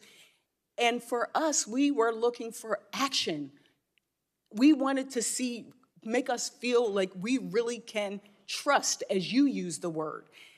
What I leave here with is thinking about the fact that your company is, I learned that you have personalized data advertising for kids as young as 13. And we've heard until Project Texas is supposedly stood up, engineers in China still have access to personal data. And that means engineers in China have access to personal data of 13-year-olds in the United States. And I think that really summarizes why you see so much bipartisan consensus and concern about your company. And I imagine that it's not going away anytime soon. Thank you, Madam Chair, and I yield back. Gentlelady yields back. Yield to the lady from Arizona, Ms. Lesko, for 5 minutes. Thank you, Madam Chair. Mr. Chu, do you agree that the Chinese government has persecuted the Uyghur population? Congresswoman, if you use our app and you open it, you will find our users who give all sorts of content. That's not my question. My question is, do you agree that the Chinese government has persecuted the Uyghur population? While it's deeply concerning to hear about all accounts of human rights abuse, My role here is to I explain think what you're our being platform pretty does on this. evasive. It's a pretty easy question. Do you agree that the Chinese government has persecuted the Uyghur population? Congresswoman, I'm here to describe TikTok and what we do as a platform. And as All a right. platform, we allow our users to freely express All their right. views on this issue Earlier and any other issue today- that matters to them. Well, you didn't answer the question. Earlier today, Chairman Rogers asked you, and I quote, "Have any moderation tools been used to remove content associated with the Uyghur genocide, yes or no?" Your answer, "We do not remove that kind of content." Yet, in 2019, TikTok suspended the account of Feroza Aziz, an American 17-year-old, after she put out a video about the Uyghur genocide. So your answer, sir, does not align with history. That particular case was a mismoderation. I believe that video had a picture of Osama bin Laden, so we No. thought it was content that was inappropriate. Yeah, I looked it up. That was a different post that they banned. I can get back on the banned. specifics, yes. My next question. India banned the use of TikTok in their country in 2020. New Zealand has banned the installation of TikTok on devices connected to the country's parliamentary network. Canada banned the installation of TikTok on government devices. The United Kingdom has banned the TikTok app from government-owned devices. Belgium banned the TikTok from government phones. The European Union banned the installation of TikTok on government devices. All cited security risks with the company's data collection and connection to the Chinese Communist Party. Recently, our U.S. FBI Director Christopher Wray said about TikTok, quote, "This is a tool that is ultimately within the control of the Chinese government, and to me, it screams out with national security concerns." Mr. Chu, how can all of these countries and our own FBI director have been wrong? I think a lot of risks that are pointed out are hypothetical and theoretical risks. I have not seen any evidence. I'm, eagerly awaiting discussions where we can talk about evidence, and we then can address the concerns that are being raised. Yes, my next question revolves around an article. India banned TikTok in 2020. A March 21st Forbes article revealed how troves of personal data of Indian citizens who once used TikTok remain widely accessible to employees at the company and its Beijing-based parent ByteDance. A current TikTok employee told Forbes that nearly anyone with basic access to company tools, including employees in China, can easily look up the closest contacts and other sensitive information about any user. This current TikTok employee also said, quote, "If you want to start a movement, if you want to divide people, if you want to do any of the operation to influence the public on the app, you can just use that information to target those groups." Why would Mr. Chu, why would a current TikTok employee say this if it wasn't true? This is a recent article. I have asked my team to look into it. As far as I know, we have rigorous data access protocols. There's really no such thing where anybody can get access to tools. All right. So I disagree with a lot of the conclusions of that. Madam Chair, I request unanimous consent that the Forbes March 21st, 2023 article be added to the record. Without objection. And I would like to turn over the rest of my time to Mr. Abernoldi. Thank you, Madam Chair. Mr. Chu, I'd like to continue asking the question that we ran out of time last time. So as part of Project Texas, you're going to have engineers at Oracle review the algorithms, the machine learning algorithms that TikTok uses to ensure that they're free from foreign influence. But as you and I were discussing, reviewing the algorithms doesn't do anything. The algorithms were simple. That's not where the secret sauce is. The secret sauce is in the data used to train them and the outcomes that you're asking them to predict. Would you agree with that? No, I actually believe that with third-party monitoring, you can identify a lot of the motivation of the code. And with enough third-party expert, you can identify a lot of what the code is designed to do. But how would you verify that you couldn't ask the algorithm for a different outcome than the one that the rest of the source code is asking for? The algorithm will be trained with this. Again, it's very technical, but it will be trained based on weights, for example, and those are things that we can verify. What weights are you putting on likes? If you could give us a written response to that, I'd appreciate it because I'm interested. Thank you, Madam Chair. I yield back. The lady yields back, gentleman, lady yields back. Chair recognizes for 5 minutes, gentleman from Florida, Mr. Soto. Thank you, Madam Chair.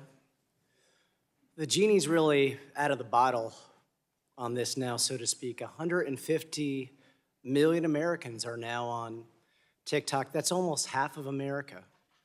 They're expressing themselves in art and music, poetry, short film, comedy, among other creative expressions, and many of them are inspiring, talented young people. But we also on the committee recognize there's a darker side to it, right? Violence, adult themes, drug and alcohol, sexualization, suicide, all major issues on TikTok, but also Twitter, Facebook, YouTube, and other social media platforms. So the solution, as I see it, is to regulate TikTok and other social media platforms. And that job, Mr. Chu, as you know, really falls to us. There are real concerns, bipartisan common ground we've already had. We had a federal device ban that was voted on bipartisan in the omnibus. And I co-introduced a bill with my dear friend, Representative Kamek, about notices of that federal ban. Madam Chair, I think the first key is privacy. We have to pass the comprehensive legislation that got out of this community but eluded us in the last Congress. I'm really hoping we can get that done, and I'm really excited about hearing that from folks. The other thing is that TikTok needs to be an American company with American values and end its ties to the Chinese Communist Party. This is something that'll be critical as we look and go forward. And then three, we all agree we have to protect our kids. The committee should consider banning the use for children under 13 of not just TikTok, but all social media platforms, or at least empower parents. In addition, have rules of the road for teens that are 13 to 17 so that families can do what's right for their families. So for privacy, that's on us. Internet privacy is on us. As far as being an American company, Mr. Chu, as you know, the Committee on Foreign Investment in the United States at the Department of Treasury reviews foreign investment that affects national security. Right now, they've negotiated with your company about this Oracle setup that you've talked about, servers in an American company in America, in Texas, and then Oracle would monitor the algorithms. But pressure is mounting. So, Mr. Chu, would TikTok be prepared to divest from ByteDance and Chinese Communist Party ties if the Department of Treasury instructed you all to do so? Congressman, I said in my opening statement, I think we need to address the problem of privacy. I agree with you. I don't think ownership is the issue here. With a lot of respect, American social companies don't have a good track record with data privacy and user security. I mean, look at Facebook and Cambridge Analytica, just one example. So I do think that it is not about the ownership. It is a lot about making sure we have Project Texas, making sure that we're protecting and firewalling US user data from unwanted foreign access, giving third parties to come in to have a look at this, and making sure that everybody is comfortable. We're giving transparency and third-party monitoring, and that's what we're doing for Project Texas. Well, I would at least encourage you all to start having the dialogue, should that be where the president and the Congress ends up going. The third thing is on parents. I had a constituent of mine, Brandy of Lake Nona, say, I'm a parent of two teenagers, 14 and 18 years old, both of whom have been harmed by social media. TikTok's algorithms supply my 14-year-old son with a continuous stream of inappropriate content and has negatively influenced his perception of all females. I noticed the attention span of both of my teens has changed or decreased dramatically, and social media has made my daughter insecure, leading to an eating disorder and ultimately depression. What safeguards do you have, and what should we tell Brandy of Lake Nona about how we can help her protect her children? We have a differentiated experience. I mentioned just now about the experience if you're below 13, very, very restricted. If you're below 13 to 17, Congressman, we actually have a whole series of things. First, the content that you see, we make sure that we remove things that could be mature themes from your feed. We also, by default, do not allow under 16s to use direct messaging. We do not allow under 16s to, we set their accounts to private by default. They can go viral. If you're below 18, we shut off some features for you. Like, for example, you're not allowed to post live streams. Neither are you allowed to send virtual gifts. So we take this very seriously, and we want to continue to build to ensure that we're giving our under 18 teenagers on our platform. Although today they are only a minority of our user base today, but we still take it very seriously. Mr. Chu, I'd encourage you to continue thinking about how to get the word out to parents across the nation on some of these tools as well, as we here craft a privacy law that will help provide well-needed regulation to social media companies across the nation. Thank you, and I yield back. Gentleman yields back. Chair recognizes the gentleman from Indiana, Mr. Pence, for 5 minutes. Thank you, Chairwoman Rogers and Ranking Member Pallone, for holding this hearing. I love both of your opening remarks. Like my colleagues have discussed today, our increasingly digital world leaves Hoosiers and all Americans in the dark about who has access to their information. For TikTok users, that could be third-party data brokers, advertisers, or the Chinese Communist Party. TikTok aggressively feeds addictive content to users to glean massive amounts of personal data that's worth a fortune. For Hoosiers watching at home, this isn't just data about your favorite sports team. You know, if there really are 150 million users in the U.S., this suggests to me that the CCP has a finger on the pulse of almost half our nation's population. I find that hard to believe. But this week, I decided I would ask my constituents in southern Indiana to share their stories with me.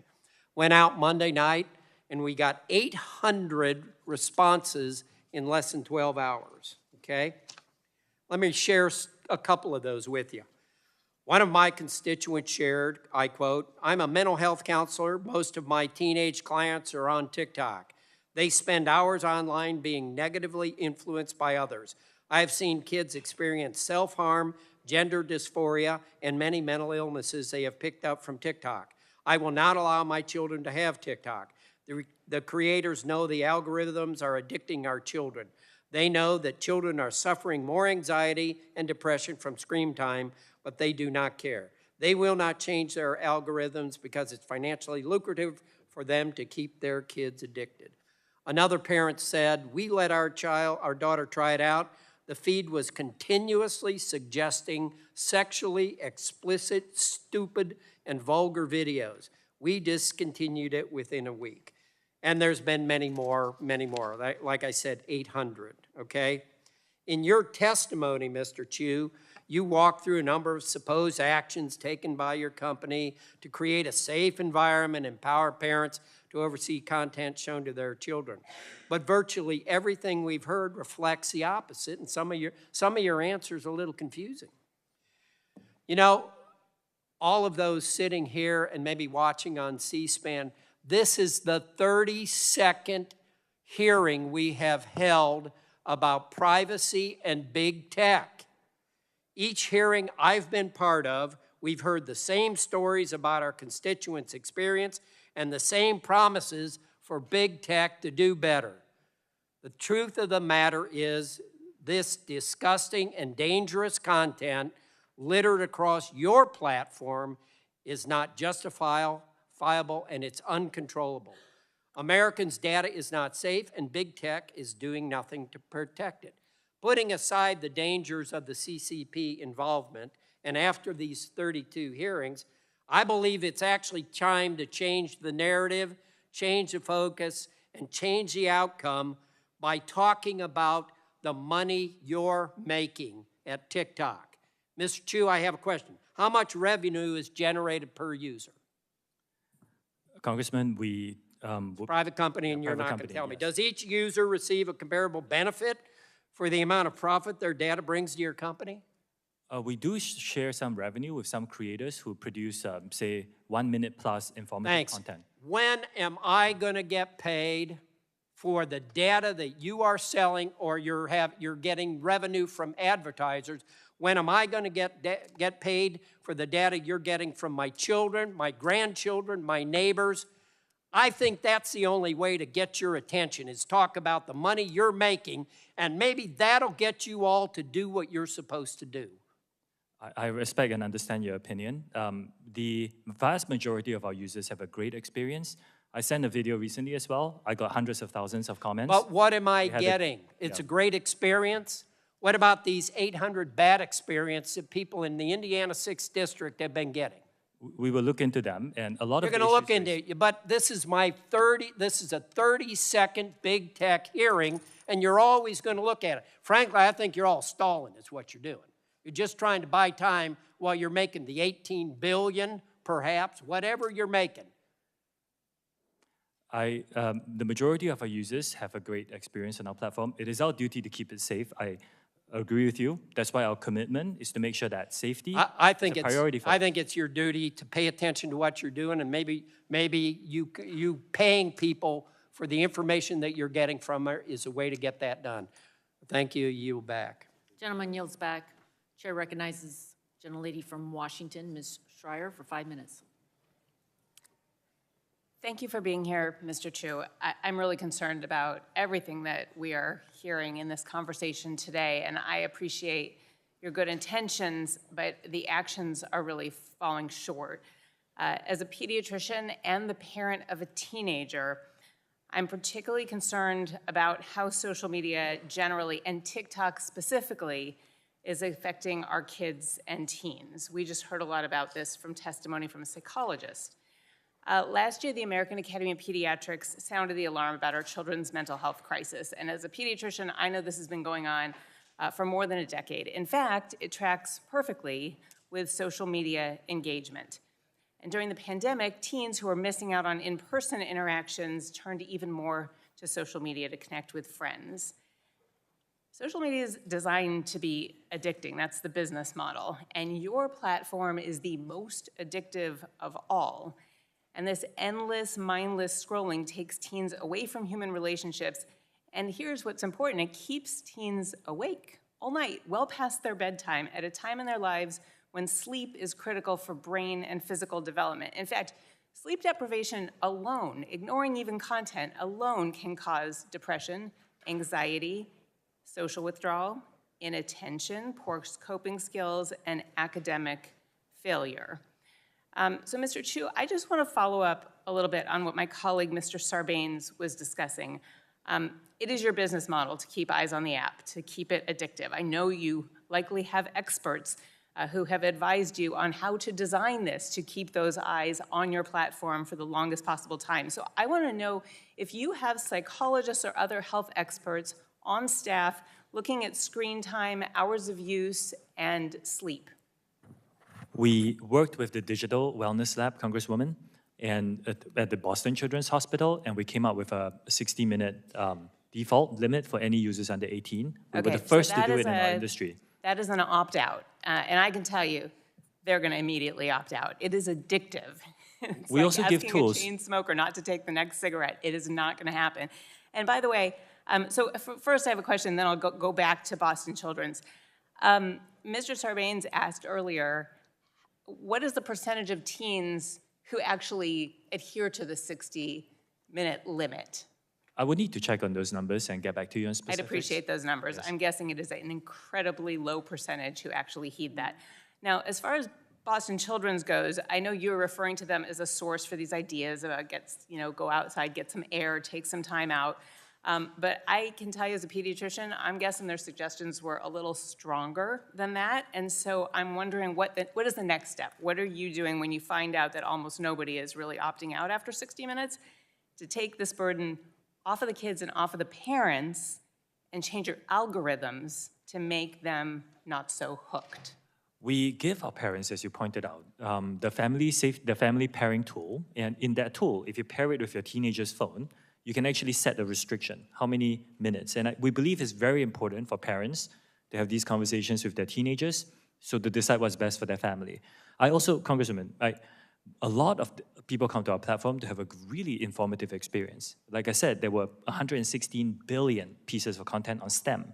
And we're creating a feed dedicated to that. Book Talk has 115 billion. We've also heard today that well over 20% of the information is misinformation. We heard that about medical remedies that are not really remedies. We've heard it about mental health topics. I mean, this becomes very dangerous, especially when people who are not trained to think very critically are being given information and thinking that it's true. And you've said many times that the destructive information isn't available to kids, but it is. Like, we keep seeing examples here. And so I'm just wondering, what are you going to do with the algorithms? I mean, just because you're removing something that says anorexia, bulimia, or eating disorder, that doesn't do it. If you show girls repeatedly skinny bodies and advice on how to cook meals that are less than 300 calories, that's dangerous. We have worked with, first of all, anything that glorifies eating disorders, we remove that from our platform. It's violative. We're working with experts now. It's a challenging problem for our industry, but we're actually identifying some of these themes that you're talking about and trying to build models where that kind of content is not chained up for the younger users. So it's something we take very seriously too. We're seeing eating disorders in elementary age kids now, and I need you to expedite that process as much as possible because parents out there are worried, and I'm worried as a pediatrician. Parents can't take themselves off of these platforms. Kids, there's no way they're going to take themselves off, and we need you to do your part. It may affect your bottom line, but it could save this generation. I share your concerns, and I commit to doing more. Gentlelady yields back. Chair recognizes the gentleman from Pennsylvania, Mr. Joyce. Thank you, Chair Rogers and Ranking Member Pallone, for holding this hearing.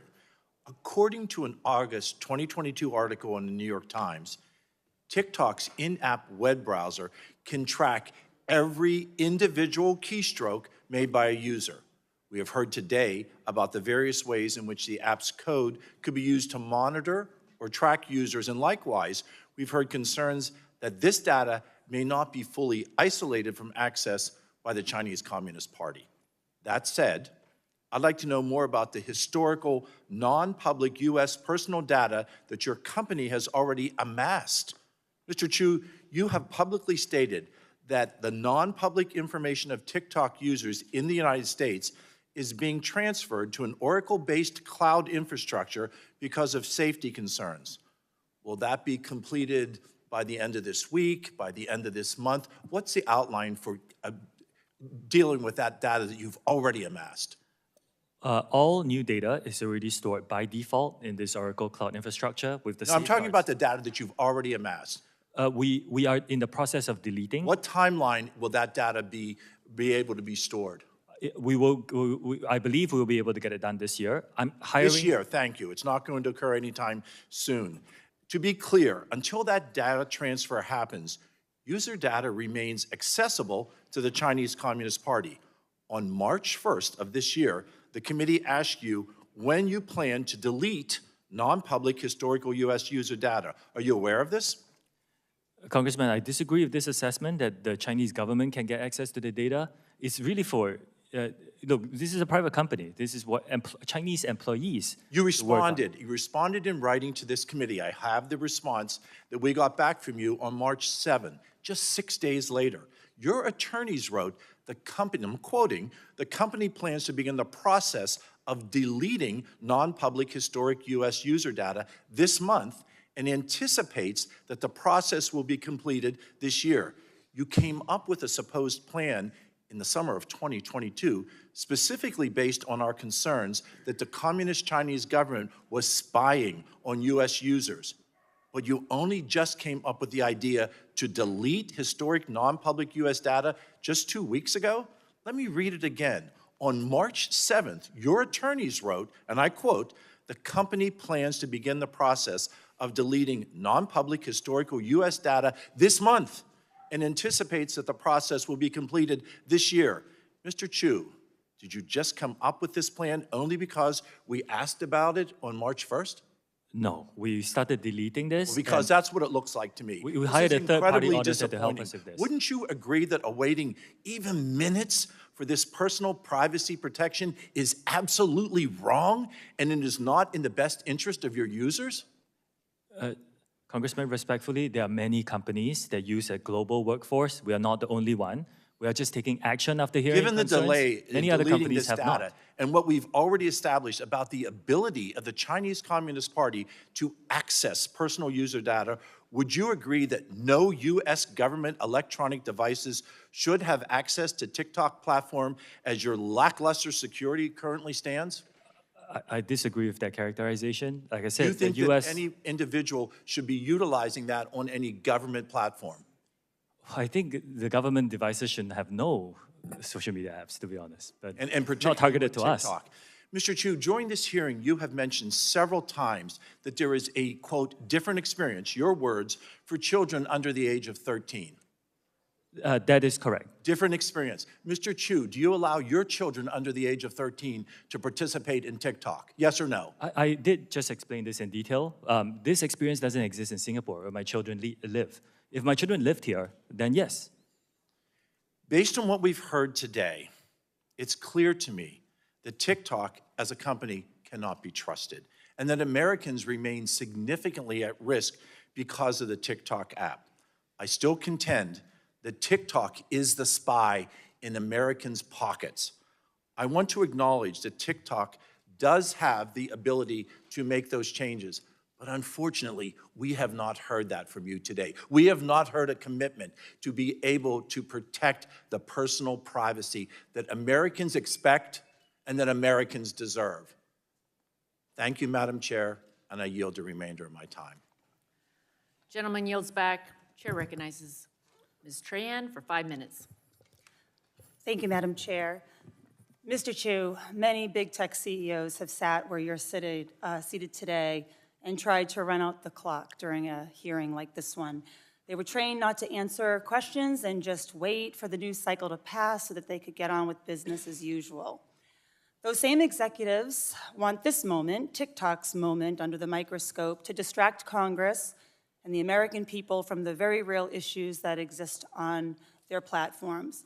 You have an opportunity to turn the tables on them. While US-based social media giants have regressed on protections for children and teens, on protecting our data privacy, and on embracing transparency, you can lead, and you should lead. Last month, you announced that TikTok would expand access to its researcher API, but I'm concerned that your new policy could be more bark than bite, that it won't actually lead to the rigorous research that we as lawmakers and that parents and everyday TikTok users need. In fact, your terms of service demand that researchers delete their data at TikTok's unilateral direction.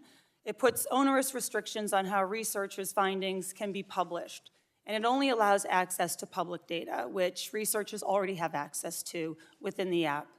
In order to actually address the content moderation and algorithmic amplification concerns that my colleagues have raised here today, and that I've heard about directly from parents in my home state of Massachusetts, independent researchers, not just other tech companies like Oracle, need to be able to evaluate how TikTok's algorithm is making decisions to promote content. Mr. Chu, will you commit to expanding your API to include data that would let researchers investigate how your algorithm is pushing content to users, whether it's showing up on your For You page, the hashtag page, or somewhere else? We are, one of the commitments I gave in the opening statement is a commitment to transparency and third-party monitoring. So, Congresswoman, I will look into the details of that and get back to you. And as well as the algorithm, including data on what types of users were targeted by the algorithm so that researchers can fully understand what content is being prioritized and who it's being pushed to. Again, we have a commitment to transparency. These are very important questions, and I will get back to you on the specifics. Under this same proposal, you require that researchers give TikTok, quote, worldwide, free, non-exclusive, and perpetual, end quote, rights to their papers. This threatens to clash directly with well-established practices of exclusive publication rights in research journals. Mr. Chu, why does TikTok need those rights? I would need to get back to you on that specifics, if that's okay. Yes, I don't see how we can expect researchers to do their work under these terms and then tout transparency. I'm going to shift gears with the time that I have remaining, Mr. Chu. I'd like to talk about TikTok's efforts to protect children and young users. In 2021, the UK's Age-Appropriate Design Code went into effect, mandating 15 standards that companies like you need to follow to protect children on your platform. You still operate in the United Kingdom, which means you should be in compliance with this code. So my question is simple. Will you commit to extending the protections currently afforded children in the UK to the millions of kids and teens who use your app here in the United States? We take the safety of the younger users on our platform very seriously. This is a good way to prove it. Every country is a little bit different in context, and let me look at the specifics and bring some of the best practices across the world. But Well, those best practices they're being executed around the world. We just want the same for our kids here in the United States. I mean, Mr. Chu, when we spoke a couple of weeks ago, you indicated interest in taking steps to earn trust, our trust. And to me, it hasn't happened today so far. But rather you've ducked behind industry standards and comparables to your competitors, which we know are woefully insufficient. I strongly urge you to consider these terms, these commitments, make the case for why you're different from your American competitors and do better than them on transparency, which you've mentioned countless times today, but which we don't really have anything tangible to point to. yes, I don't want to make excuses for our industry or ourselves. I think there's a lot of work that needs to be done. We take this very seriously. Nothing is not perfect. We need to keep investing to stay ahead of our growth. So I agree that we need to prioritize safety and continue to do that as part of our company. And Well, I'll look forward to getting back your comments and your commitments and those updated terms of service when you write back to the committee. Thank you, Madam Chair. I yield back. Gentlelady yields back. Chair recognizes the gentleman from North Dakota, Mr. Armstrong, for 5 minutes. Thank you, Madam Chair. We've heard a lot today about the procedural safeguards, independent code review, server locations, and the corporate independence between ByteDance and the CCP. But I think there's something else a little more telling. When you were asked about Chinese censorship, you pivoted immediately to drug use in Singapore. You have absolutely tied yourself in knots to avoid criticizing the CCP's treatment of the Uyghur population. And I think it begs the first question, before we ever get to Project Texas, which I'll get to in a section. If the CCP demanded that ByteDance hand over all of the data that they had on U.S. users in their possession, and ByteDance refused, I wonder what would happen. I wonder if Jack Ma might have an opinion on that, and I wonder if he'd be allowed to give it. But let's talk about Project Texas for a second. Project Texas envisions a new US-based TikTok subsidiary. You have stated that this arrangement is unprecedented. I'd argue the reason it's unprecedented is because it requires continual oversight and monitoring by the US of a private business because it poses a national security threat. The new subsidiary's board would report to and be approved by CFIUS. CFIUS will also specify hiring requirements as well as interact with Oracle as it performs its data role. That is an extraordinary corporate governance structure. I have questions whether it complies with corporate law and fiduciary duty to shareholders. Yet the core concern is that the proposes unparalleled integration with the US government with a private company, which will require significant government resources. All of that to allow a continued operation of a social media platform that has serious national security implications. And CFIUS's workloads already dramatically increased in recent years, with a 30% increase in declarations and a 45% increase in joint voluntary notices. And there's bipartisan consensus that CFIUS needs to be expanded as we speak. Mr. Chu, can you identify a similar corporate arrangement that requires federal government to expand such resources to monitor an alleged data privacy and national security risk? Congressman, I'm not an expert on this matter. I believe that there are certain similar arrangements, but I'm not the expert on this matter. Well, the only one I could find was the UK created the Huawei Cybersecurity Evaluation Center in 2010 to assess Huawei's tech and to detect malicious activity and guard UK's networks. That's worked so well that the United Kingdom is now planning on kicking Huawei out of Great Britain. You stated that TikTok has invested $1.5 billion in Project Texas. Are you aware of any discussions or proposals that entail TikTok funding or offsetting the costs of CFIUS' role? Those discussions are, I need to get back on the specifics, but I can tell you, yes, we did spend approximately $1.5 billion on our side. You spent $1.5 billion on Project Texas. But do you have you agree that if CFIUS takes on this role, they're going to need a massive influx of dollars and human resources, right? I cannot speak on behalf of CFIUS, Congressman. Should the U.S. government expend such resources to create this extraordinary arrangement for TikTok, especially considering alleged data privacy and national security risks? Congressman, I cannot speak on behalf of the United Well, but States. Project Texas doesn't work without CFIUS, right? Project Texas, as you guys have proposed it, does not work without CFIUS involvement.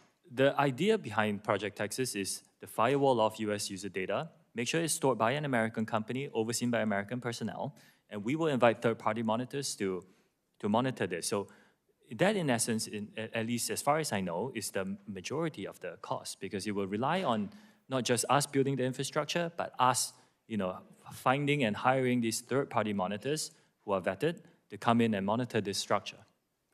You talked earlier about the shareholders' ownership of TikTok, and you said 60% is global investors, 20% is employees, and 20% is original founders. Are all those voting shares the same? No, the founder has weighted voting rights, as is common in our industry. So as far as a voting block of shares owned in ByteDance, do you know if the Chinese Communist Party, not Chinese government Communist Party officials, the Chinese Communist Party, do you know what their percentage of the actual voting block share of ByteDance is? The Chinese Communist Party doesn't have voting rights in ByteDance. Chinese Communist Party members is a different question. Do the founders control the voting block of ByteDance's shares? I do know that the founder himself is not a member of the Communist Party, but we don't know the political affiliation of our employees because that's not something we ask. Does the Chinese government know the political affiliation of their Chinese citizens? I cannot answer that question on their behalf. I yield back. Gentleman yields back.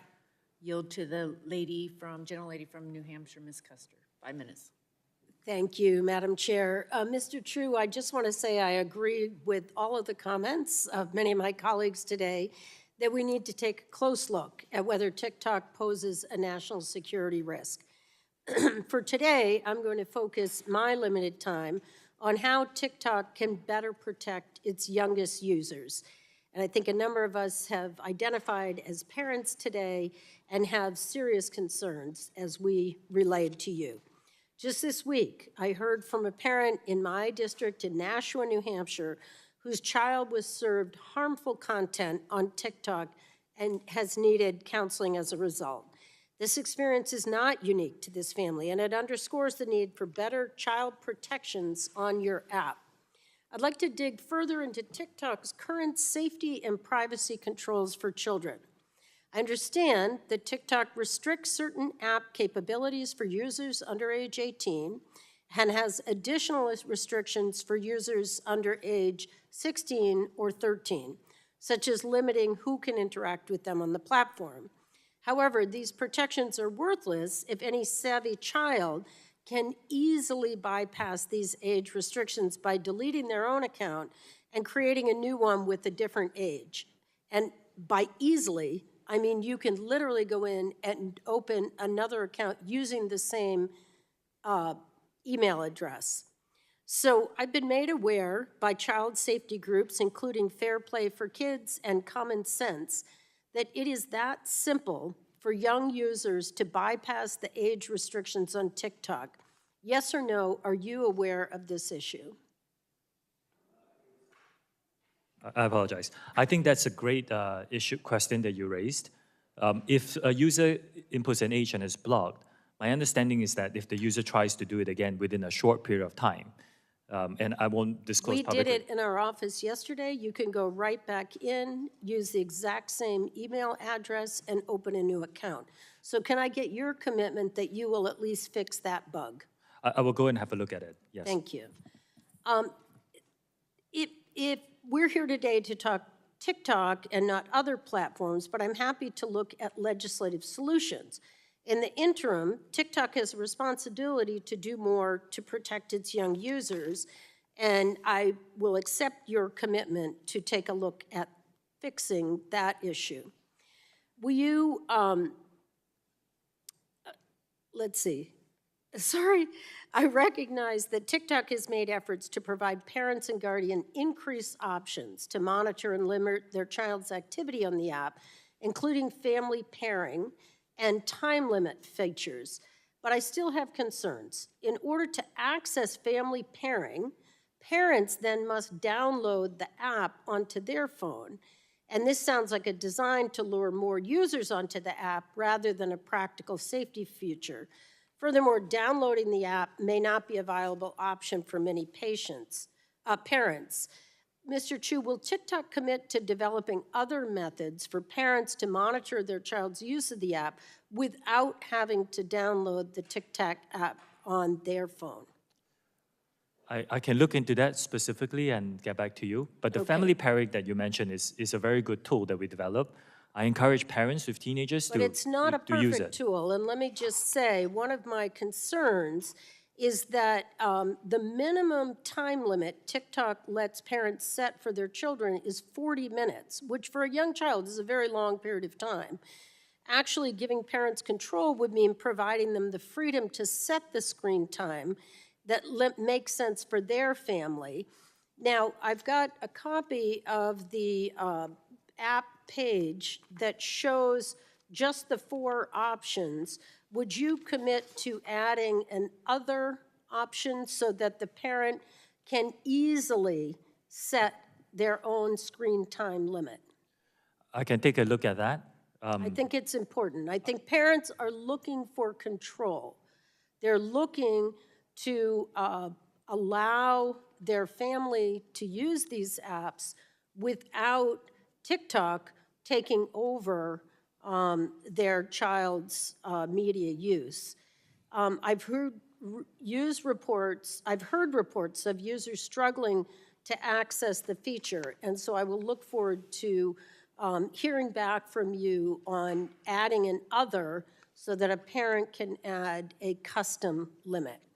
So finally, I ask that you commit to report back to this committee and the American public on how TikTok addresses these safety issues and the steps that you are taking to default children's accounts to the most protective possible settings. And with that, Madam Chair, I yield back. Gentlelady yields back. Chair yields to the gentleman from Ohio. 5 minutes, Mr. Balderson. Thank you, Madam Chair. Thank you, Mr. Chen, for being here today. I would like to start by inserting into the record a report entitled TikTok, ByteDance, and Their Ties to the Chinese Communist Party, which was published by the Australian Parliament just over a week ago. If I could add that to the record, Without please. objection, so ordered. Thank you, Madam Chair. Mr. Chu, we know that your company's algorithm has been exposed for delivering videos to China that encourages them to develop eating disorders, promotes challenges that have caused children to accidentally commit suicide, glorifies the use of drugs and pornography. Despite the constant media coverage of this issue, your company continues to feed our children this dangerous and harmful content. Can you explain to parents back in my congressional district why it should be their burden and not TikTok's to set up the guardian parental controls for their children so that they do not view content which encourages eating disorders or committing suicide? Congressman, I take these issues very seriously. If the user is a teenage user on our platform, we actually have a differentiated experience, including certain models that we are building with experts to help identify certain content that's not inherently harmful, but could lead people to eating disorders. Anything that glorifies eating disorders is violative of our platform, and we remove that. And I want to assure you that I take this very, very seriously, this commitment. Mr. Curtis, my colleague, mentioned the use of heating tool on your platform to make specific videos go viral or get more views. Does TikTok use a cooling tool where employees can manually limit the amplification of content that TikTok should hide, like content that promotes eating disorders, drug use, or suicide among children?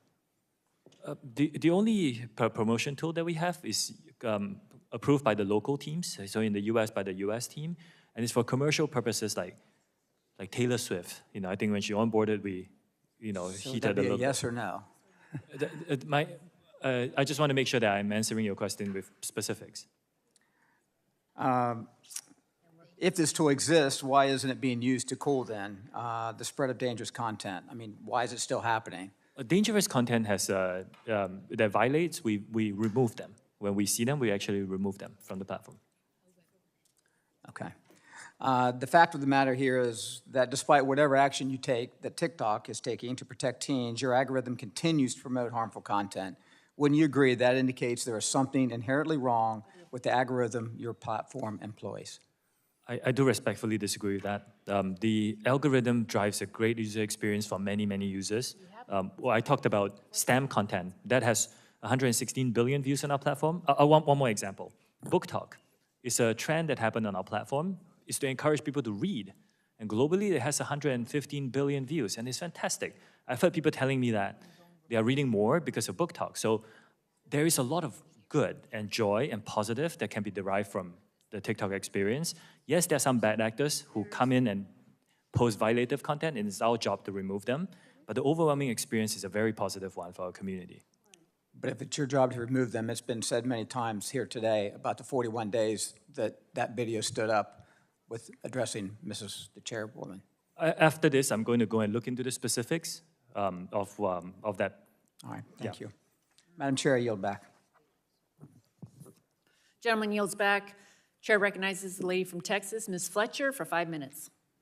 Thank you, Chairwoman McMorris-Rogers, and thanks to Ranking Member Pallone for holding today's hearing, and thank you, Mr. Chu, for appearing today.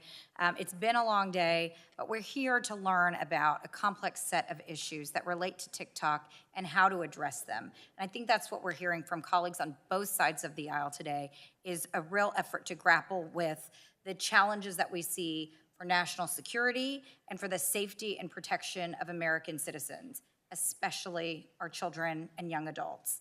And we've already covered today a lot of the information about the extensive use of the app, the number of users who are children and young adults, but I think it bears repeating, as Mr. VC mentioned, that TikTok is the preferred platform of young Americans.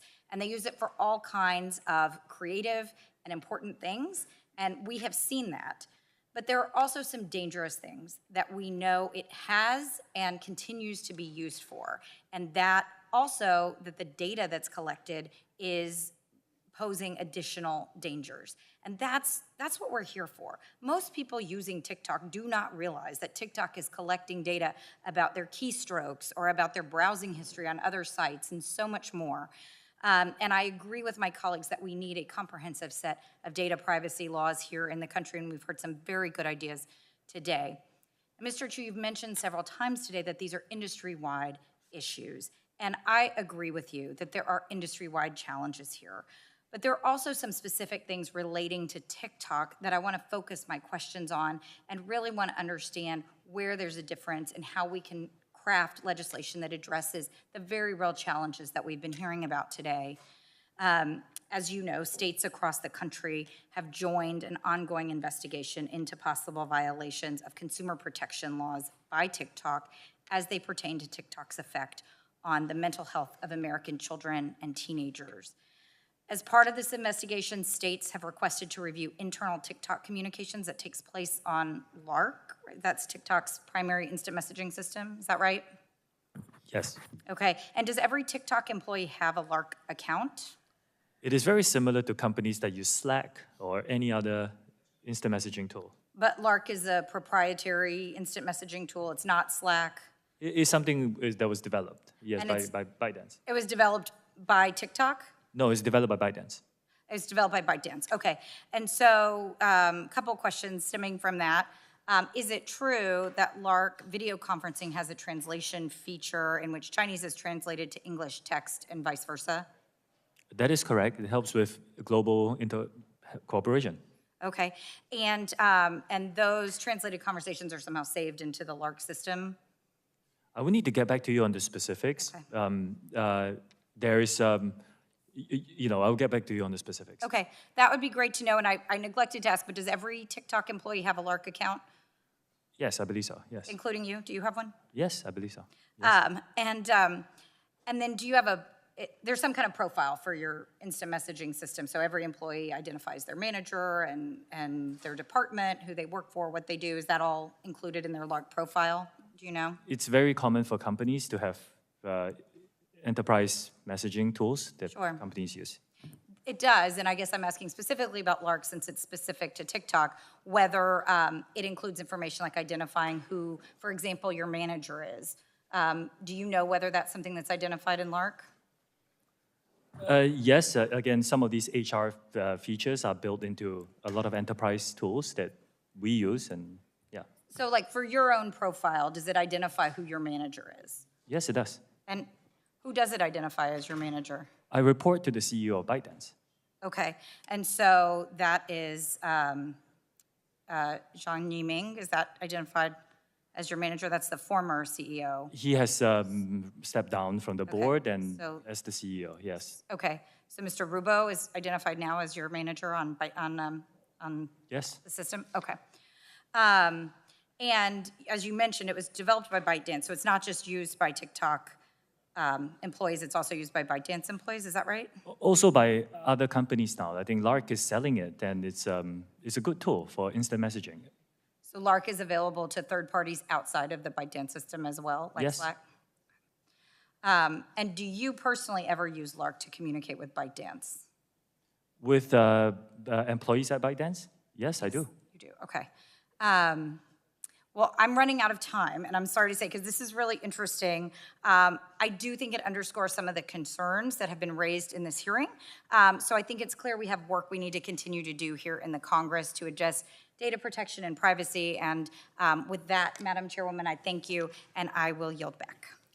Gentlelady yields back. The committee stands in recess and will reconvene immediately following the third vote being called.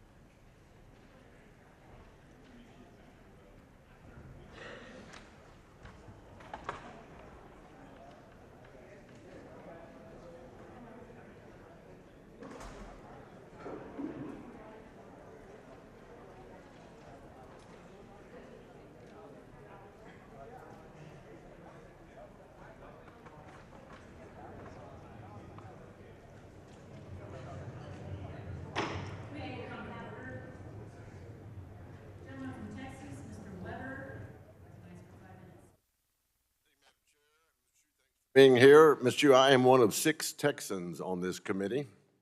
I'm over here. So when you invoke the name of Texas, you get my attention. Ms. Chu, when you were the CFO of ByteDance, did the Chinese government instruct you on how content was to be moderated on Douyin or TikTok, yes or no? Sorry, Congressman, would you mind repeating that question? When you were the CFO of ByteDance, did the Chinese government instruct you on how content to be moderated was to be moderated on Douyin or TikTok? I was not in charge of that. That's You were the not. CFO of Okay. ByteDance. We have a discrepancy there. Reports have shown that TikTok accounts managed by Media Links TV, a propaganda arm of the CCP, pushed divisive content before the recent midterm election. Mr. Hsu, yes or no, to your knowledge, has the CCP coordinated or utilized TikTok to influence users through algorithms, state-paid content creation, or in any other capacity? No, they do not do that. We do not promote or remove any content on behalf of the Chinese government. You don't, but did the Chinese government, do you have any knowledge of that? We do not do, Congressman, we have only one process of removing content on our platform. Okay. And the process is done by our content moderation team headquartered in Ireland and Ireland and the US. And we will only remove content if it violates our guidelines, and that's something that we audit, or if there's a valid legal order. So, okay. Several reports, hearings, and leaked internal documents have indicated that TikTok has repeatedly censored or de-amplified content that is critical of Chinese Communist Party policies in the U.S. and abroad. Are you aware of those reports?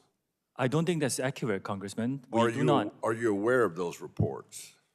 There could be some reports that say that, but that action itself is not Your something I testimony here today is that you can keep up with stuff and make it as clean as possible, quote unquote. Are you aware of those reports?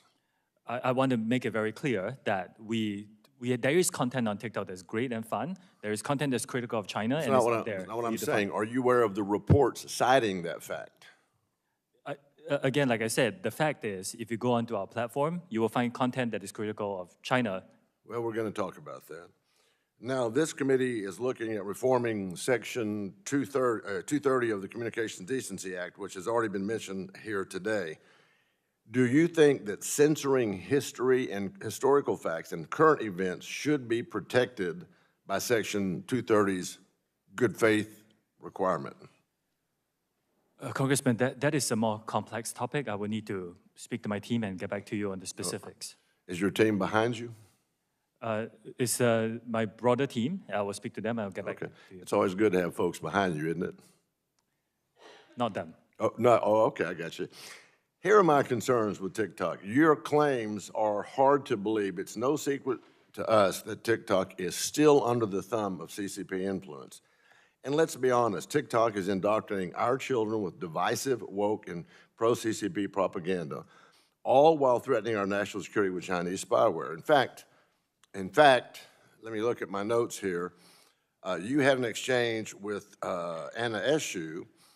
In your exchange with Congresswoman Eshoo, you said that, quote, extreme fitness videos shouldn't be viewed too much. Do you remember that exchange here today? What extremist videos? With Anna Eshoo out of California. Any content that is has extremist content is not allowed on our platform, and we identify them. And Was that also true about the gun video that you saw today? Was that extreme content that should have been taken down? I would need to look at the specifics of the whole video. There was a bit of lag just now. We couldn't see the whole video. Okay, you know it threatened our committee chair here. That is unacceptable. Okay. And, so you're aware of that extreme video.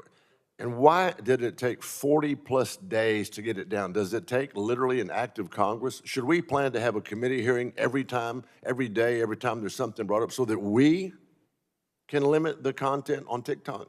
Should Congress plan to do that, Mr. Hsu? Congressman, we work very hard to remove violative content on our platform. Okay, well, let me move on. With Congressman Huston, he asked you about your wages and your stocks, and you said you prefer to keep that information private. Now you know how we feel about American public's information. We prefer to keep it private as well. We don't think TikTok does that. So, Madam Chair, my time is up. And if this committee gets its way, TikTok's time is up. Madam Chair, if I may, in my response to an earlier question. Gentlemen, I'm sorry, gentleman's time has expired, or, yeah. Chair recognizes Mr. Ruiz from California for 5 minutes. Thank you, Chair Rogers. I echo my colleagues' concerns about TikTok's impacts on the health and well-being of the American public. As a doctor and the ranking member of the Select Subcommittee on the Coronavirus Pandemic, I am troubled that TikTok is rife with medically inaccurate information, including dangerous misinformation and the intentional disinformation about COVID-19 and vaccines. TikTok's community guidelines state that the company will remove content or accounts that involve, quote, misleading information that causes significant harm, unquote. However, since the early stages of the pandemic, TikTok has been used as a platform for people pushing misinformation, disinformation, including by those casting doubt on the safety and efficacy of life-saving vaccines. And despite TikTok's pledge to address harmful misinformation, these videos are being viewed millions of times. For example, the Institute for Strategic Dialogue found that a sample of 124 TikTok videos containing vaccine misinformation were viewed 20 million times. And Media Matters found that a sample of 18 videos with COVID-19 misinformation were viewed over 57 million times. Here's another shocking study. The Journal of American Medical Informatics Association found that when searching hashtag, quote, coronavirus on TikTok, almost 30% of the videos that came up contained misinformation. Videos in that sample containing a high level of misinformation were viewed a median of 9.4 million times. Mr. Chu, why are these dangerous videos falling through the cracks of your company's efforts to enforce its own community guidelines and remove harmful misinformation? Before I answer that, in my response to an earlier question from Representative Dunn, Mr. Chu, you're in my time. Answer my question. I understand, but if I would like to clarify something. I'm clarified. I have 5 minutes Okay. in my time. You're in my time now. Answer my question. Yes, any dangerous misinformation we partner with third-party experts to be able to identify and help us with subject domain expertise. And with the expertise that we recognize, we rely on those to develop policies to recognize and remove content that could be. Your efforts have failed, and they're dangerous, okay? It's public health risks that you're putting millions of people's lives at risk for not being able to do a better job. And I'm concerned that TikTok's features make it users uniquely vulnerable to the spread of this misinformation. For example, TikTok makes it extremely easy to reuse audio and videos to create content, which allows misinformation to quickly spread through the platform. And TikTok's algorithm to recommend videos means that a user viewing one video containing misinformation can easily result in their quote-unquote For You page becoming filled with videos containing similar misinformation. This is a dangerous feedback loop. So is TikTok taking any action to modify these features so that they no longer facilitate the spread of this misinformation or this misinformation feedback loop? Congressman, again, like I said, any dangerous mis or disinformation, we work with third parties to recognize that, and it's proactively removed from our platform. Okay, so it doesn't need to get into those loops at all. So I can go back and read you the data and the Journal of American Medical Informatics. 30% of videos after searching for hashtag coronavirus had misinformation. Almost 1 out of 3, your third party and your company are missing almost 1 out of 3 misinformed videos.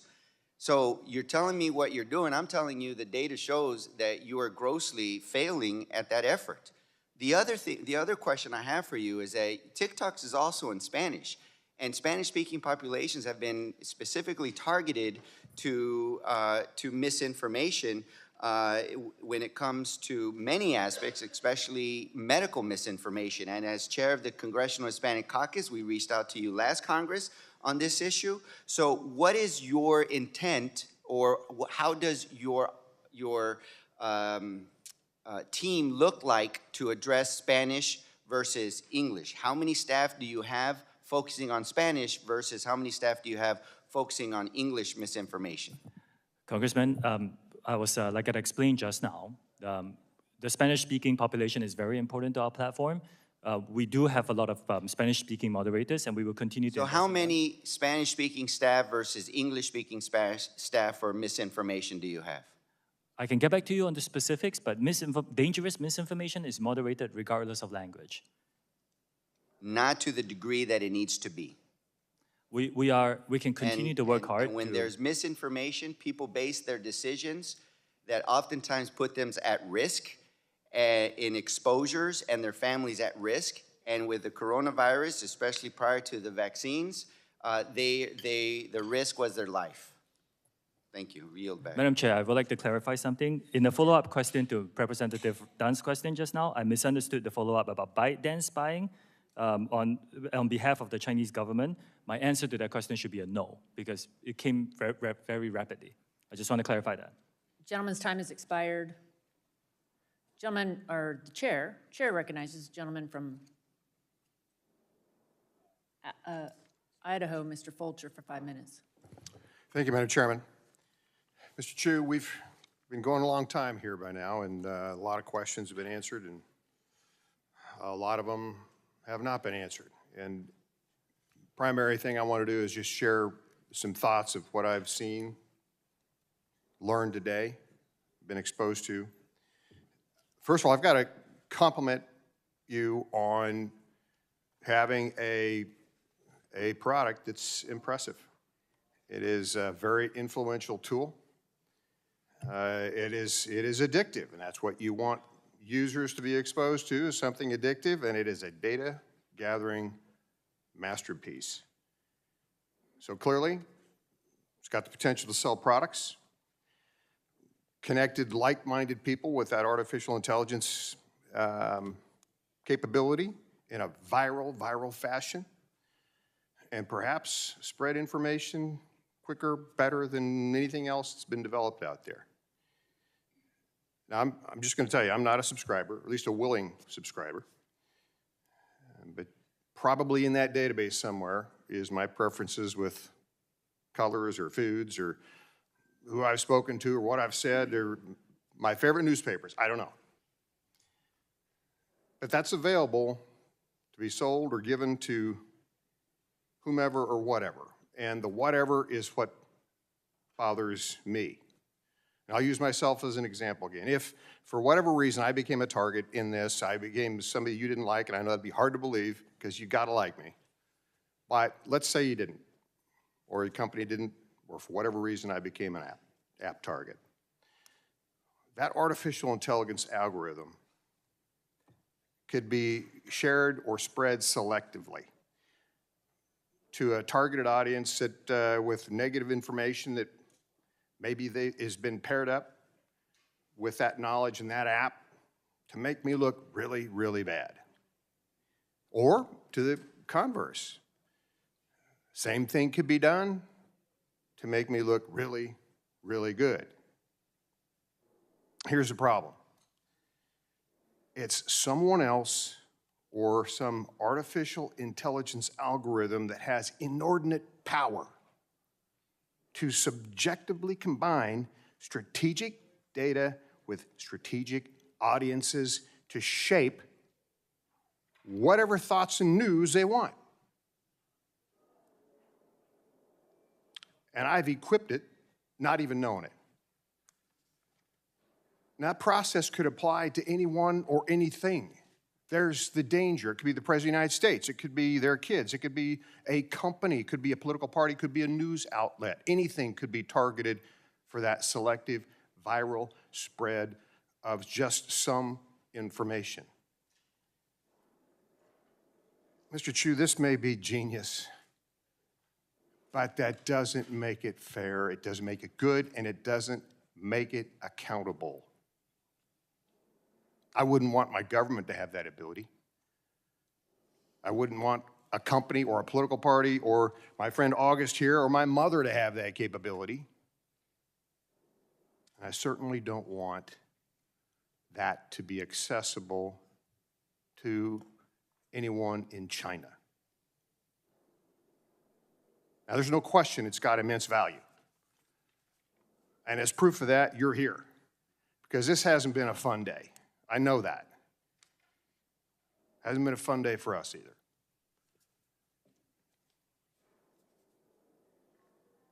Artificial intelligence is difficult to manage once it's on auto cruise control, and it's, as we've talked about, nearly impossible to wall off data. I know the idea, I know a little bit about databases, I know a little bit about corruption of those databases. It's very difficult to wall things off. And unfortunately, there's this thing called human nature where there's some dark components from time to time. There's always a temptation to monetize things or perhaps use some of these tools for nefarious purposes, and they can have absolutely devastating consequences. So, Mr. Chu, I'm going to wrap up my comments and just say that this is so attractive. TikTok poses as a Mr. Rogers neighborhood, but it acts like Big Brother. And that's got to stop. Madam Chair, I yield Will the back. gentleman yield? Gentleman yields back. The gentleman yield?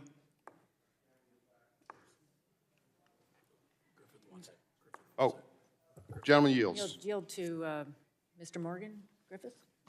I thank the gentleman for yielding. Mr. Chu, earlier we had submitted into evidence the TikTok ByteDance and their ties to the Chinese Communist Party report that was filed as an exhibit last week with the Senate in Australia.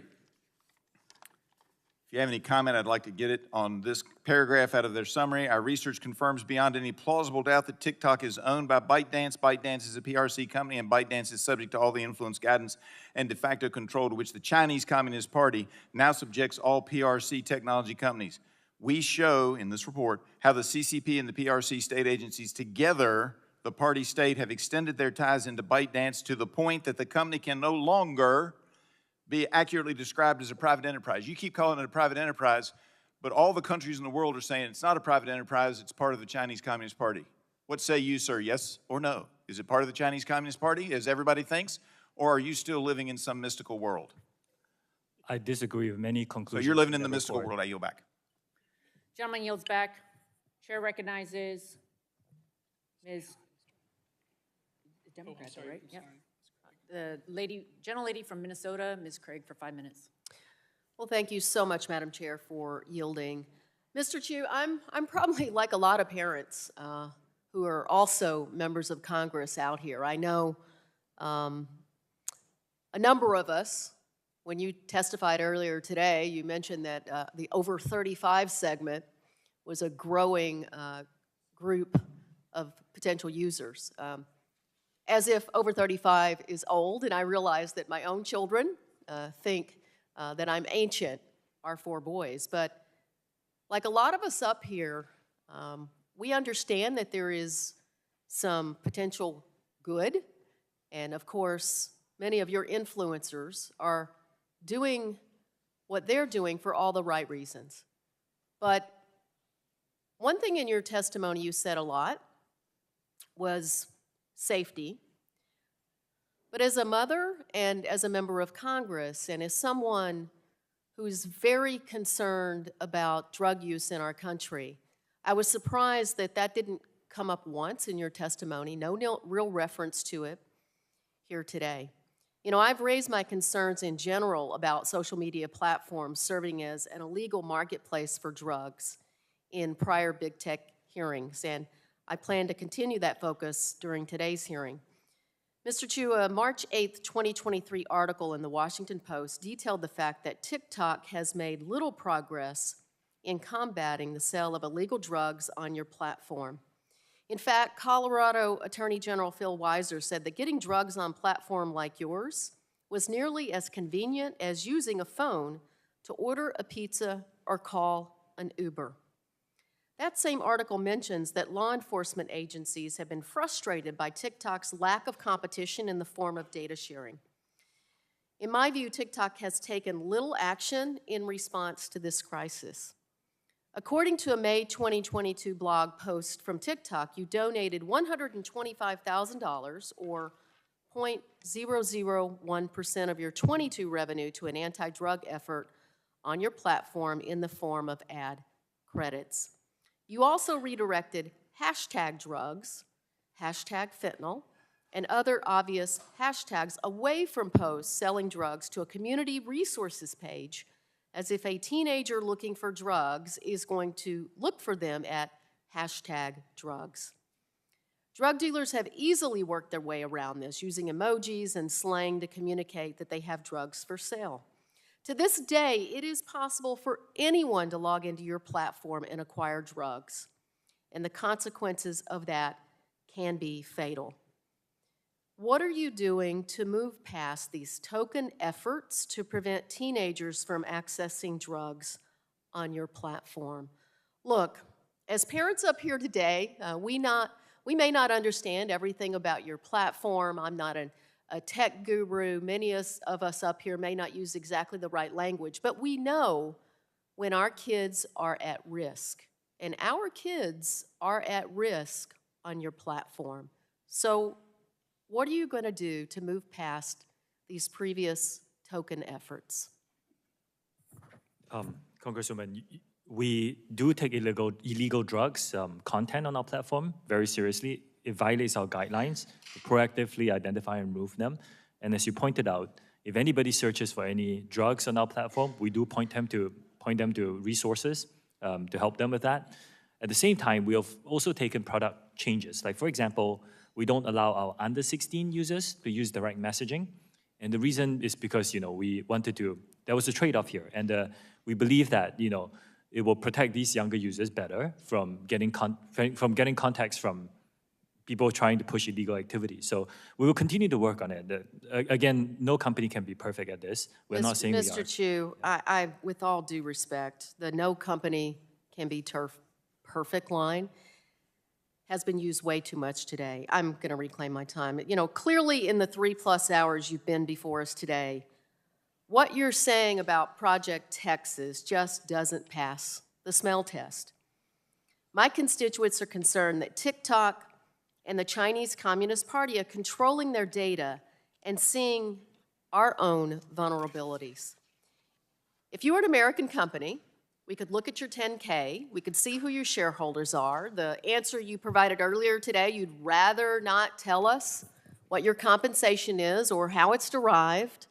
Well, no American CEO would like to tell us that, but they have to because they're an American company. So what you're doing down in Texas is all well and good, but it is not enough for us to be convinced that our privacy is not at risk. So how can you say that you're protecting American users' privacy with the CCP being so heavily involved with ByteDance? It's not possible.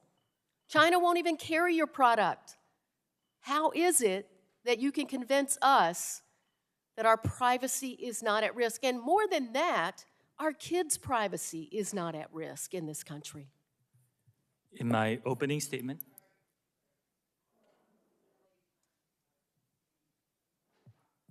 thank you, Madam Chair. Gentlelady's time has expired. We're going to have to continue on. Gentleman from Georgia, Mr. Allen's recognized for 5 minutes. Thank you, Madam Chair, and thank you, Mr. Chief, for being here today. In September 2021, the Wall Street Journal published an article titled "How TikTok Serves Up Sex and Drug Videos to Minors." This article gives a chilling depiction of the types of content that TikTok's algorithm is curating for our children. This article claims that your application served an account that was registered as a 13-year-old, quote, videos about drug use. It referenced to cocaine, meth addiction, and promotional videos for online sales of drugs. The algorithm was also found to have delivered countless videos depicting, quote, pornography and other adult content to the device of an account that was registered as a 13-year-old. Could you please explain to the members of this committee and parents across the country why your company deems it acceptable for such inappropriate content to be prominently featured on a child's For You page? A lot of the content that you mentioned, Congressman, are violative of our own policies, and we don't think they're acceptable, and we will remove them when we identify them. We take this very seriously. I mentioned this. This is an industry-wide challenge. We're investing as much as we can. We don't think it represents the majority of the user's experience on TikTok, but it does happen. Some bad actors try and come in and post some of this content, and we're doing our best to invest as much as we can to remove them. Well, I would say you're not doing enough. I have 14 grandchildren, Mr. Chu. Do you personally believe that such content is appropriate for minor children to consume? A lot of the content that you mentioned, like porn, for example, is not allowed on our platform. So no, I do not think they're acceptable for young people to consume. Earlier this week, the Wall Street Journal published an article titled, quote, "TikTok's Chinese partner has another wildly popular app in the U.S. This app is called CapCut. Is a video editing tool to help users go viral on TikTok. While for obvious reasons, most of our attention is focused on TikTok and ByteDance, other companies and their applications are also continuing to exploit the privacy of Americans. TikTok, CapCut, Lark, FaceU, all of these apps are also controlled by ByteDance and pose serious privacy concerns.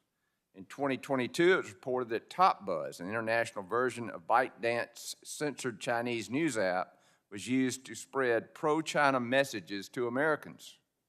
When it comes to the data privacy of Americans, we must have a clear set of guidelines to ensure Americans' data is protected and not passed along to unknown third-party actors who could pose a threat to our security. I urge my colleagues to continue to work together to pass a national data privacy bill, not just one out of the House Energy and Commerce Committee, but also through the House of this Congress. It is the only systematic way we can address privacy concerns. Unfortunately, I've been given no reason to believe that TikTok does not pose a threat and cannot be trusted to follow our laws when they conflict with the desires of the Chinese Communist Party. Your firewall that you're talking about, if you had a bad actor in your, what you call your Texas initiative, could get through that firewall and send any information that they wanted to send anywhere directly to the Chinese Communist Party. Would you deny that? Congressman, this risk that you talk about exists for every company, bad actors. I'm talking about TikTok, sir. In fact, the risk is lower for us because these... It is a risk, correct? The personnel will be vetted. So the risk is actually lower than most companies in the industry. Well, that is why we have to deal with your company. And with that, Madam Chair, I yield back. Gentleman yields back. Chair recognizes the gentleman from California, Mr. Peters, for five minutes. Thank you, Madam Chair. Mr. Chu, thanks for being here today. You know, your testimony discusses an effort your company has named Project Texas and the investments your company has made in creating a firewall between the United States user data and entities in China susceptible to influence by China's government. And with your company's recent announcement by CFIUS that CFIUS has instructed TikTok to separate itself from ByteDance or face a ban, TikTok's commitment to retaining this firewall is at a crossroads. So I want to ask you some questions about your company's long-term plans to ensure the safety and security of American data. And this, for me, is the crux of the concern for me about TikTok. First of all, does the Chinese government need to approve Project Texas for TikTok to agree to it? Congressman, we have designed Project Texas to move forward in the United States. This is something that we have described at length in the written testimony and in my opening statement. The firewall of American data stored on American soil by an American company overseen by American personnel. This is designed to move forward in the United States. But does the Chinese government need to approve Project Texas for you to agree to it? We do not believe so. How is TikTok considering the future of Project Texas in the event of a sale or other ownership changes? Are there elements of the Project Texas that TikTok would change prior to, or? I cannot speak on this hypothetical or on, on potential, owners who I cannot represent. Okay, you don't know? I don't know, yes. Despite Project Texas's planned positive changes, it does include several broad exceptions that would allow large amounts of U.S. user data to routinely leave the country. I want to know a little bit more about these exceptions so I can understand whether Project Texas can live up to its promise of protecting Americans' user data. I understand that under Project Texas, business data and public data will be permitted to regularly leave the United States. Is that correct? Almost all the data is under the that's not public, is under the definition of protected data. This accepted data that you mentioned, I can get back to your team on this, is really for interoperability purposes, to make sure that the business can still operate and American users are still getting the benefit Can you tell us of a global platform. where the data goes and how it's used by the company? It will travel outside of the United States, but I can get back to you on the specifics. It's data that it cannot be used to identify users, so it really is data that ensures the interoperability of the platform. And I understand that. I think we would want to have some understanding of how we would distinguish that by definition and then also how it would be enforced. I can get back to you on those specifics. How is the U.S. data used to promote certain content back in the United States market, for instance? I'm sorry? So you'll have U.S. data feed the, all right. Can you discuss, when you discuss where the data goes and how it's used by the company, how and at what points of data transfer does the U.S. data feed the PRC-developed algorithm used by TikTok? How would the data that you're talking about? TikTok is not available in mainland China. The PRC-developed algorithm used by TikTok, how does U.S. data get fed by that? The algorithm that leads to the U.S. app is in the Oracle Cloud infrastructure and is trained by U.S. and global data. Again, TikTok is not available in mainland China. How can we trust that these exceptions for Project Texas won't be abused by China's government or by foreign adversaries? This is the fourth commitment: transparency, third-party monitors, including the definitions of these exceptions, and we can be very transparent on how they're used. Okay, I guess my question will be that you want to get back to me in writing, that's fine, but how we would distinguish between the data for interoperability that you suggest needs to be shared with what data wouldn't be shared? It's again, it's first of all, public data is not part of the protected data definition because public data is what users want to share globally. So if you post a video and you want someone in France to see it, just by definition, it has to leave the United States. Otherwise, the world cannot see it. Now, there are certain aggregated and anonymized data sets that's useful for interoperability for advertising, for example. Right. And that is part of what we're talking about. Right. I can get back to you on the specifics, but I think we'd also want to know how it's anonymized and what oversight and enforcement we can count on. Okay, I can get back to you on specifics. Thank you. I yield back. Gentleman yields back. Gentleman from Texas, Mr. Pfluger, is recognized for 5 minutes. Thank you, Madam Chair. Mr. Chu, I got to hand it to you. You've actually done something that in the last 3 to 4 years has not happened, except for the exception of maybe Vladimir Putin. You have unified Republicans and Democrats. And if only for a day, we're actually unified because we have serious concerns. Does TikTok support good? I mean, is TikTok a platform for good? Just yes or no? I believe yes. Okay. Does TikTok support freedom of speech? Yes, it's one of the commitments I've given this committee. Do you personally support the First Amendment? Congressman, I'm here to talk about As the CEO of TikTok? I'm here to talk about TikTok. As the CEO of TikTok, do you support TikTok supports freedom of speech. Thank you. Does TikTok support genocide? Again, Congressman, I'm here to talk about TikTok. Does TikTok support genocide? Does TikTok? No. Okay, thank you. Okay, but I'm here to talk about reclaiming my time. I'm going to go to a video now, and it's from Inez Cantor Freedom.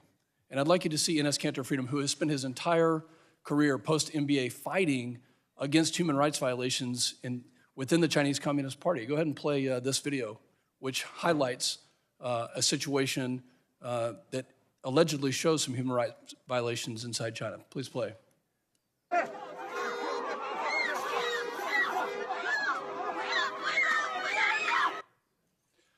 Mr. Chu, this was a video that was posted on TikTok by Inez Cantor Freedom. Are you familiar with this basketball player? I'm not familiar with the specifics of this, but I can tell you that. Are you familiar with the player Inez Cantor Freedom? Congressman, I'm not familiar with this. You just have to open TikTok and just search for this kind of content. It really exists. I've read the moderation policy. Let me just quote what you've talked about: content moderation. TikTok has a moderation policy, yes? We do have community guidelines that One of the guidelines says material that in the sole judgment of TikTok is objectionable. Is this an example? Banning Enes Kanter freedom, is that an example of objectionable material inside the Chinese Communist Party in mainland China? We do not take down content simply because it's critical of He China. was banned We do not do 1 that. week after this video.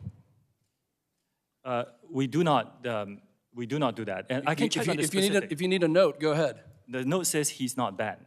His account was taken off 1 Well, week after. We can check on the specifics. after We this. can check. Yeah. So let's get to some other questions. Thank you for the slide. Your privacy policy states that you collect a great array of data, keystroke patterns, app file names and types, sometimes approximate location, GPS location. Are keystroke patterns and rhythms part of TikTok gathering, the data that is gathered by TikTok? If you're talking, Congressman, specifically about keystrokes, keystrokes, we do not engage in keystroke logging to monitor what the users say. It's to identify bots. Okay. It's for security purposes, and this is a standard industry practice. You gather a lot of data, it's safe to say. We don't believe we gather more than any other social media company. TikTok gathers a lot of data because your value proposition, as you sat in my office and told me, was to connect people to each other around the world. You told me this in my office. So you gather data on what they like and what they don't like, and then you show them things that they don't know they like, but eventually they may. You told me this. I think I don't think that's what I said. What I said is that we connect people together, yes. These are interest signals, and that doesn't mean that we collect more Are data you than other aware companies. of any instances of TikTok distributing content from Chinese state media? I'm sorry? Are you aware of any instances of TikTok distributing content from Chinese state media on the platform? We will label them clearly for our users to understand that. Do you disagree with FBI Director Wray and NSA Director Nakasone when they said that the CCP could have the capability to manipulate data and send it to the United States? Do you disagree with their statement? Their statement says could. So do you disagree with that? No, I don't disagree with that. Okay, so it is possible that the CCP, under the auspices of ByteDance, which is your parent company, which you get paid from, has the ability to manipulate content that is being shared with 130 million Americans, yes? Congressman, I just want to make sure I'm understanding all these questions. I don't disagree with them that there are data risks in general. That's what I meant. There's a big data risk But because on us specifically, are there engineers located inside mainland China that work on TikTok? Not Douyin, but TikTok. we are not the only company that has that. Are there engineers inside mainland China currently working on the algorithm for TikTok? Congressman, like I said, As you told me in my office. There are other companies that, as I told you in your office, there are By other the way, companies I'm going to that do reclaim that. my time. Please rename your project. Texas is not the appropriate name. We stand for freedom and transparency, and we don't want your project. I yield back. Gentleman yields back. Gentlelady from Tennessee is recognized for 5 minutes, Mrs. Harshberger. Thank you, Madam Chair, and thank you, Mr. Chu, for being here today. Both President Trump and now President Biden have backed forcing TikTok to sell to an American company. However, the Chinese Communist Party has put export controls on algorithms, ByteDance that power TikTok. And of course, this has created a gauntlet of regulatory hurdles in China and the U.S. that prevented the sale of TikTok. Now, as a longtime business owner, I want to tell you, Mr. Chu, that waiting until your hands are forced will only drive down the price of your app. And right now, both your hands are tied.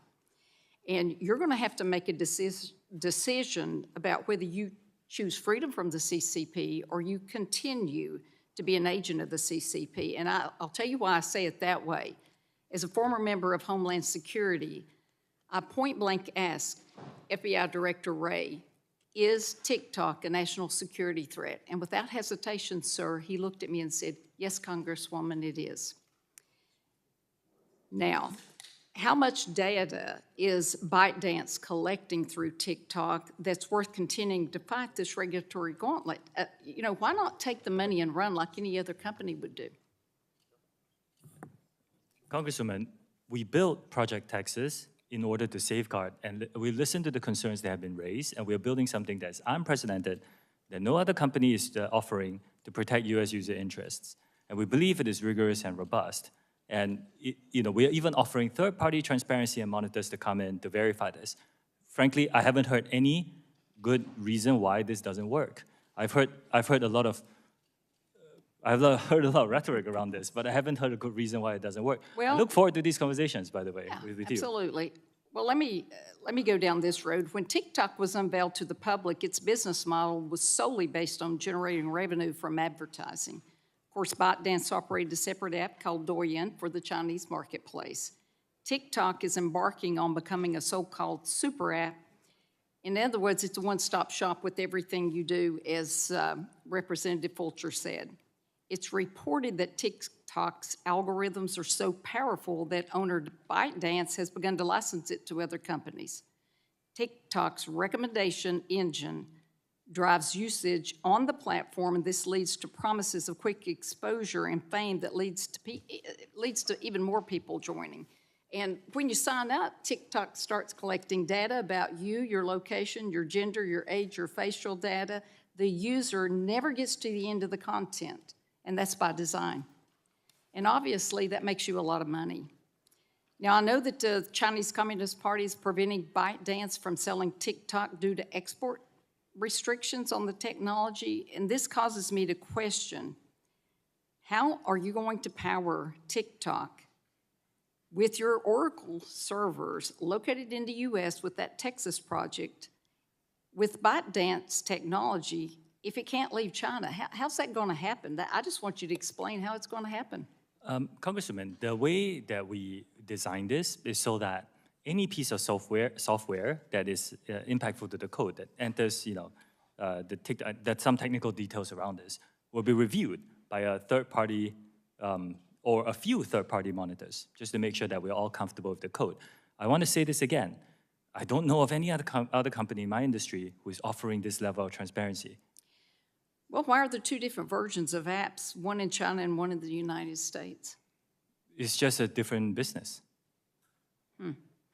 Well, I think we all know the reason that the Chinese get a different version, because ByteDance puts China first and America last. And, TikTok has, with everything we've heard today, sir, when you see 13-year-olds, 16-year-olds, you see the degradation that's happening to our youth and our society. It's deceptive, and it's destructive comment, and it's comments, and the worst thing is that it's deliberate, sir. And that's not acceptable. And with that, Chairwoman, I yield back. Gentlelady yields back. Gentlelady from Iowa, Ms. Miller-Makes, recognized for 5 minutes.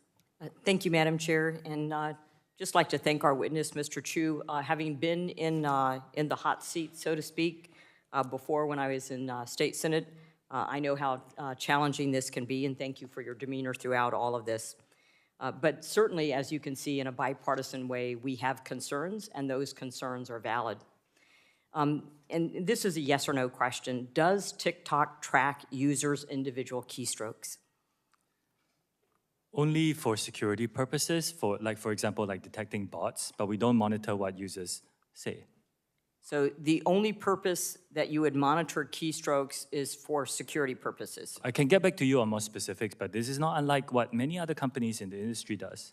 So the keystroke monitoring does not go beyond what common industry practice in comparison to platforms like Facebook or Instagram use? Yes, I believe so. Okay. And does TikTok keep records of users' credit cards and passwords?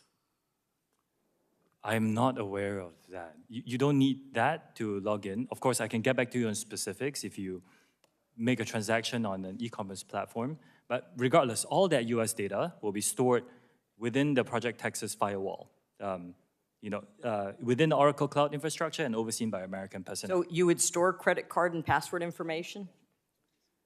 I need to check on the specifics. We are launching a pilot e-commerce plan, and we're making sure that that data is very secure within the Oracle Cloud infrastructure. I think you've made a point of saying that your platform is not different than other platforms on social media, and therefore are no more responsible than Facebook or Instagram or Twitter or the other social media platforms. The concern, however, comes with where the technology is generated and whom it is owned by. And in the case of other companies, it is generated in the U.S., under U.S. guidelines, under U.S. privacy laws, with certain parameters versus generated through a parent company, ByteDance, which, as we know, is susceptible to the laws of the Chinese Communist Party, which has access to all of that data and information. And I understand that TikTok has just reinstated Enos Kanter's account recently. So our concern, and the question I have for you is, why would China or the Chinese Communist Party be opposed to a forced sale of TikTok? I cannot speak on behalf of the Chinese government. I can say that we designed Project Texas to take it forward here in the United States. And again, I believe it offers unprecedented protection for U.S.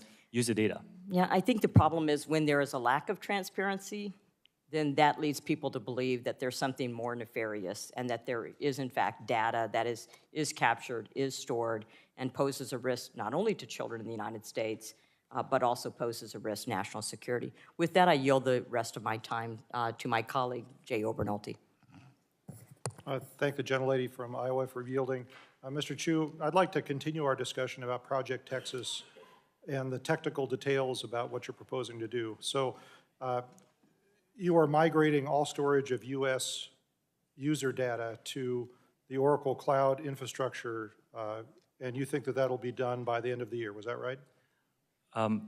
Again, I can get back to you on the technical parts of it. The migration today, by default, all new U.S. data is stored by default already. Sir, I'm just using what you said in your testimony in your opening here. It is stored there by default. What I said in my testimony is I'm deleting legacy data that sits in Virginia and Singapore. That's the difference. When this migration is complete, who will have access to that data? Right now, a team called TikTok U.S. Data Security, led by American personnel, they have access to that. We have begun this operations already. Okay, but the app itself has access to the data, correct? Only through them. Any employees that have the data are through What I them. mean is, like, if I lose my iPhone and I reinstall the app and I put in my username and password, my app will reconnect to the mothership and download some of that data, my settings. That's not the way it works. No, that's not the way it works. It will go through the Oracle Cloud infrastructure and that team that looks after this. Yes, I realize that. So let me ask you this. What would prevent, then, someone with detailed technical knowledge of the way the app is constructed from creating an almost identical version of the app that could also access that data? That's what we are giving you third-party monitors and transparency. Yeah, but they're monitoring the source code for your app. I mean, ByteDance, these engineers have been working on this app for years. What would prevent them from making an app that could also access that data? Congressman, I think we're going into the area where, what if there's a hacker? What if there is this? This is a common industry problem, as you know. Well, I mean, it's just, I see my time's expired. It illustrates the point. Okay. I'm just skeptical that you're technically Gentleman's able time to has do expired. what you Gentlelady's time promised. has expired. Mr. Chu, I recognize that we have run over. I appreciate your time. We have just a few members left and would appreciate the chance for them to get to answer or ask their 5 minutes worth of questions. Gentleman from Virginia, Mr. Griffith, is recognized for 5 minutes. Thank you very much, Madam Chair. Mr. Chu, you share legal counsel, lawyers with ByteDance, yes or no? Yes, we do. And you testified that you prepared extensively with your legal team for this hearing, yes or no? With my team in D.C., including some of your legal counsel? Yes. Right. And did they tell you about the report to the Australian Senate of March 14th that I referenced earlier? Did they tell you that that report was out there, yes or no? I cannot recall how I found out about the report. But you know about the report? I can check, and yeah. And did they tell you to favorably cite the Citizens Lab in your written testimony today, yes or no? Congressman, I need to get back to you on specifics. They helped you with the preparation of your written statement, though, didn't they? A team prepares, yes. Yes. And did they tell you that the director of Citizen Lab says he has called out your company for misrepresenting their report repeatedly and did so as late as yesterday? Did they tell you about that, yes or no? Congressman, the Citizen Lab is saying they cannot prove a negative, which is what I've been trying to do for the last 4 hours. All right. But you cited it favorably as saying that it did positive things for you. That being said, let me ask you this. You keep talking about transparency. but you haven't been transparent with us here today. You were asked earlier by Mr. Hudson if you owned stock in ByteDance. You said you didn't want to reveal that. Well, we're trying to figure out what the ties are between ByteDance and TikTok. I'm not going to ask you how many shares you own, but do you own shares in ByteDance, sir? Yes, I do. All right, there you go. How about in TikTok? Right now, all employees own shares in one Yeah, sure. entity. I expected that. I just don't understand why you didn't tell Mr. Hudson that and were transparent earlier. Instead, you made us drag it out of you. All right. Now, let's talk about the kids. You told several of our folks that there was a 60-minute deadline. You also told us that if you were under the age of 18, you couldn't access the live section, the live option. So I texted my 17-year-old and my 15-year-old, and I basically got scoffs back, when I said, are you all limited to 60 minutes? My older son said, well, there is a notice I get from time to time that says I shouldn't be on more than 60 minutes, but it never has kicked me off. And my younger son said, oh, I'm on as long as I want to be. So I'm just informing you, whoever told you, particularly if it was your legal team, that that's not accurate, that they're on for more than 60 minutes and they can access the live section. I believe it was Mr. Carter that you said they couldn't, under 18, access the live, being on live section. He's done it. So whatever it is you think you're doing, it ain't getting done. Now, let's talk about the law for a minute. You share legal team, but you keep talking about how you got a firewall between you and ByteDance. You can't have an effective firewall under the United States interpretation of such if you're sharing legal counsel, because anything that you say to your legal counsel, they can share internally. If you've got the same lawyers, now maybe you have two different teams of lawyers in the law firm, but that's not what you said to us today. You said you share lawyers. There is no firewall legally. I'm just telling you. So if you want to clean it up and be transparent, you need to do something about that. Wouldn't you agree, yes or no? That you need to do something about that. Congressman, I You'll look into it. You'll look into it. You've been looking into it all the time. All right, you told Dr. Burgess when asked if your employees, if your employees who were members of the Chinese Communist Party had access to TikTok data from the U.S., you said you didn't know who was a member of the Communist Party. But then, Congressman Wahlberg, you said that the CEO of TikTok was not a member of the Chinese Communist Party. And to Congressman Kelly, you said the founder of TikTok was not a member of the Communist Chinese Party. Sir, either you know who is and isn't a member of the Chinese Communist Party or you don't. Which one is it? I submit that you know, and you just aren't giving us the straight story. Clearly, you know, but you denied that to Dr. Burgess. I can ask one or two people, but we have no policy to ask all the employees. I can ask one or two people, but who are in but it's reasonable to assume that with a significant number of members of the country of China being members of the Chinese Communist Party, logic would tell us, you're a logical man, I assume, logic would tell us that there are a fair number of your employees who are members of the Chinese Communist Party, at least a dozen or so, who have access to this data. Isn't that so? Again, like I said, I can ask one or two people. We don't have a policy to ask everybody. I said earlier, you're living in some kind of a cloud world, because either you know or you don't know. I yield back. Thank you, ma'am. Gentleman from South Carolina, chair recognizes for 5 minutes, Mr. Duncan. Thank you, Madam Chair. I think what's been revealed today, there's not a degree of separation between ByteDance and TikTok. I'd like to enter in the record Heritage Foundation document, TikTok generation, a CCP official in every pocket. Without objections, so ordered. And I'd like to yield the balance of my time to Kelly Armstrong from North Dakota.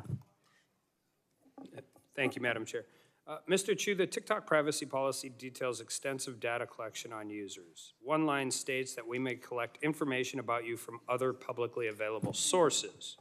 What publicly available data is TikTok collecting and adding to the profiles of users? It will be publicly available, but I can get back to you on specifics. Okay, what is the purpose of obtaining even more data on your users beyond the data collected from the platform? We collect data. We want to give our users, by the way, a lot of transparency on what data we collect. We give them choices on the controls of their own privacy settings. And it really is to serve them a better experience. This is the reason why so many people love the app. It's a great experience. So how does the non-TikTok related data service relate to the service provided? I need to check the specifics and understand the question and get back to you. Okay. Do you think the average TikTok user knows that you are and understands that TikTok's data collection extends to information outside the use of the app? We do give transparent information on this, and like I said, I don't believe we collect more information than most of the social media platforms out there. Well, and the reason I ask this is because I'm going to go back into the corporate structure. You described that TikTok is a subsidiary of ByteDance. Mr. Griffith just said that you guys share the same lawyers. You have stated that your direct report is the CEO of ByteDance, but you've also stated that at certain levels, TikTok operates without direct daily control from ByteDance. You have used content moderation as an example for that. TikTok's privacy policy states that you may share user data within your corporate group. Does that corporate group include ByteDance? If you are talking about that one entity that has the share for Chinese media licensing purposes, I think it's called Beijing Douyin Services. If you're talking about that entity of the government share, the answer is, we have cut off, all access of U.S. data sets to that. So employees of the entity. But your user privacy, so your corporate group, ByteDance is part of your corporate group. ByteDance is the top company.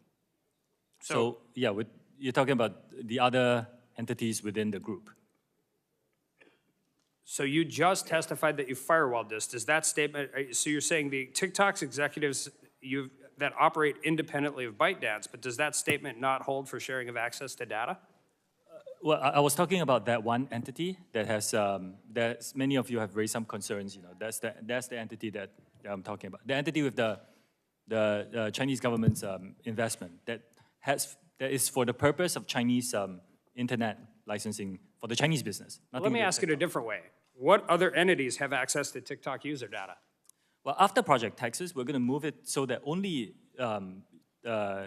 TikTok user data security has controlled the access of that data. Okay, so, and we could bring you back either after Project Texas is done, but right now, what other entities have access to TikTok's user data today? Only by requirement. It's really only by requirement.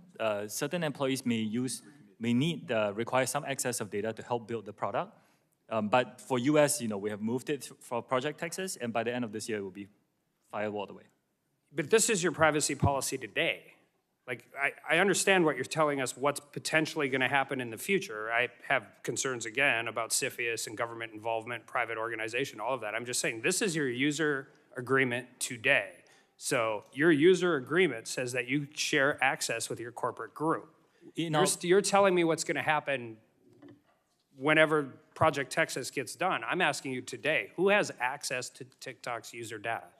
In our user agreement, Congressman, in our privacy policy, we also added a link so that our users in the US can be informed about Project Texas. The link is there. So the link is there to private, but I understand what you're trying to do moving forward. I have my own concerns about that, but we're sitting here today in a hearing, and your privacy policy is different than your testimony. Your privacy policy specifically says that you can share user data within your corporate group. So are you saying even though your privacy policy says that, you're not doing it? Like I said, no, I don't think there's any contradiction here. Like I said, Project Texas, when it's done, we firewall off that data. We still have some legacy data in Virginia and Singapore that we started deleting, and will be done by the end of this year. So at the end of this year, then you won't share it. Does that mean you're sharing it today? I don't believe so, but there is some data. Then why haven't you changed your privacy policy? Why haven't you updated it? We did update it, and we gave our users more information on Project Texas. We did update it.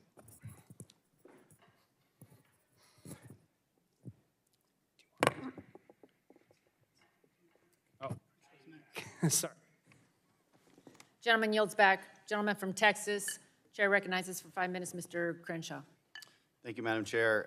Thank you, Mr. Chu, for bringing Republicans and Democrats together. Appreciate that. I want to get right to the critical point of concern. So TikTok is able to collect massive amounts of personal data. We all know that. That means it could, if it desired, to use this data to influence narratives and trends, create misinformation campaigns, encourage self-destructive behavior, purposefully allow drug cartels to communicate freely and organize human and drug trafficking. Now, to be fair, all social media companies could do that. But here's the difference. It is only TikTok that is controlled by the Chinese Communist Party. All these other social media companies are not. Mr. Chu, do you agree that TikTok is controlled by the CCP? No. Okay, I thought you'd say that. I disagree, as you thought I might say. Here's why I disagree. Your parent company is ByteDance, right? That's correct. It is correct. So, many of the workers who work at ByteDance, they're Communist Party members, right? I wouldn't know. Well, I think, for example, the chief editor at ByteDance, Zhang Vuping, is the Communist Party secretary, correct? He works on the Chinese business, not on TikTok. Right. He works for ByteDance, the parent He works company. on the Chinese business. Right, the parent company of TikTok. The Chinese business is called Douyin. Yeah, but it's all associated with ByteDance, right? So ByteDance owns a number of businesses. Right. They are You all report to ByteDance. Everybody's part of ByteDance, okay? And do you know of any other employees that work for ByteDance that are part of the Chinese Communist Party? Like I said, ByteDance owns Chinese businesses and they operate in China. You don't know how many, but you acknowledge many must be card-carrying members of the CCP, right? They're in the Chinese business, yes. Yeah, I mean, the CCP holds what's called a golden share in ByteDance that allows the CCP to control one board seat in ByteDance. That's publicly That's reported. not correct. It's not correct? It's been not publicly correct. reported. They admitted to it. You can, on our website, we have updated it, so we can give people more transparent information on this. They have a share in a subsidiary that is only for the Chinese business. It has nothing to do with TikTok.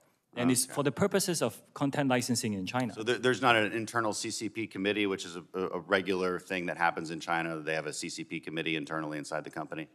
I run TikTok. I cannot represent the Chinese ByteDance. business. Talking about ByteDance. No arrangement in ByteDance? So Again, here's the main point of concern. China's 2017 national intelligence law states very clearly that, quote, any organization or citizen shall support, assist, and cooperate with state intelligence work in accordance with the law and maintain the secrecy of all knowledge of state intelligence work. In other words, ByteDance, and also your TikTok employees that live in China, they must cooperate with Chinese intelligence whenever they are called upon. And if they are called upon, they're bound to secrecy. That would include you. So, Mr. Chu, if the CCP tells ByteDance to turn over all data that TikTok has collected inside the U.S., even within Project Texas, do they have to do so, according to Chinese law? Congressman, first, I'm Singaporean.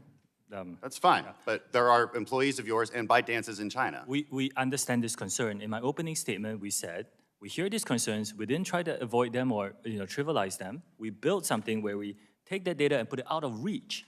This is what we did. We put it out of reach. Out of reach, but they own you. No, we put it out of reach by storing them. ByteDance owns TikTok. If ByteDance is and the CCP owns ByteDance because the CCP owns everybody in China.